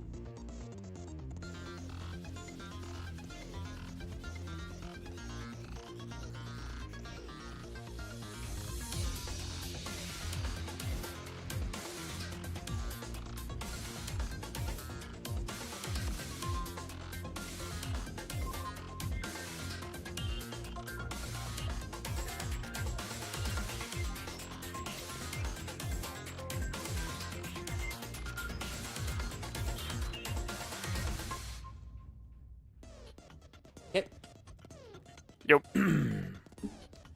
Alright. When are those disgusting freaks gonna show up? I'm already here. I wasn't talking about you. You meant the invaders, right? Siri, do you know when they'll be coming? Soon. Hiroko seemed to know everything already. I was on the verge of asking her about it, but she silenced me with a sharp, hot glare. How do you know, Hiroko? Girl boss energy. Siri and Nigo told me already. Yeah, that's it. Indeed, she asked us shortly before you all got here. We'll be fighting the same commander that escaped on day 1. Isn't that right? Exactly! Gosh! You're such a good listener, Shizuhara. Since you already have experience fighting him, we have a strategic advantage. Not to mention we've got a much bigger team this time. Yes, quite! It should be no challenge at all! Wow, wow. Intruder, defend. They're really here! I told you, didn't I?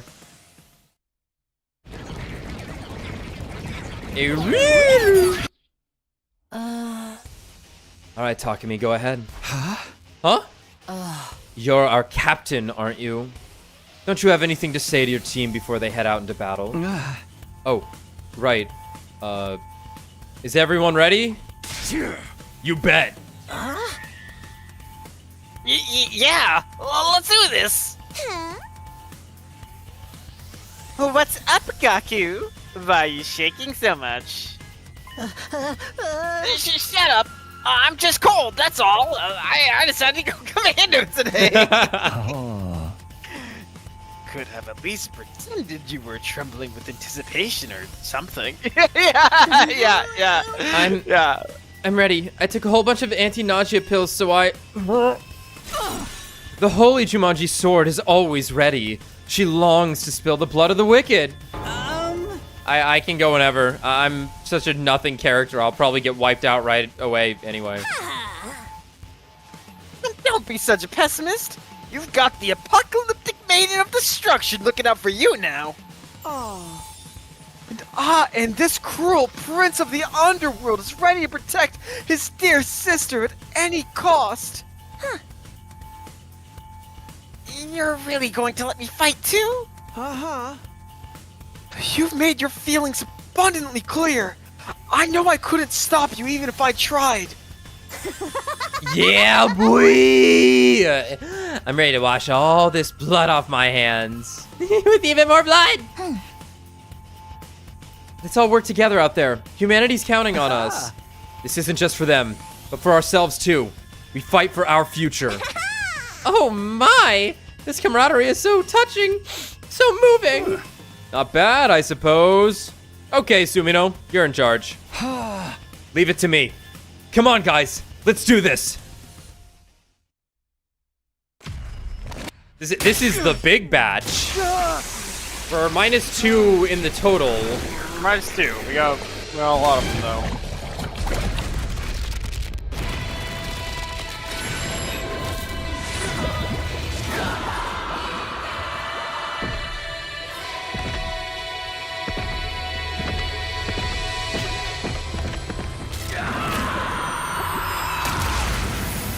Did see her that time. Where does Tsubasa fit the car in the war room? Like, theoretically, she is launching in there in the car. Yeah, because she spawns it in the room. Well, let's see how I want to see how she falls. She's gonna drop in, and then the car is gonna spawn around her. Okay. Same with Shoma and Takemaru. Okay, that makes sense. Yeah, like. Motorcycle comes out, gun. Yeah, they like spawn their weapon afterwards, which looks really cool.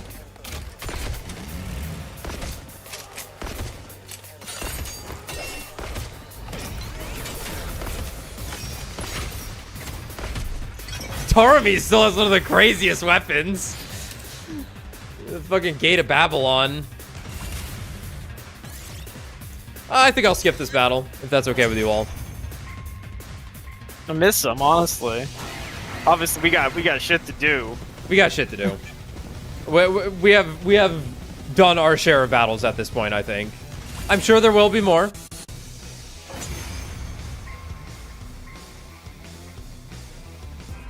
Huh? Who is that? Yep. Is that the commander you guys fought before? Nope. Not him. That guy was a straight-up giant. Maybe he's gonna transform and get big again? No, that's not it. I've never seen that person during the whole of my previous 100 days. Wrong. I have no idea who they are. Wrong, but they're not a commander, that's for sure. Wrong. Don't get distracted, Takumi. That's not who you should be focusing on now. Tsubasa looks back over. Huh? Over there? Who's this? Another party crasher? Ah, that's him, guys. Yes. That's the commander we faced on our first day here. God of the planet, hear my plea. Just in case something different happens, I imagine nothing is. Blood of my bond release!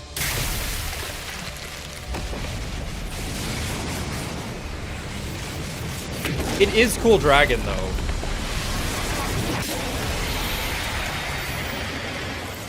I never noticed his hip hands. Oh no, they're coming out of his back. It's like Hitmonchan.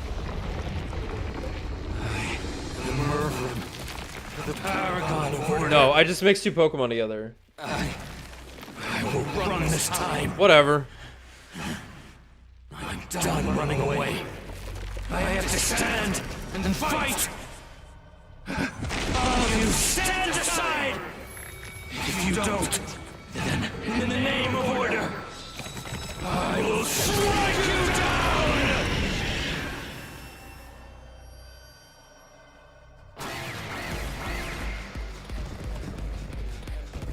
He has no idea what's coming. That's I busted. See? He transformed and got big! Told you so! You were talking about someone else when you said that. Hoodie over there hasn't done anything, though. Hoodie? The person in the hood, duh. Damn. Who is Not that? Little Black Riding Hood. Why is someone I've never seen before showing up all of a sudden? Did the timeline change again? Oh, leave them, Takumi. You're the captain now. We need you to lead. This isn't Look at the you. terminal knowledge. Yeah, Look at you, Takumi. You're the captain now. I know. Everyone, concentrate your attacks on the giant commander. I believe he isn't called the himself terminology, Morvrum, bro. yes? Got it!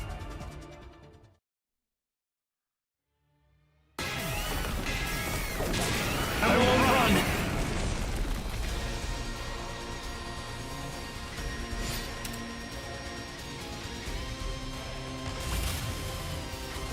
You win. Whoa. Yeah, like a different base has to show up for us to invade. Or a different final boss, I think, has to show up at this point for a different fight to occur. Yeah, yeah. Is it actually over this time? Did we win? Yeah. I think so. Wow! Go us! Excuse me while I go rip out that Mervum guy's appendix. She's fixated on this, huh? Why just the appendix?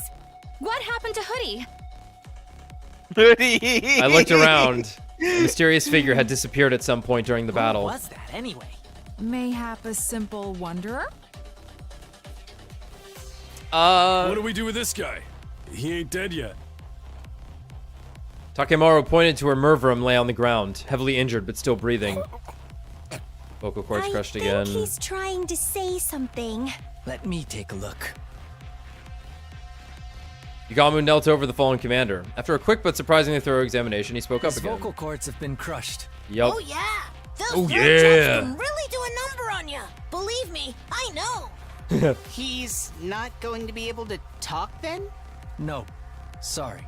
Even if he could, it's not like we can understand their language. Yes, we can. When he first showed up, he told us his name and stuff, remember? I am Mervrum, the Paragon of Order. In the name of Order, I will strike you down. He was the one who got struck down, though. Epic fail! Nice. God. Yeah, so what do we do now? I don't want to listen to that. Did you call me? No. Nobody even mentioned you.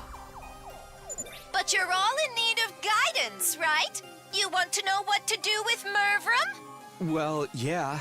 The answer's easy. Just put him out of his misery. Do what? Finish him off and take his hemoanima for yourself. Talk me. You know this. If you guys want to win he's this fucked up. war, you'll need to do everything you can to increase your power. This is for your own good, not to mention the good of humanity. I guess when the weird white egg blobs tell me to do that. Come on, you know it makes sense. Give him what for, Mr. Sumino?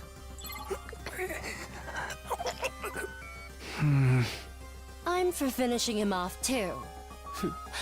I'll let you decide who does it, Takumi. Just do as you're told. Follow my instructions and don't. Provided the work gets done, Did I accidentally skip something there? I'll answer No, all your questions. She was just saying On these the lines evening of day 9. that are now voiced, even though you read them earlier. Happens. Make your choice. As our captain, this is your responsibility. Saying no wasn't an option. I nodded and prepared myself for what came next. So I think we haven't seen Moko. Moko. And that's the last one we haven't seen.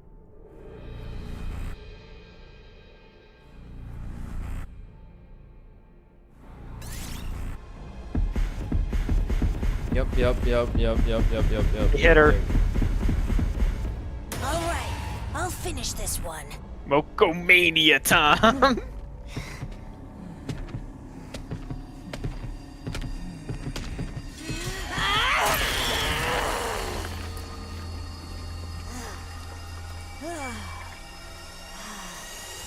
Anyone else want a piece of me?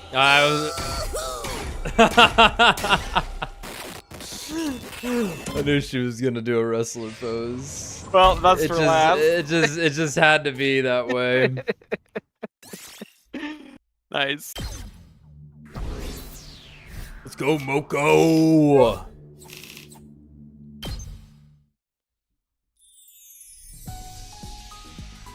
Somehow we all made it through the battle in one piece. I took a shower.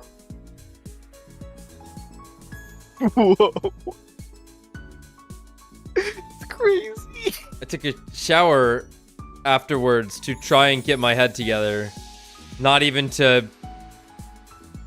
He didn't even do it to, like, wash clean himself off. Just had Fuck. focus. We decided to meet up in the rec room that evening to celebrate our victory. Whoa! It's a little early, but maybe I'll head over there now.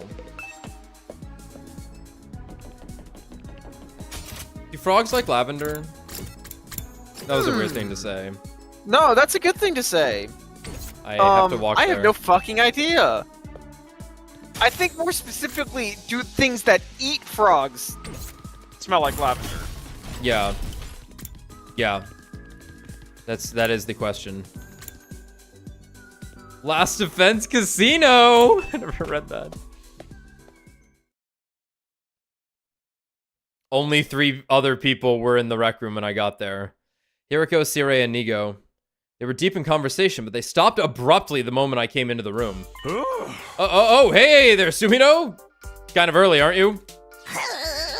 Quite so, and nobody else is here yet. They couldn't have handled that less smoothly. I could see them sweating all over. What were you guys talking about just now? Just some light small talk. Yeah, you know, discussing our latest golf scores. Sharing tips for the best way to carve a totem pole. I would be interested in that. I'd be fascinated to know the mechanics behind that. Before I could press them, the others arrived, and the mood was suddenly a lot more lively. Oh, dear God. Dear God. Fucking Christ. We gotta cut this cast down a little bit. I can't deal with all this. Oh, Takumi, Hiriko, you're already here? Siri and Nigo, too. And I've been thinking about this for a while, but Siri and Nigo are pretty cute, aren't they? Yeah, they look like big old fennel bulbs. Big old fennel bulbs. I could just eat them up. Not a fan of fennel. I must admit. Fennel. I just fennel chowder fucks. It's one of those things that every time I've had it, it's kind of like when I eat a tomato, where I'm just like, it's the only thing I end up focusing on, and it detracts from everything else that I'm eating. I'm sure I've had stuff that's like fine, where it was like fennel powder, so it wasn't like overpowering, but I've eaten a lot of stuff at my aunt and uncle's house where they love putting fennel and shit, and I'm just like, yeah, I mean, it's definitely overpowering. So it's like chive or cloves, right? Where it's like you gotta be cloves careful are pretty with strong, yeah. Yeah. But it was definitely like it just kind of destroys everything around it if you're not careful. Yes, fennel is I think it's a root. I'm not sure, but it's just ingredient, right? But the thing that's weird about it is that it tastes like black licorice. Which sounds wild, but then you taste it and you're like, fuck me, that tastes like black licorice. I've never had black licorice. I've had fennel. It tastes like fennel. Oh, okay. I thought star anise made stuff taste licoricey. I guess they could both do it. I suppose it could do it as well, but haven't had decent amount of Final Shouter. Tell you that does taste like that. Okay. No. Maybe I just haven't had. I probably just haven't had something like really good with fennel in it. But it's yeah, it's pretty strong. Fennel bulbs are cute. Not cute exactly, but still pretty fennel-tastic.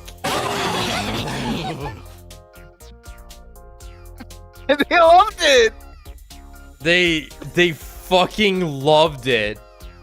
What is going on? Everyone's laughter echoed through the room.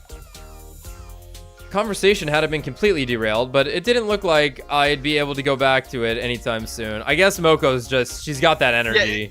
I'm sure she said it so funny too. Yeah, because she's a wrestler. She knows how to work the crowd. Yeah. I stayed quiet and looked over at Hiroko. She was watching everything with a strangely sorrowful look on her face. Poor big baby girl. From there, the little party got started. Everyone seemed to have a good time. Although for me, I was just trying not to play Mahjong. I still got a general idea of what everyone was talking about, though, as I wasn't really paying attention. Who killed the most enemies in the battle? Who pulled off cool moves and when? Stuff like that. Like, Quinseld was definitely way funnier. That was I think exceedingly funnier. Yeah. I think they were racist, yeah. Must be. They were mad they didn't think of it. Basically complimenting each other on a job well done. I wished I could get in the mood and join in with them, but I just couldn't. My head was still filled with that uncomfortable fuzzy feeling, smothering any words of joy or celebration I might have had. At least time wasn't dragging. Before I knew it, it was getting late. Man, that battle was really something. Yes, indeed. I can't stress enough just how inspiring you all were. Now, I know you're all enjoying yourselves, but we think you should call it a night here. Alas, and forsooth, I must the banquet end already? Just, what have you been drinking, Kyoshika? Something carbonated, probably. What? What? Then why? Fizzy drinks affect her like alcohol for some reason. How did you know that? Anyhow, you should all get some rest. We've got a big day tomorrow. Absolute fucking ball drop. A big day? What's happening tomorrow? Oh, didn't we tell you? You'll have to fight another defensive battle tomorrow, you see. What? Why the hell didn't you bring that up sooner? Yeah, that can't be right. It doesn't make sense. Really? Why not? Isn't it obvious? Tomorrow's only day 8. Talk to me. And? Oh. My last timeline, nothing happened on day 8. There was no attack here at Last Defense Academy, or over at Second to Last Defense Academy. We shouldn't have to fight another battle until day 17, so why? Siri, Nigo, are you sure this information's accurate? No doubt about it. We had another tip-off from the eggheads on the artificial satellite. Aerial observation and all that, don't you know? You're lying. You're making it up. Nothing like this happened the last time. Dude! You can't help it. He sucks. The last time? Calm down, Takumi. I think all the fatigue is getting to you. Hiroko had been talking to those two when I came in. Was she in on this too, or maybe... Yum, yum, yum. That's how things stand. Just do tomorrow like you did today and you'll be fine. That's right. I know you'll all do an admirable job. Well, I guess it wasn't too bad today. Like, we just skipped the battle. It was crazy. We'll probably do okay again tomorrow. Damn right we will. Heck, I feel like I could take them on all by myself. Count me in. I'm always down for killing stuff. If we work together, I know we can do this. Let's show those jobbers who the real main event is around here. Excellent. I guess we've got no choice. If this party is over, then on to the after party. Fucks her sword violently. Oh. That's what she would do. Yeah, no, that's true. I had barely closed the door to my room when he appeared. You are dropping the ball, my brother. Oh, good. You haven't showered. I can't talk to you when you're wet. Yeah. Yeah. No after party after all. Huh? You were there while all that was going on? I can send this body pretty much anywhere inside the school. You could have shown yourself then. The others should be able to see you now. Kind of like how they could understand Mervrum in the battle today. Yes. That's because of you coming back in your time and your cryptoglobin resonating with theirs. And it turns out, that's affected the enemy as well. Mervrum was stronger than the first time you fought him, wasn't he? His cryptoglobin has resonated and powered up too.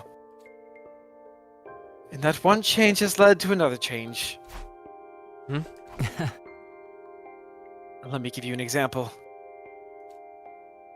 Let's say Rocket A takes off at point S, travels 60 miles through space, and arrives at point P. Okay. After that, Rocket B also takes off from point S, but its angle of trajectory is 1 degree different. After traveling 60 miles, how far away from point P do you think the Rocket B would be? 1.05 miles. Just 1 degree results in a mile-long difference. Genius, baby. In other words, even the smallest deviations can lead to big changes in how things turn out. Like with the enemy attack coming tomorrow. Yes. For one, the commanders are stronger now. They're able to mount attacks sooner than in your timeline. And that person in the hood appearing must be another of those changes. Hoodie. Hoodie. No, that's you, that's you. Hoodie, as you ended up calling them. This is so fucking funny. This is actually great. This bit's great. How they keep giving different names. Yeah. It's great though, because it really does nail in the fact that like things are different. Things just are going to be different no matter what.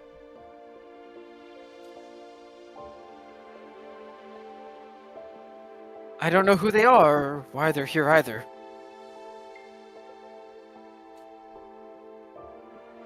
But I don't think they're here to help us. I'm sure of that much. Me too. It just occurred to me one of these days it's not going to be Vesness, but we'll get there when we get there. Yeah, we'll get there when we get there.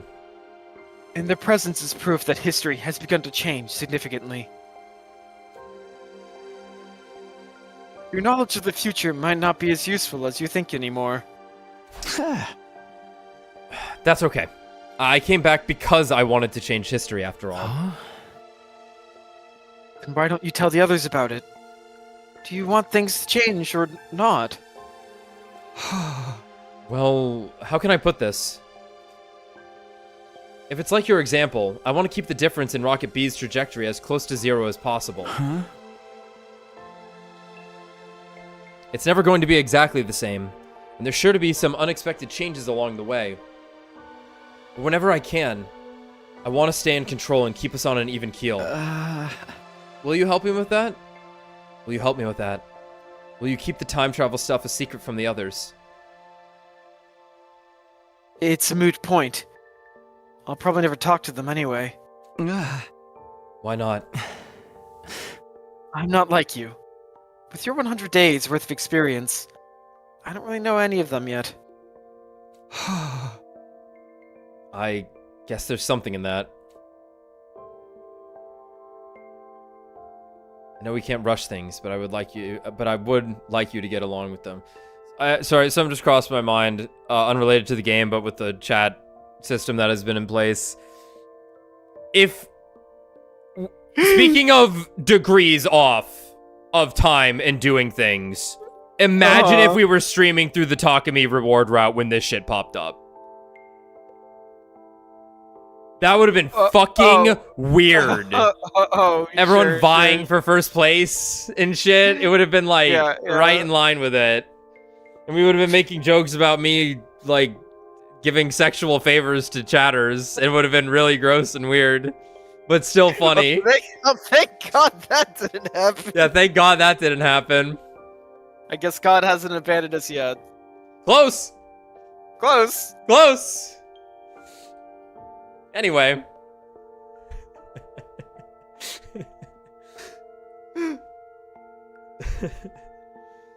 I know we can't rush things, but I would like you to get along with them. Oh? Why is that? Because one of my goals here is to change your future as well. The baby. My future? The version of you in my last timeline told me. Next time, I want to befriend all of you. I want to argue with you and fight with you. And until the moment I die, I want to do everything I can to live. Hold on. Okay, moving on.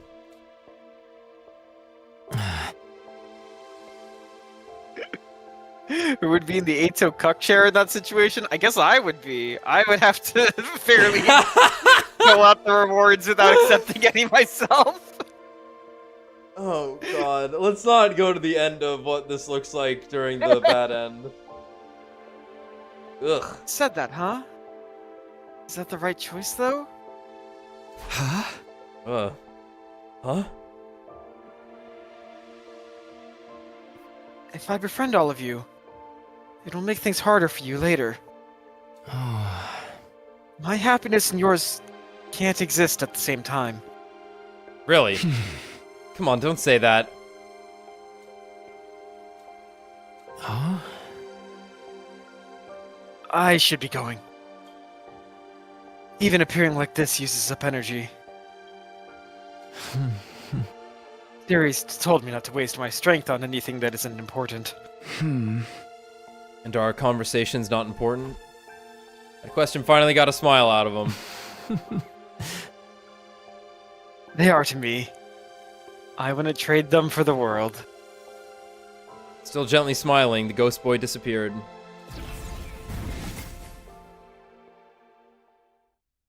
Even after he'd gone, his flames remained a little longer, faintly shimmering in the dark before fading away.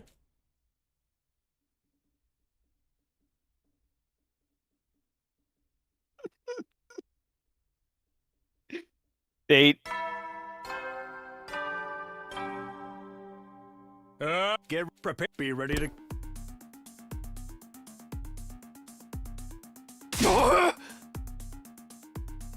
No freaking way. Give me one good reason we should agree to this.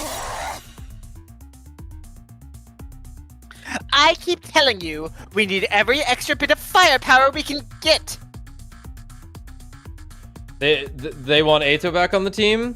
The argument began in the cafeteria that morning after breakfast. Siri and Nigo were nowhere to be seen. Apparently, they were shut up in the war room, nailing down the strategy for the battle today. Releasing Atto, though? Isn't that going too far? You guys are new around here, so I don't think you realize just how much Mr. Outsky despises humanity. You'd understand if you heard it from him yourself. Actually, we spoke to him already. We all went to talk to him in his cage earlier this morning. It was our first time meeting Sir Atto. Until now, we'd only heard about him. Oh, what can I say? We were curious about what kind of guy he really was. Yeah, so what happened? Well, he did say we looked like hideous monsters. Seriously, that's no way to speak to a lady. Back in my federation, I was considered one of the more attractive wrestlers. I still have all my own teeth and everything. He also spoke passionately of his disdain for the evil lurking in the hearts of mankind. And he said humanity deserved to be totally wiped out. How can you even think about working with someone like that? Because he also said he wanted to fight alongside us. He wants to kill you. Say what? It's true. I find you all absolutely repulsive.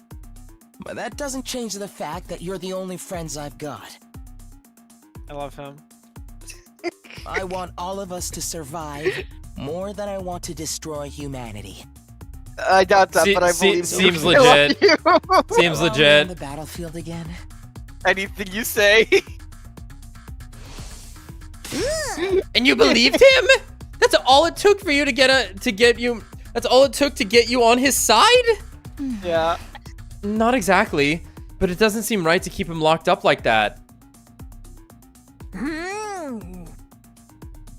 He never actually committed any serious crimes, right? Of course he did. He tried to destroy Siri. Tried and failed. You can bet he would have if he could have. She's If swinging. Zachary hadn't stopped him, he'd have succeeded. Besides, attempted murder is still a crime. Is it really murder in this case? Or more like destruction of property?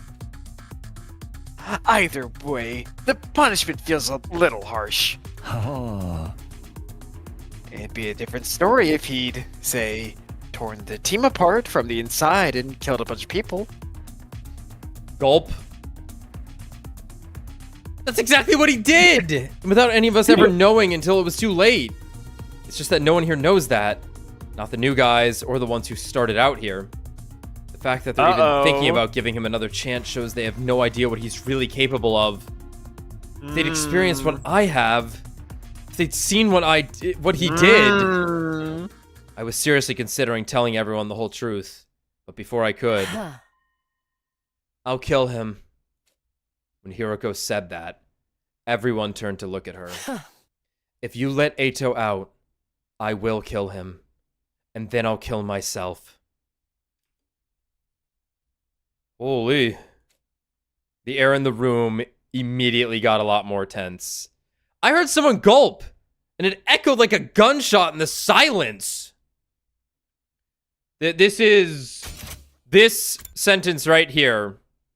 These two lines right here. This is gatekeep, gaslight, girl boss.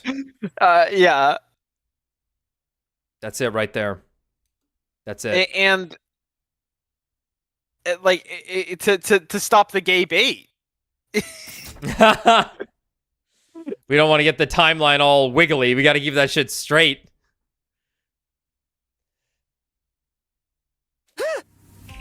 You're not being serious, are you? Dead serious. If Atto is allowed to go free, it's all over for us. We'd be better off resetting the whole thing. Resetting? This shit's... this route's compromised. Huh? Says Hiroko. Yeah. My point is, we won't gain anything by freeing Atto. Quite the contrary. We'll actually lose at least one member of the team. Because you'll kill yourself if we let him out. No one dared to say anything. Hiroko was exuding an ice-cold pressure that cowed us into silence. Of course, it's not my decision to make. We should really leave this to the captain. Hey, yeah. You haven't said anything in a while, Takumi. Is something the matter? And just like that, everyone's eyes were on me.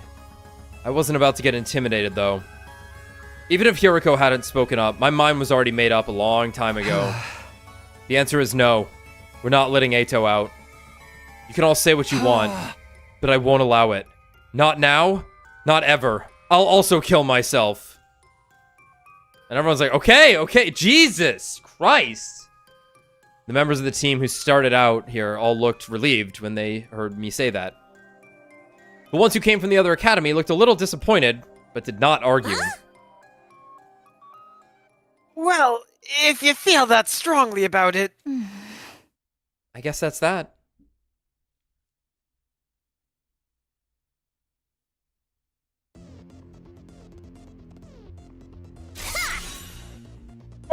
I'm so bored. Bored.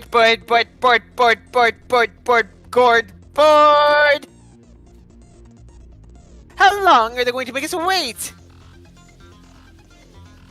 Oh. Did you say gourd at one point? It will be night soon. Jeez, aren't they ever gonna get here? Can't everyone just go do other things in the meantime? For real, I'm starting to get sleepy. Don't be so harsh, guys. I'm sure the enemy has a good reason for taking so long. Perhaps they missed their train and had to wait for the next one? How about we all do that to kill some time? Do what? A killing game, of course! Who wants to die first? Fuck! Intruder alert. Intruder alert. On off defense mode. Sorry, Darmy. Looks like the killing game will have to wait. Well, that stinks. I'll just have to kill a bunch of invaders until I feel better.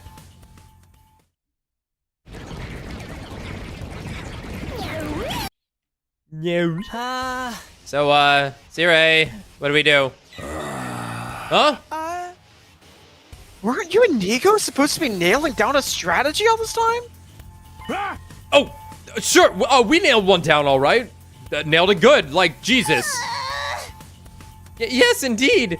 We could have started a carpentry business with... Okay, nice. Keep it together, Alex. Yes, indeed. We could have started a carpentry business with the amount of nailing we did. Great! What is it? Yeah, what's the plan? It's... What else could it be? To let Sumino here figure it out. That's your big strategy? Our school likes to encourage independent thinking and student autonomy. You've got to learn things for yourself sometimes. The best teacher is first-hand experience, after all. You just didn't think of anything yourselves, did you? My dear boy, we thought of plenty. Yeah, we even had a plan that involved stealing the Supreme Commander's panties. We didn't even know she was a woman. How could you know that? You don't know what you just said. You three, this is no time to stand around running your mouths. Oh! She's quite right. You know, I guess we could have told Siri this. We would know this. Yeah. Never mind. That's fine. Get it together, Sumino. I sighed. It was no use arguing with them now. Is everybody ready? God! Then let's do this. Special Defense Unit, move out.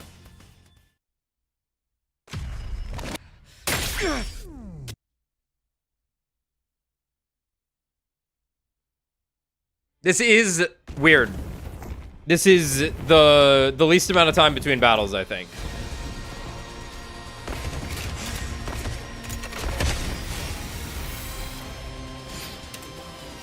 Why, yes, I'd like to skip the battle.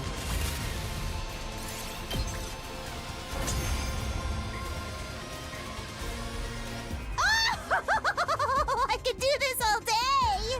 This is easier than taking a splash in an inflatable bounce house! Wait, what? Okay, I got this, guys. I got this. Uh-huh. So when you get thrown down in the wrestling ring, that's a splash. I know it as a bump.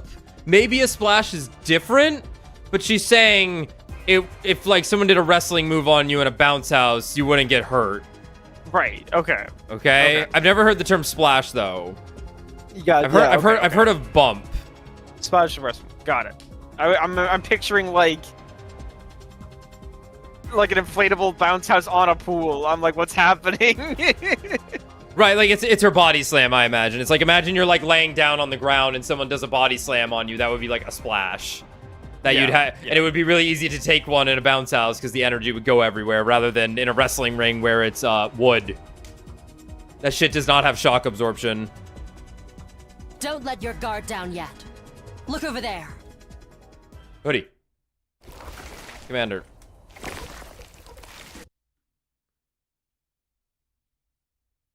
Okay. It's Hoodie! They're back again. Ignore them! We got invaders to kill. Focus on the commander. On Pakron.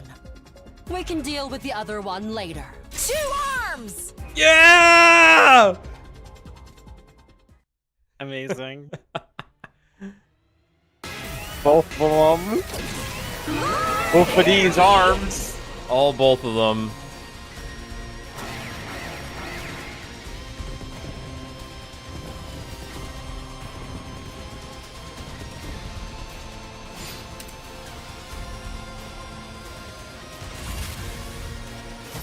You win. Ow.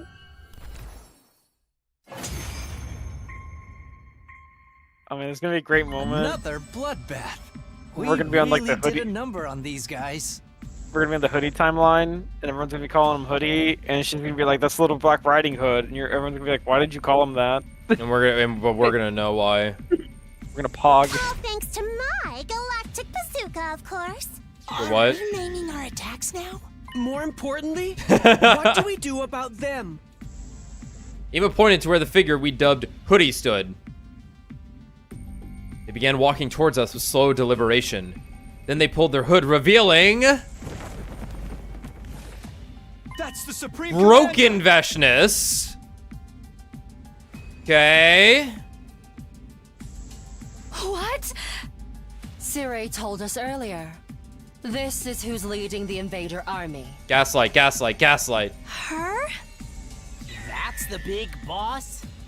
I'll thank you not to refer to me by such a vulgar term. What, do you not like Metal Gear? Supreme Commander brought her hand up to her mask. Among my people, I am known as Vesness, the paragon of hope. Like the paragon of cope. Somehow got her. Still say I'm cuter. No one said anything about her being cute. She's pretty cute. So you can understand us now, too? Vesh just narrowed her eyes in response to my Was question. that your attempt at a bluff? Or do you really not know? The hell are you talking about? She was silent for a moment. It seemed like she was thinking about something. Finally, she spoke again. I see. Some days ago, my warriors and I experienced a sudden surge of power. That was also when we became able to understand your language. I came here to find out what caused it, but it seems you don't know either. Everyone cast troubled glances at each other. Only Hiroko reacted differently. Me when I know. It was subtle, but for a moment, it looked like her mouth twisted into a satisfied smile. All this is going over my head. We gonna kill this girl or what? That's right. If we can defeat their leader, it will end the war here and now. This is an underrated Nozomi face, or just any sprite in the game. This one looks really funny. Like, it almost looks like she's eating something, but is like going crazy at the same time. Right, sure. Don't bother. If you fought me now, I'd only massacre you in one fell swoop. And where's the fun in that? I'd rather take my time and make it really hurt. I'll pick you off one at a time to make it clear just how powerless you are. and inflict true despair on the rest of you. She pointed upward as she said this, right at the artificial satellite. Now, if you'll excuse me, I need to take back Pacron's remains. Pacron? That's the commander we just defeated, isn't it? In the last battle, one of you absorbed Mervrum's cryptoglobin. You saw that? Yes. I wanted to see your vile, barbaric nature in action. But I won't let the same thing happen today. Huh? Vesness moved before we had a chance to react. In a flash, she leapt over us to where Pacron's corpse lay, gathered it in her arms, and was gone. Interesting. So this was Broken Mask, but no suck. Wow. Whereas Mortifying how easy that was for her. we have also seen her with Unbroken Mask and no suck. Yeah. But then I think first time was Broken Mask with suck. What a weird sentence. Damn it! How enraging! If you have to get a rager, do it in your own time. Well, even if she got away, it's not all bad. Yeah, we still won the battle. We can be happy about that, can't we? I guess you're right. All right then, here we go. Special Defense Unit! This is weird. Indestructible and undefeated! Never lose, never yield! Special Defense Unit, fight on! We made it through our second defensive battle. Or our third if you counted the one on the very first day. And so far, none of us had died. I just hope we could keep this up. But I didn't want to bring the others down thinking like that. After everything we'd been through the last couple of days, they deserved to enjoy their victory.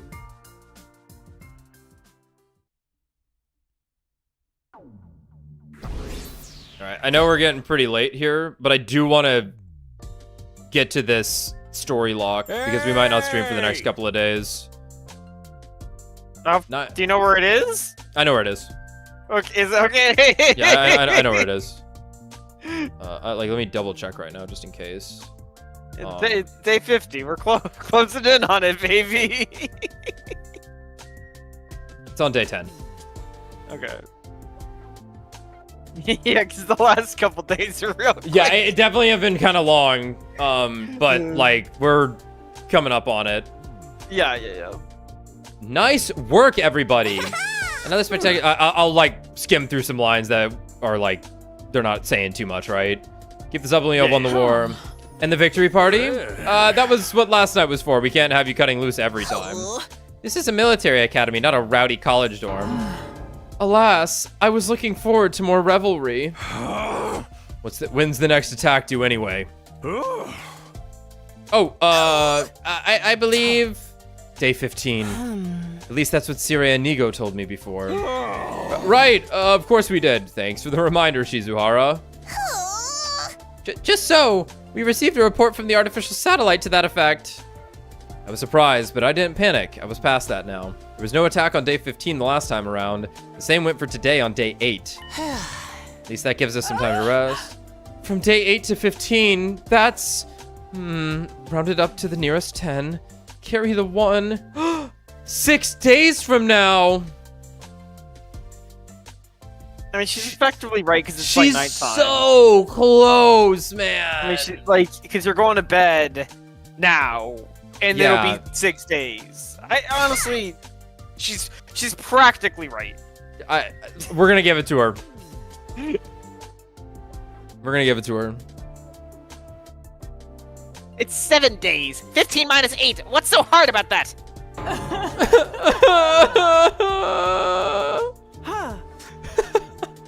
That means after today, we've got 6 whole days to take it easy. You guys want a tightrope walk across steel girders and take bets on who falls first while we wait? I understood that reference. Sorry to break it to you, but we don't have time for any of that. We'll need you all to start training in preparation for the next battle. Oh, for the love of murder. Guess we should have seen that coming. All right, lock in. We're at the door. After the battle, we took our time over a late dinner and went back to our rooms. I stayed out on the roof, though. I was thinking about Hiroko. Starting tomorrow, I'm going to have a lot to do. Just do as you're told. Follow my instruction. Provided the work gets done. The evening of day 9. Okay. That was on day 5. And as for the past 3 days, I'd been a good boy.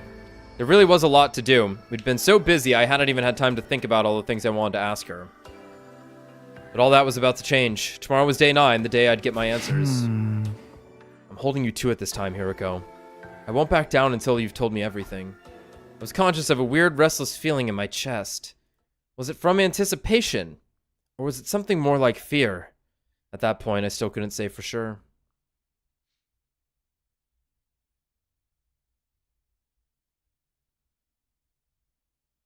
Day 9.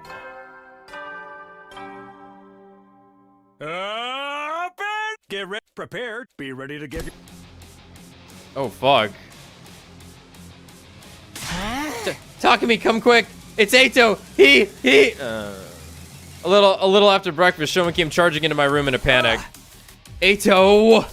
What did he do now? He's not in his cage! He's gone! He's escaped! What? I was on my feet before I knew it. I followed Shoma and we both rushed outside together. Damn. How? Where's everyone else? You're the first one I've told. Takemaru knows too, though. He and I were doing our morning training in the courtyard. That's when we noticed the cage was empty. Alright, you go tell the others about this. I'll look for Atto. Okay. Shoma nodded and hurried away. His skinny twig gas was just, like, parallel with the bars. Yeah. Alright, we have to go find Atto. The power didn't go out. This is No. the first time this has happened. We just have to run around. I don't... entrance hall, I guess.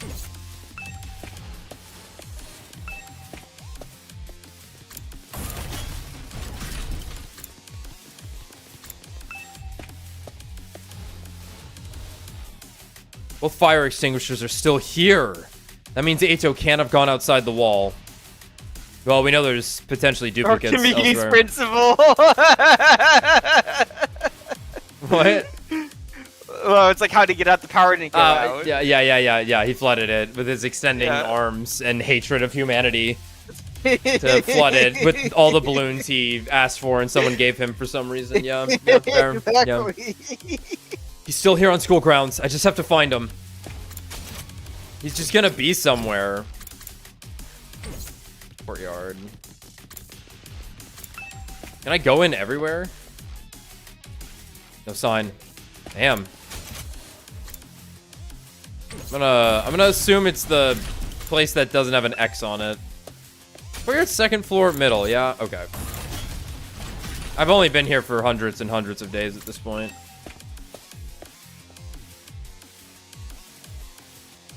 Shoma was right. The cages are completely empty. There's no one here.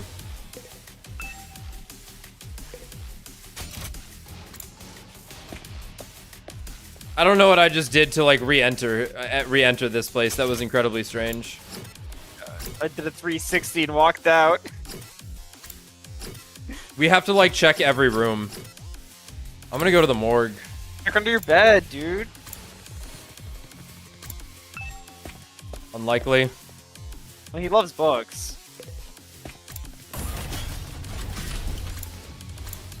This is crazy. We actually have to like check places, unless I missed something on the map. But maybe it's like I have to check enough of them. Because like, let me look again. He's just shitting. He's in the bathroom. Entrance hall. The defense room. That should be floor 3 and this way.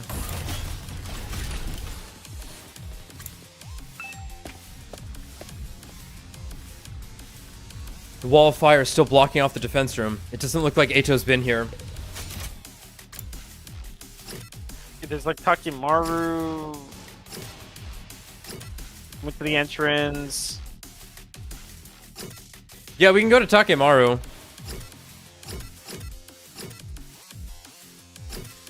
He's just a thing. He's the only notable thing is him. We just run past Atto. He just waves real quick. Finally, I stepped into a room, and there he was. I'd found Atto, but that didn't mean I could relax. Don't make me ask again. Oh, shit. Bastard. Just what the hell are you doing in here? You've asked me that plenty of times already, and I keep telling you I got curious about something. I wanted to learn more about how the revival-matic works, so I just... That's not what I mean! How did you get out of your cage? Tell me that! Hey, calm down, Takimaru. How am I No, supposed to be calm I don't think you at a time should. like this? Ain't you the one who said it'd all be over if this guy got out? I did, but... Now fess up! How did you escape? Takemaru shook Atto violently, but he didn't look the least bit concerned. I had some help from a friend. Let's just call them K. Hiruko. Potassium returns. Potassium. Uchikoshi's gonna get his run back on that VLR plotline. Unlikely. They unlocked my cage for me. What? Well, who was it? Who's K? No, I'm afraid I can't tell you. I could never betray a friend's confidence like that. Then I'll just have to force it out of you. Takimaru, no!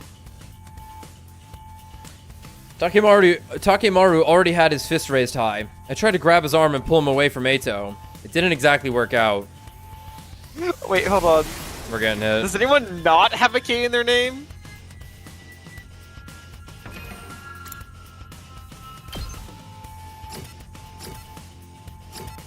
Darumi. Darumi doesn't. Atto doesn't. Good letter.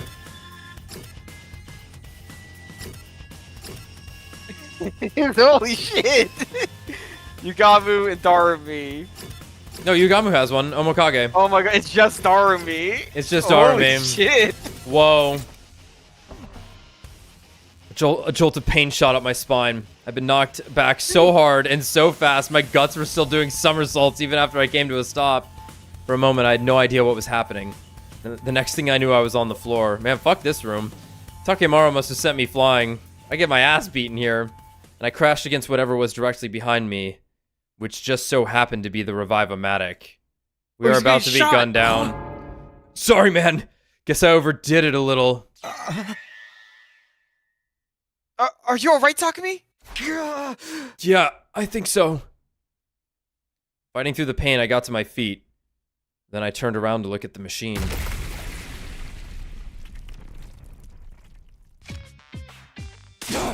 What the?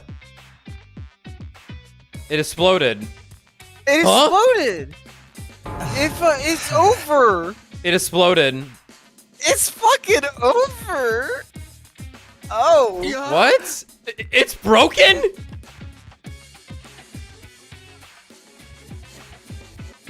An ominous plume of black smoke was rising from the wreckage of the Revive-O-Matic. I had a feeling things were about to get a whole lot worse. This is bad, right? Who broke it? I'm not mad. I just want to know who broke it. Oh. That's one way of putting it. It wasn't long before everyone else heard the noise and came running. Ah! What the heck did you guys do in here? the Revive-O-Matic! It's... Oh dear, oh dear, oh dear, oh dear, oh dear, oh dear, oh dear, oh dear, oh dear! Atto, you did this, didn't you? Atto just sighed and shook his head in exasperation. Perhaps you'd care to explain what happened, Takumi? I reluctantly gave everyone a quick summary of the events that led to our current predicament. So basically, Takemaru did it? Huh? It wasn't on purpose! Takumi grabbed my arm and I just lost control. Whoever it is to blame, this is a catastrophe nonetheless. Yeah, if we can't use the Revive-O-Matic anymore, and any of us die in battle, then we stay dead. There is no coming back anymore. The whole group seemed to freeze up for a moment. A lot of them started to glare accusingly at Takemaru. Come on, everyone! It's not all bad. Maybe we can repurpose the wreckage and use it to grill fish.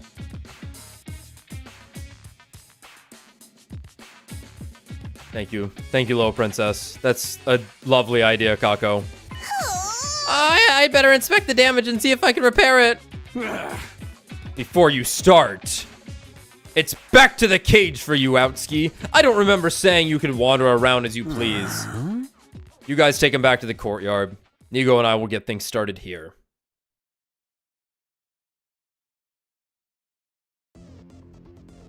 My girlfriend, Kako. Okay, now that we found Atto, it's time for his execution. Oh, allow me. Hold on, nobody said anything about killing him. We're just locking him up, right? Let's just get on with it. Huh? Everyone, oh, wait a minute. Shoma broke off from the group and ran over to Atto's cage. After inspecting the door, he turned back to us. This cage, it's still locked. Huh? A moment later, Yuriko groaned and hunched over. Her face twisted in pain. What's wrong? Just as suddenly, she raised her head again and screamed out a warning. No. Not that cage! We have to put him somewhere else! Huh? Huh? Why? I can't explain it. Just trust me.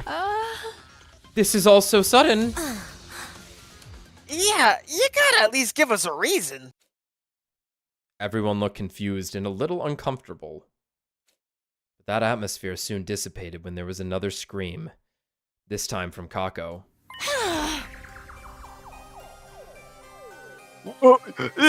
She's doing it. She's doing it. Holy The narrow path. Kako, tell us. I just the That's what it is. She's gonna blim blam blarm. Not even blam blarm. I see it all now. What? Seriously, the hell's going on? That was the sound of Kako's detective senses going off.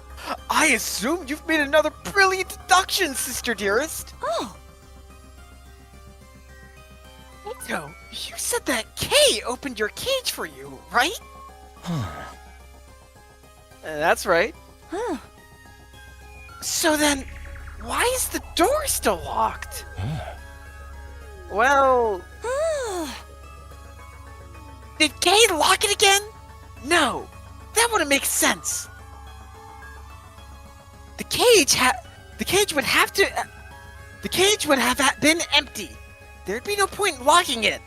Oh. There's only one key to this cage anyway.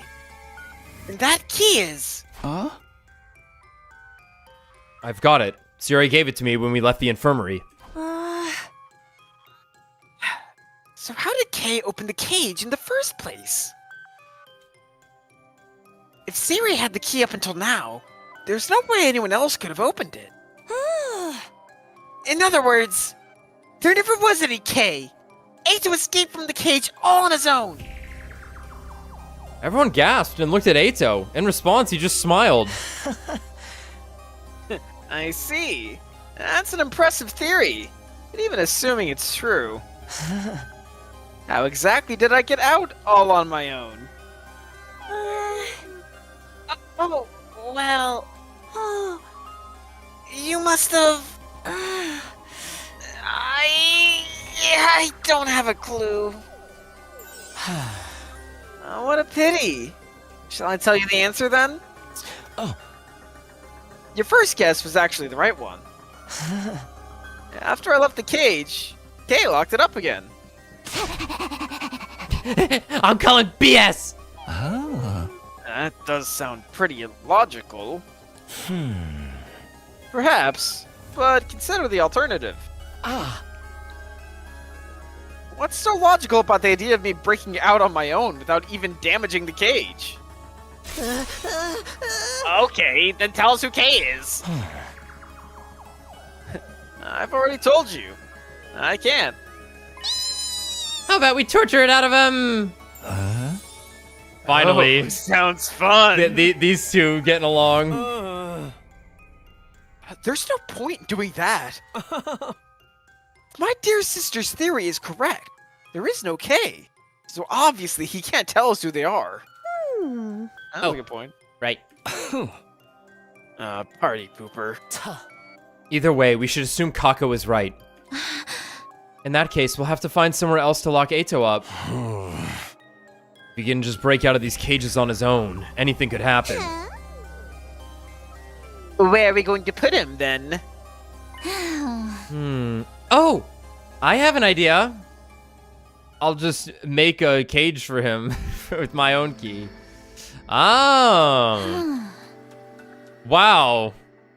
Atto's about to be like, all right, never mind. I'm gonna tell you who K is. Put me back in the cage. I don't want to be in the fuck. I don't want to be in the fucking pod. It's fucking oh my god. Dio. No, I was thinking about mouthwashing. What's the guy's name in that? Jimmy. I'm gonna make everything right. Yeah, Jimmy. Yeah, Jimmy. I'm gonna make everything right. Don't worry. How about in here? There's a lock on the door and no windows, so he won't be able to escape. Huh. And it's a room we never use ourselves. This seems to be fine. It's bigger than my last place, and there's even a bed. I just hope the rent isn't too steep. Yeah, laugh it up. And so we decided to hold Atto in the room with no name. This is in fact all of them. Yeah. This is like warriors. Yeah. This is the test tube babies. Plus Nozomi. In fact, Nozomi, get out of here. Get out of here. Trying to take a fucking picture here. Happy birthday, everybody. We're 9 days old. We were born in here. Woo! And so we decided to hold Atto in the room with no name. It's got these weird capsule-like machines. I guess we'll call it the capsule room for now. Been through the Atto in a room with no name. Yeah. Leaving our prisoner inside, the rest of us stepped out of the capsule room. I got the key from Siri. When we told him our plan, I made sure the door was locked up tight. Once I was satisfied there was no way Atto could get it open, we all left. There was no point hanging around there anymore.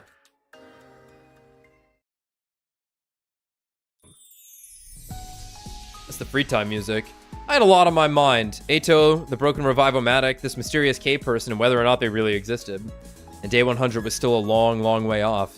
I'd have to strengthen my bonds with the others if we were going to become a real team before then.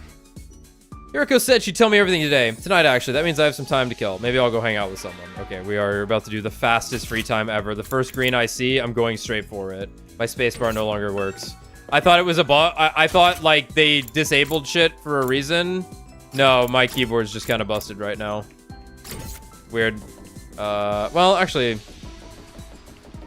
Hey, what will happen to us now? We'll be fine, right? We're just gonna make it through this, right? Okay. If I could teleport somewhere, I would go there, but we're just gonna go over here and hang out with Emo real quick. Suck in those particles. Hey, what flavor are those particles? Has he lost his mind? Bond. Alright, Kako time.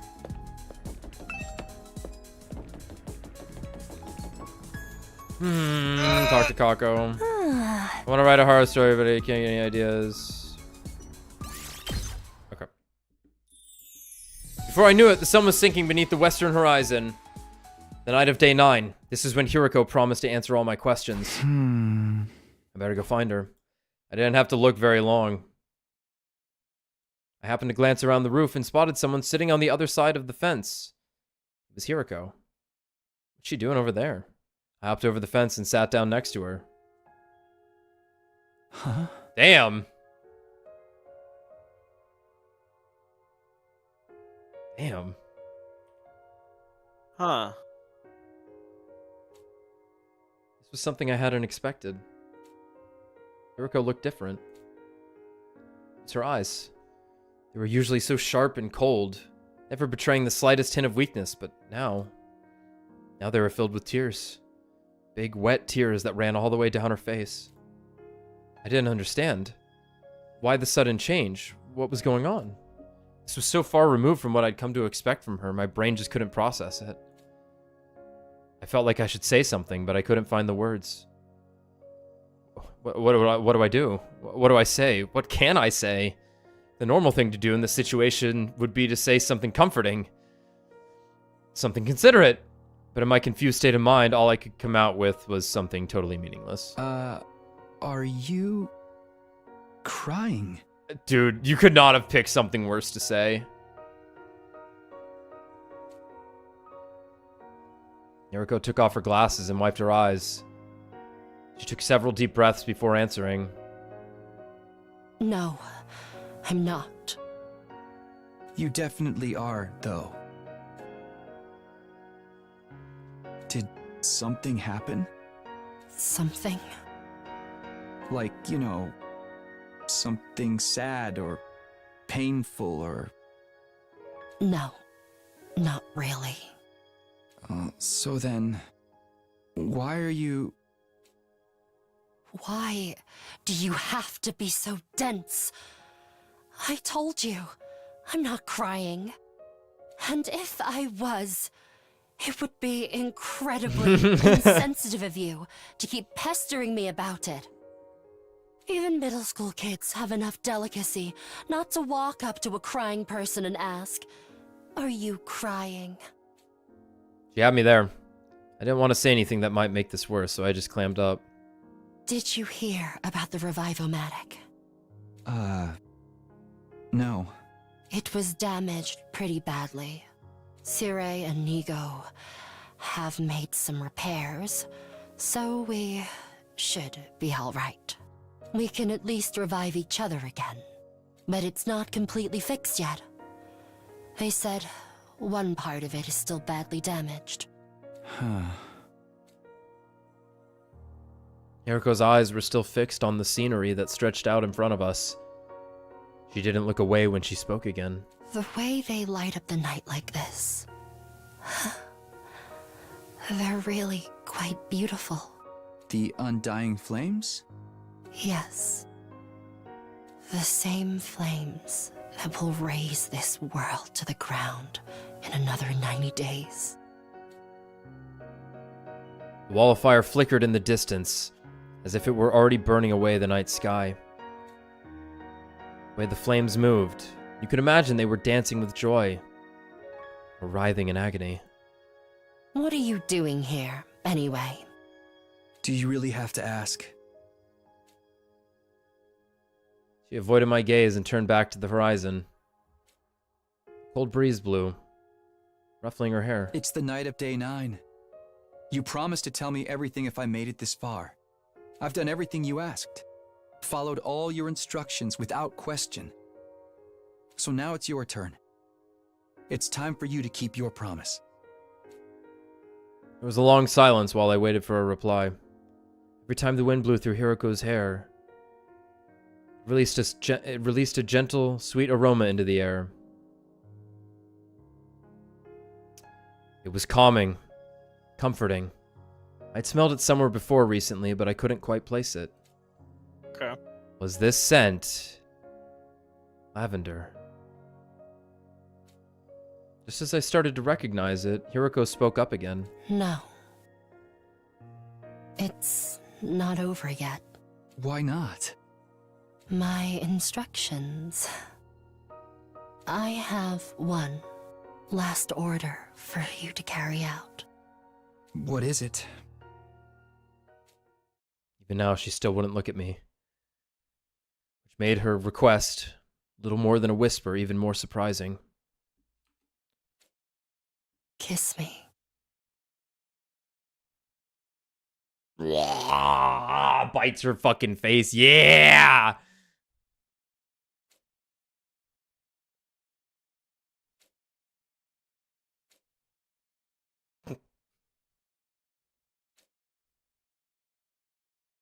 Huh? What are you waiting for, dude? Get in there. Not for the first time that evening, I found myself at a complete loss for words. Don't get it twisted who the main heroine is. Actually, actually, get it twisted. Was she serious? Was it a joke? I really couldn't tell. No, it had to be a joke. There's no way Hiroko would. Or maybe it was a trick. Maybe this was her plan all along. By giving me an impossible order like this, she could weasel out of our deal right at the end.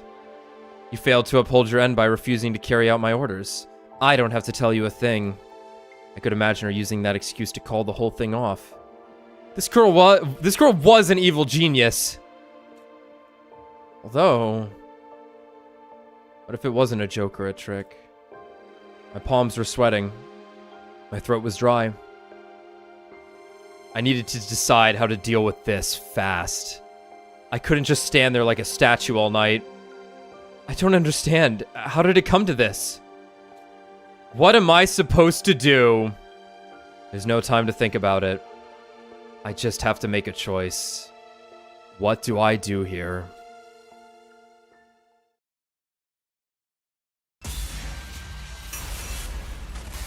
Why does this one get a special like a special lead up? You know why? So, I mean, obviously I want to kiss her.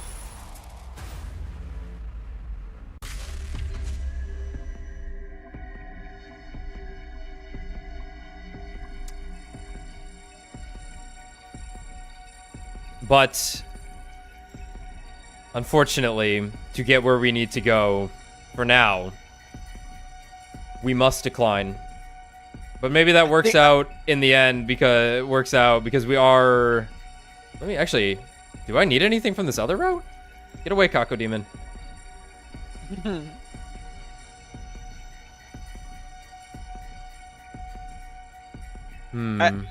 I think this is a test of what we know on her end. Cause it's like if we kiss her, she's like he doesn't know. But if we don't kiss her, she's like I'm irresistible. He must know. So, we're gonna hit no for right now. As much as I just know I would, if I was playing this not on a stream, on my own time, of my own volition, I would say yes. But unfortunately, that is not. We must decline.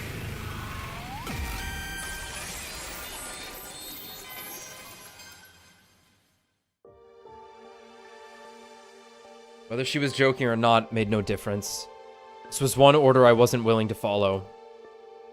I couldn't kiss Hiroko. Not with the way I felt about Karuha. Or Nozomi, for that matter. I still wasn't sure whether those two were the same person or not. But when I thought about them, I knew I couldn't go through with this. So I didn't. I didn't say or do anything. She didn't speak either. Both sat there in silence, gazing at the undying flames flickering in the distance. After what seemed like a long time, Hiroko finally broke the silence. You didn't think I was serious, did you? Honestly, you're just as naive as ever. A faint smile played across her lips for a moment, then she abruptly got to her feet. She left without saying another word. I didn't have a chance to stop her, and was left all on my own. Once again, Hiroko had avoided telling me the truth. All of a sudden, she seemed so fragile, so vulnerable. Like if I called out to her now, she might disappear completely. Despite all that, I think I finally had my answer. Just now, Hiroko said I was as naive as ever. It's a weird way to talk about someone you've only known for 9 days.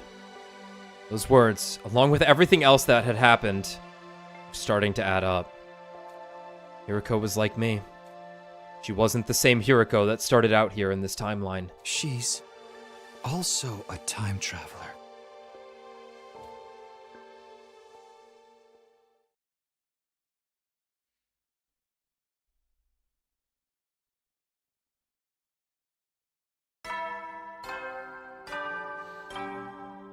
But how? Get ready for... Wow! Look at you! Hello. This is a supplemental broadcast. Ignore the announcement about celebrating your milestones. I already unlocked all the classrooms. Hooray! That means you don't get anything special today. Just use this time to train extra hard, okay? Training, huh? I doubt I'd be making time for that today. I had something much more important to deal with. Namely, picking things up where I left off with Hiroko. She'd blown me off again last night. I was getting tired of this. Today's the day I get the truth out of her. Of course, just saying it was one thing. How do I actually do that, though? Technically, I'd refused to carry out Hiroko's final order. That meant our deal was off. If I tried the straightforward approach, she'd only blow me off again. But what else can I do? It sounded like such a cliche, but maybe I could give her a present? Something special, something that would show her I really care and get her to trust me. Only problem is I can't think of anything that would move Hiroko that much. I thought about it a while longer, but still didn't come up with anything. Guess I'll just have to ask the others. And so, after breakfast, I set out to ask around and try to figure out what to get Hiroko. Alright, who should I talk to first? Fuck.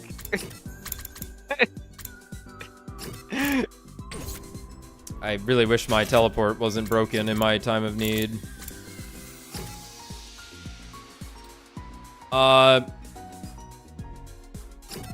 We might just need to stop here before we really ramp into anything else, I think. Obviously, Yeah, we're pretty close to this be... story log, but like, this is a whole sequence here. Yeah, because it's gonna be talking to everyone. We potentially have to go to the fucking map. And then we're gonna make a Giftomatic into a persuasion event, and then we're gonna talk for more. No, this is 45 minutes. Yeah, probably. I like how it just tells us this right now. Wait, that's hilarious. We don't even know about this yet, and I just scrolled over it, and it's just like, there's a story lock you're about to run into, brother.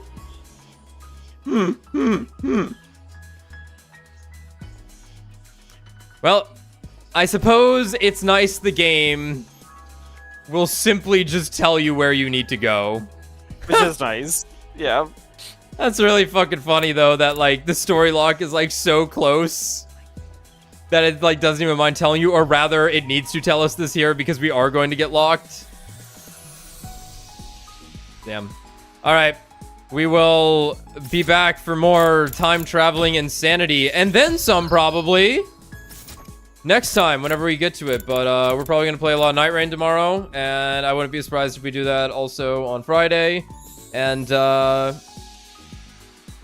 we'll see how we feel. Maybe we do play on Friday, but don't expect it, but then maybe we'll do another Sunday one, because obviously I'm like more hooked on this game now than I have been for the first 18 streams. So, props to him. All right. Goodbye, everyone. Especially whoever entered the podium at the end. You win this stream. Hyragon was number 1. Vivian was number 2. Oh god, who was 3? Looks like it's CJ at the end. Wow. Yep, wow. Congrats. Wow. Good night. Congrats.